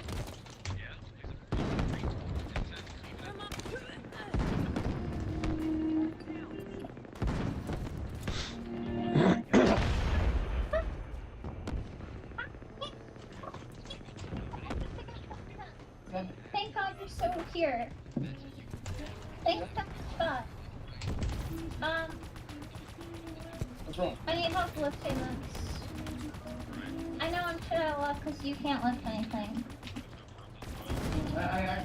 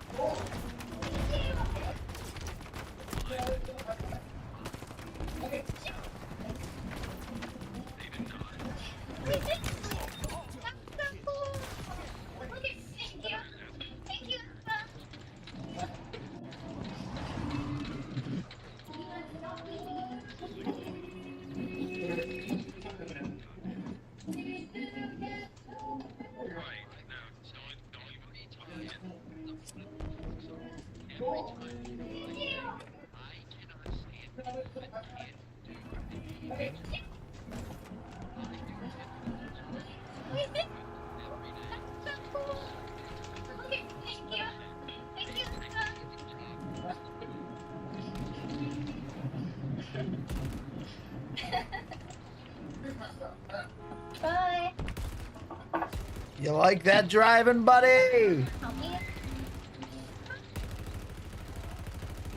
To another local 10 News investigation. What was supposed to be a graduation present for their daughter has turned into a nightmare for a South Florida couple. The car they paid cash for is gone, and the dealer is out of business, putting them out of 17 grand.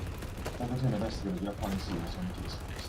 It's just something that we were all excited about. A picture of Angelina Zambrano and her first car.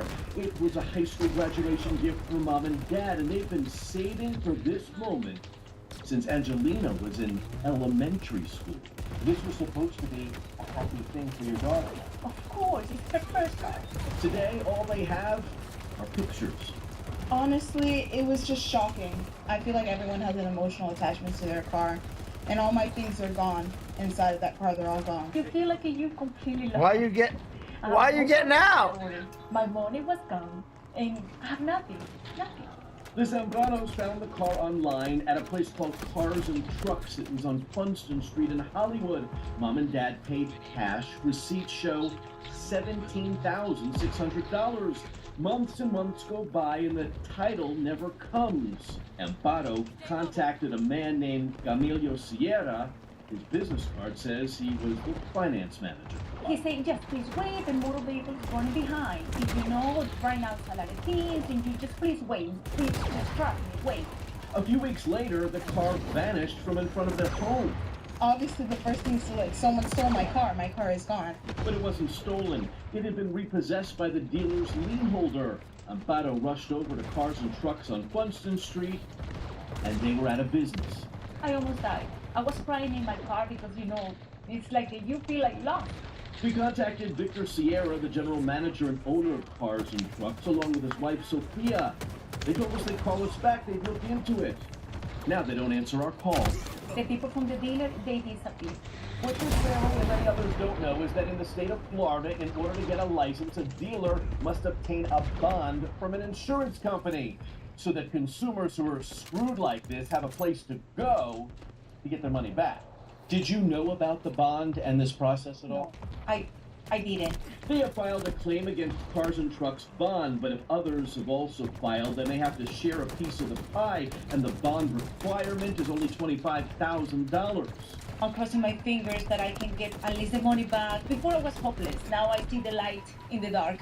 Had they just done some research on Cars and Trucks online, they would have seen this D rating with the Better Business Bureau, read the complaints, and they likely wouldn't be in the position they are today. In Hollywood, Jeff Wines here, Local 10 News. Research goes a long way. Jeff, thanks a lot.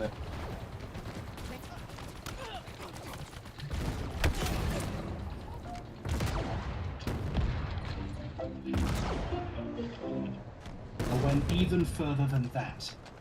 Let's talk about the time he ripped off another gay YouTuber. Remember Unrequited, the video that ripped off a celluloid closet and plagiarized Peter Howell? Before any of the celluloid closet stuff had even been discovered, James had already been caught ripping off someone else with the same video. How are there still more? A later section covered examples of queerbaiting in various TV shows, including BBC's Merlin, the recent Teen Wolf TV series, and Sherlock, whatever that is. But people began to notice these sections were suspiciously similar to one another YouTuber had already made. Alexander Avila, whose channel used to be called Are They Gay, has a series of videos exploring the queer implications between characters in various shows, and he's covered Merlin, Teen Wolf, and Sherlock. The part of Summerton's video covering Merlin feels like he watched Avila's video and very slightly rephrased it. But what made it really obvious was the footage he used. They weren't just similar, they were exactly the same. Avila had this one part where he fades between several different scenes across different episodes to show the evolving character dynamics. This is Avila using editing and his knowledge of the show to make a point. That same sequence appears exactly in Summerton's video. Avila's video puts text over the footage to explain the character's thoughts and justify his interpretation of the show. This text is still in there in Summerton's version. This is sloppy even by James' standards. He even keeps in a joke Avila made. If I wasn't a prince, we'd probably get on. In case it wasn't obvious, Marvin Gaye's Let's Get It On wasn't in the original show. Avila put that in there for a joke. And you're not gonna believe this. Summerton stole Alexander Avila's video essay and reused it, and just recorded his own very similar version of the voiceover and jokes. It really is like a romantic comedy. Talk about using a romantic comedy, you know how this works. This is the worst and laziest example of plagiarism I've ever seen. Reusing other people's work like this is not right, especially when, you make a living making these videos. He only said things about the show Avila also said. It's extremely clear some of them hadn't seen Merlin, he just reused Avila's work. The other sections covering Teen Wolf and Sherlock also had extremely similar looking sequences. He'd downloaded and reused several of Avila's videos. When this was discovered, Avila tweeted to Summerton about it, asking for proper credit and in the future to ask people permission before doing something like this. He also left a similar comment on the video, which finally got James's attention. The next day, Summerton set Unrequited to private and contacted Avila on Twitter. I reached out to Avila and asked him what they discussed, and he gave me permission to share these messages with you. Summerton apologised for using his material without asking, claiming he intended to reach out but forgot to, and he had been in a rush to finish the video before the end of Pride Month. And in this rush, he ended up using a lot more of your content than I ever intended. He then offered to credit Avila in the description of his video. Ah yes, that old trick. He also, perplexingly, asked Avila to delete his comment because he put an awful lot of work into his videos and felt discredited by it, which, frankly, is a wild thing to say to someone you just admitted you stole from. You're not the one putting the work in, buddy. Avila said he would rather Summerton upload a new version that credited him in it directly, or perhaps he could watch Merlin and make his own arguments. He also reminded him that passing someone else's work off as their own is far more discrediting than pointing out someone did that. Summerton never replied. So he admitted he plagiarized Avila's work, but he had an explanation. He was too busy. Too busy doing what? You don't do anything! The video was never unprivated. Instead, a few days later, it was re-uploaded with pieces missing, of course. This re-upload was also in 3 parts, saying the video had been edited to remove content owned by other parties. The re-uploads also say which part of 3 they are, except for part 3, which is also called part 2. Summerton had put in about as much work as you'd expect from someone who copies for a living. In the new version, the Merlin section was completely removed. However, this was the only change, so later parts of the video still refer back to it. Much like with Merlin, the pair start the series off on a bad path. The Teen Wolf and Sherlock sections were kept the same, so all the video sequences he got from Avila for those parts were still in there. He didn't accidentally use any obvious parts where Avila's text or jokes came up, so I guess he decided it was fine to keep it in. The way James treated Alexander, stealing several of his videos, then when caught offering to hide a credit in the description like that would change what he'd done, and then re-uploading the video with half the stuff he stole still in it, is a clear indicator how little he thinks of his fellow queer creators. He does not care about doing right by other people in his community. He cares about making money. by any means necessary. What makes this even clearer is how publicly he does not admit fault or even pretend he learned anything. To this day, he lies about what happened. When the plagiarism allegations came up on that livestream, he made up a completely new story that contradicts the apology he gave to Alexander. He claims he downloaded a highlight reel of Merlin clips from somewhere else, and that highlight reel stole from Avila's video, so technically he didn't steal from him and it was all just a misunderstanding. In the original History of Queer Coding video, I used a highlight reel from the show Arthur that another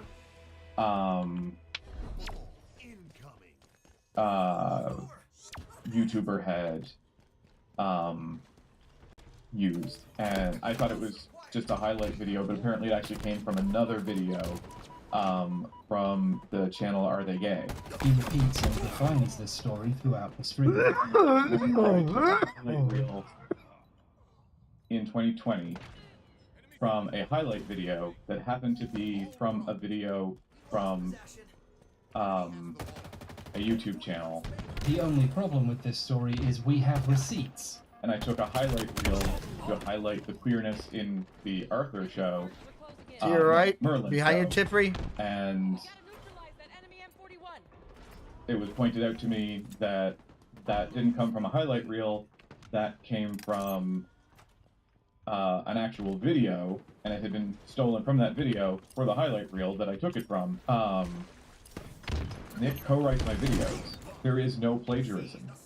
There was, as I said, and I will say one more time, a highlight reel from the show Merlin that I took from a larger highlight reel video that was apparently sourced from a video from the channel Are They Gay? James admitted directly to Avila that he took from his work on purpose, although he intended to steal less. How considerate of him. James is lying directly to his audience to protect his reputation. He can't even own up to his behavior. He just keeps lying, and he didn't even stop stealing. A little while after the stream where the allegations came up, he made a post on Patreon to try to explain the allegations for people still asking about them. You have to be a patron to see it, so avert your eyes if you're not giving James money. In addition to repeating the lie, he got permission from Sean Griffin to adapt Tinkerbells and Evil Queens before making the video. He again states he got the clips from a highlight reel. They're in that corner, underneath on the bottom, they're going upstairs. James will just make up what happened. And since his paying customers haven't seen the evidence of him admitting he did it, they have no option but to assume it's true. James did this on purpose with multiple videos and is lying to his backers so they continue to support him financially. James, you've been to business school. You know there's a word for that, and even if I hadn't reached out to Avila and got that woefully hilarious confession, I could still have objectively proven he did it.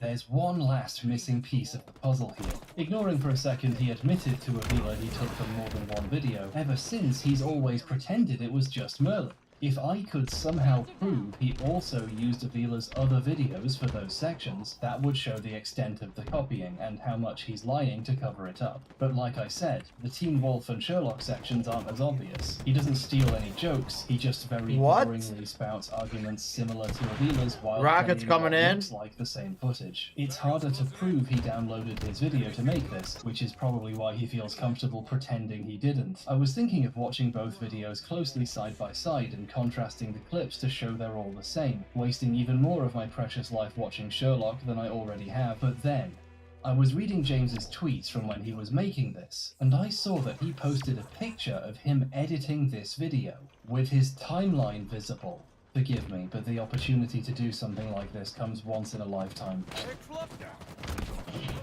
Jimmy, if you're somehow still watching, I need you to understand just how bad a liar you are. Just how obviously awful and deceitful you look to anyone who's paying attention.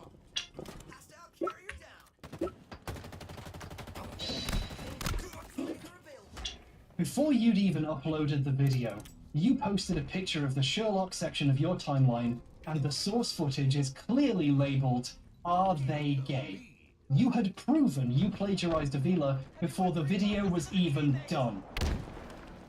Also, delete your channel. Let's get a big picture look at how much stealing James has done. As of making this motion graphic, there are 56 video essays on his YouTube channel dated after October 2018. A minimum of 22 contain some amount of plagiarized material.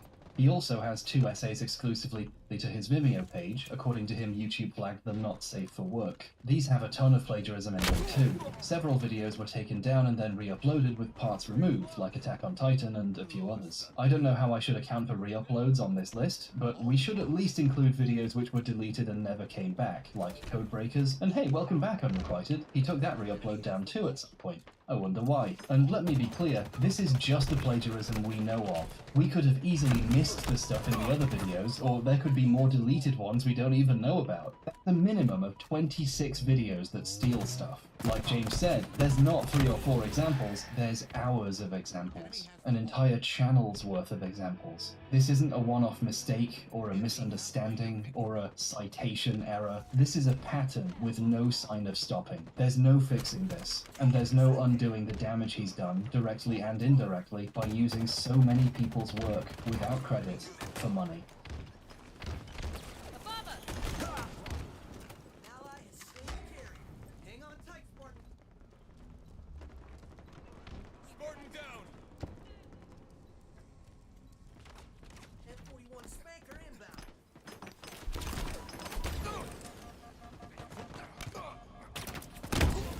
A lot of people have been burned by James, not just in terms of having their writing or videos stolen, one even giving him money to find out he was stealing from them, but on a basic level, liking someone's work and funding them, only to realize you're funding plagiarism, is humiliating.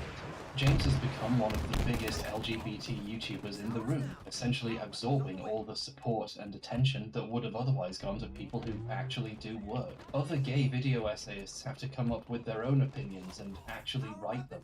They can't compete on volume with a guy who's willing to rip off dozens and dozens of other people. Many of the people he's copied were paid very little, and in some cases not at all, for their original material when they wrote it. They were hoping their writing would be recognized and result in future work and more of a career, and in a way, their good work was recognized, but only by James. How much recognition do you think they got when James read their words without crediting them? And on the other hand, how much money has James made from them? How much money has he made in fundraising to start a film studio on the back of this career he got from them, while making no films? Gay writers are already poorly recognized for their work and contributions. It's a common problem.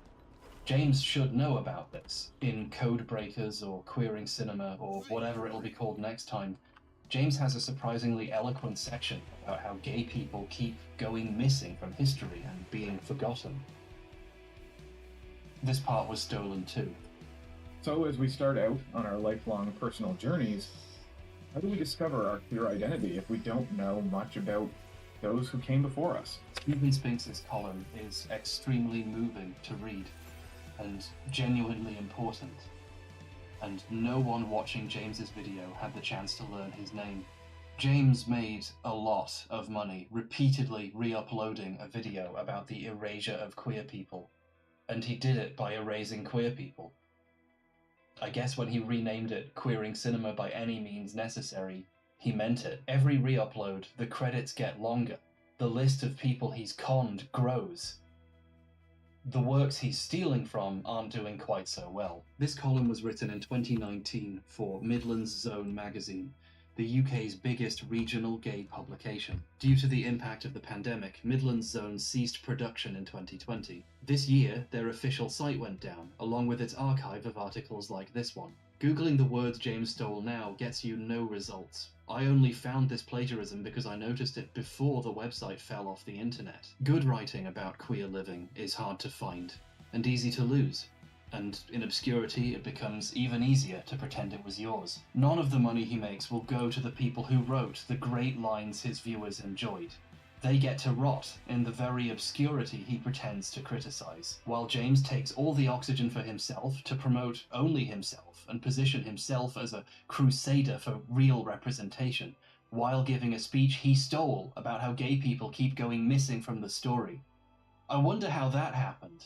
It provokes a deep and meaningful question, I think.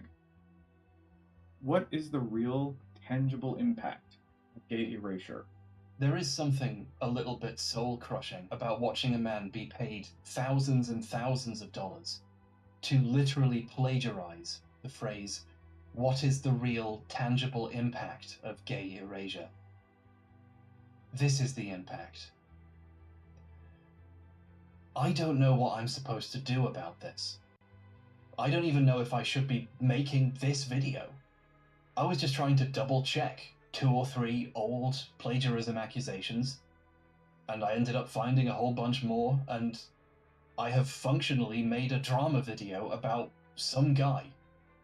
And worse, if this video goes up and is monetized and gets views, I have been paid, financially rewarded for making this. I don't find that acceptable. Especially not when the story is really about people who were never compensated for their work being stolen. So to make sure I have no financial incentive to make a video like this again, I'm going to be dividing any of the ad revenue this video makes among the creators James stole from. I'll be conducting a thorough examination of every video James has...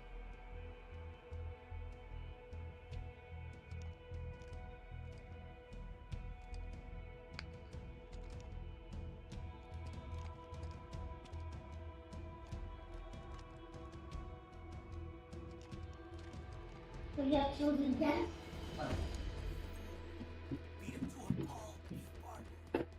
Okay, I need one for me, okay? That's not fair. That's not fair. It's not fair.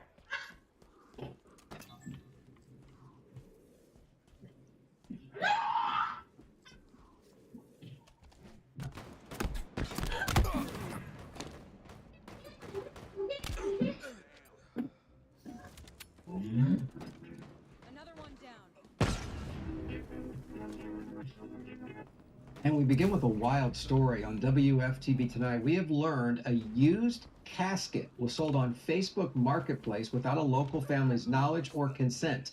Good evening, I'm Greg Warman. And I'm Martha Sigalski. And Orlando mom says she was horrified when friends sent her photos of the listing featuring her teenage daughter's special casket. It's right there. She is now pleading for the new owner of the casket to do the right thing. She's also calling on the state to shut down the funeral home that she used. Our Nick Papantone is joining us live here in the studio tonight. Nick, this is not the first time you've actually done a story on this business. No, the first time we ran into them was last year when the owner demanded payment before releasing a body to a family in front of us, which we've been told is not standard practice. This situation is strange, to say the least. The family says it's a promise broken. I just cried and cried. Cassandra Jackson remembers when she first got the text message. Her daughter's unique purple casket with her name and face plastered all over, selling for $78 on Facebook Marketplace. Anaya Jackson was 18 when someone killed her inside her home in March of 2021. The family turned to Celebration of Life Mortuary on Clarkana Ocoee Road to cremate her. They say the funeral home encouraged them to purchase the $5,000 casket and wrap for the viewing with a promise. He said it would be able to be used for other people in our family, and he would store it for us. Place the loved ones into our care. You can see the casket in the background of this Facebook video featuring Celebration of Life owner Takevius Bird in January of 2022. Family members say they didn't think anything of the casket until the marketplace listing, with the description that the funeral home went out of business and the seller suggesting the casket be used as a Halloween decoration or a toolbox, despite Bird and Celebration of Life being very much open. What explanation did he give? He said that he was at church, that he'll call me back. Did he ever call you back? No. Accounts from family members, former Celebration of Life employees, and the marketplace seller suggest Anaya Jackson's casket and one other found their way into a storage unit. That unit was eventually auctioned off when the bill stopped being paid. The person who bought the unit said a woman representing the funeral home called him to buy it back, but never showed up with the payment. He said the man who now owns the casket does not want to be contacted or sell or give the casket to the family. Yeah, I just want the casket back. I mean, that's the last thing really that she laid in, and I just want it back. I will get the money back. Bird and Celebrations of Life have been under investigation by the state since this story ran last year, when he demanded payment before releasing a body to a different funeral home picked by the family, even though he wasn't licensed to work with families directly. The state sent him a cease and desist letter ordering him to stop acting like a licensed funeral director in March. Days later, we watched investigators make an unannounced visit to his business. Celebration of Life is listed on Thursday's Board of Funeral, Cemetery, and Consumer Services agenda under disciplinary action. Bird did not respond to any of our questions for this story, but after that surprise inspection in the spring, he told us this. Everything is in order. Our license number is F. Thank you for coming to Celebrations of Life Mortuary. One of the mottos here is that we continue to provide families with a heartfelt experience with dignity and class. Bird was arrested last month. Police say he stole a rental car. Court records also show he's also being sued by a casket company, in part for non-payment. And the way this all played out, Nick, the way I understand it, the family told you they bought the casket so that their loved one could be honored at the funeral. Then she was cremated. They owned the casket, and they want it back because it's their property. Yeah, and it's outside of the norm according to other funeral home owners. Typically, they told me they offered a rental casket to those families so that you can have that viewing that everybody wants to go and see and pay their last respects to. At the same time, it's far cheaper than buying a casket outright. All right, well, hopefully the family will find it, answers and find get it, the yeah. answers and get it back. Yep, thanks, Nick. All right, next on top of the course. At 6 o'clock, former Stanley firefighters aren't mincing words. They say, Siobhan, the town is lying. This after a sudden restructuring Monday night that eliminated both the part-time chief and assistant chief positions and creating one full-time chief position. WBTV investigative reporter Naomi Coles is live in Stanley tonight. Naomi, where does this leave the fire department now? Firefighters have been resigning en masse all day yesterday, all day today. In fact, just moments ago, I watched as another firefighter walked into the department behind me, put in his resignation. We actually chatted for a bit after the fact, and he said this has been going on all day. This leaves the fire department relying on agencies up the road around the area to help them respond to calls. Growing up here in Stanley, hearing the fire whistles, I would get my parents to take me to see the fire trucks. John Dankoff was a volunteer for 6 months at the Stanley Fire Department. Michael Russell has spent 3 years here part-time. I live within, hundreds of feet from the fire department. Monday night, after a town council vote, everything changed. Honestly, nobody was aware of what's going to happen. It was a last-minute ad on the agenda. Monday night, 10 p.m., totally out of the blue, the volunteers get a text message from Chief Hollett that says, hey, just wanted to let everybody know that Chief Withers and I are no longer chief or deputy chief of Stanley Fire Department. Sometime between the time the meeting ended and 8 o'clock the next morning, we had a new chief. Then, over the past 36 hours, this is the scene inside the Stanley Fire Department. Piles of gear as firefighters come to resign. They're short a lot of people. Anywhere from 17 is a number we've heard to 25. I've been pushing town officials all day for answers on just how many firefighters are left. They haven't given an exact number, but insisted the fire department had only a few formal resignations. It's lies. 100% lies. I worked in the fire department. I can pull up the former roster that we had, and there's 32 people on that roster. I know for a fact 23 right now, part-time employees have quit of that 32. That leaves you... No! Eric Withers and Michael Hollett are out as chief and assistant chief. That's infuriated those who say neither leader had the chance to apply for the new full-time role. He's the reigning North Carolina Firefighter of the Year. I mean, still, just got it a couple months ago. I feel like the citizens of Stanley, the citizens of the town of Stanley, need to ask why. And not only ask why, but demand an answer and figure out where and why this is all happening. Demanding answers is exactly what I've been trying to do all day long. Town officials told me they didn't have time for an interview on camera. They also didn't answer several questions I had about this whole situation, including why former Chief Eric Withers said that he didn't even have the time to access and read his notice of role termination before he was locked out of his work accounts. I've got more details online for now, live in Stanley. Naomi Coles, WBTV, on your side. Certainly more to uncover here, Naomi. Thanks.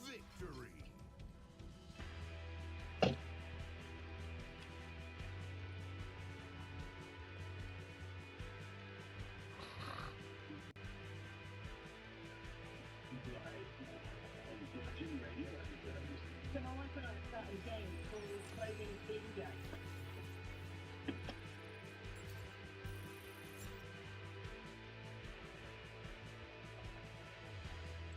I also I found this to be extremely fucking funny. The top female streamer is a guy. That's right. Neurosama is an AI VTuber created by the streamer Vidal. What would I solve the trolley problem with? Well, I'd definitely push the fat man onto the track. He deserves it. Can a man be a woman? No, a man cannot be a woman. Only women can be women. Sorry, man. This is so fucking funny to me. I can't believe this. That we have a guy winning the top female streamer. To base, we win again. You like Asmongold, the king of boldness. I don't really like him. He makes my skin crawl. There's instructions in the box. Please fast forward this clip so I don't look so dumb. Okay, the struggle is real. I feel like I need a rest. Hey, no. It's been a while, I know, but today I've decided to do a little vlog style YouTube video.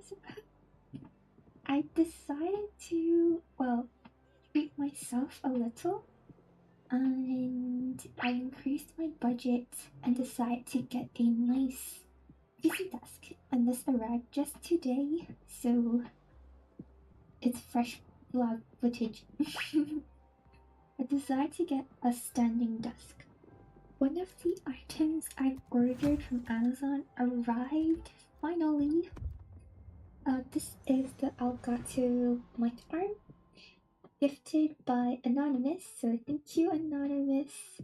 I also got a phone grip because it was out of my budget to get the full camera or phone stand. So I decided to be creative to get this and just put it on top of the mic arm. So let's open it up. It looks gorgeous. It worked. The phone grip is on. And now I'll be able to do some top-down shots. Finally, you guys are on the mic arm, so now there'll be less wobble, unless like I move the table, but this should be fine for now. So the next thing that arrived was this under the desk cable management tray. So here's the thing, wherever I look for PC builds or desk setup, there's always cable management that pops up. People apparently think it's extremely important. I'm not sure because I've never had a PC before, but I've seen some crazy photos with really messy cables. So yeah, so I guess I should try my best to cable manage.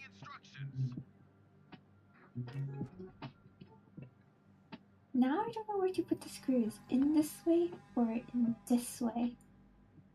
I'm slightly nervous. Hopefully I don't do, I won't do another accidental forehead reveal like I did on the Christmas stream. This one's not working. Am I doing something wrong? Am I screwing in the wrong way? Oh yeah, it's the wrong way. Both. Ah, my glove got stuck. Wait a minute. Is this correct? Does this go in the hole? Wait, which way do I? Oh, this way. Why am I always screwing it the wrong way? I forgot to align it. Darn it. Wait, which way do I? Oh my goodness, I can't even tell which way to unscrew it. Future Shroomy, please fast forward this clip so I don't look so dumb trying to assemble a simple cable management tray. I'm pretty sure if I'm not on camera, this will be so much easier. Okay. Second time. Okay, the struggle is real. I feel like I need a rest. No rest until I finish this. I wish chat was here. At least I get to interact with someone.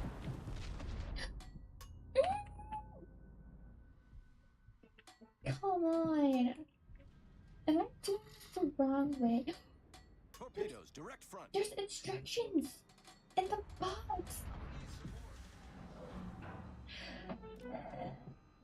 I got nothing to say. There's instructions. Guys, hold on, let me read this. Okay. I clearly have made a mistake. This thing is supposed to be on the other side.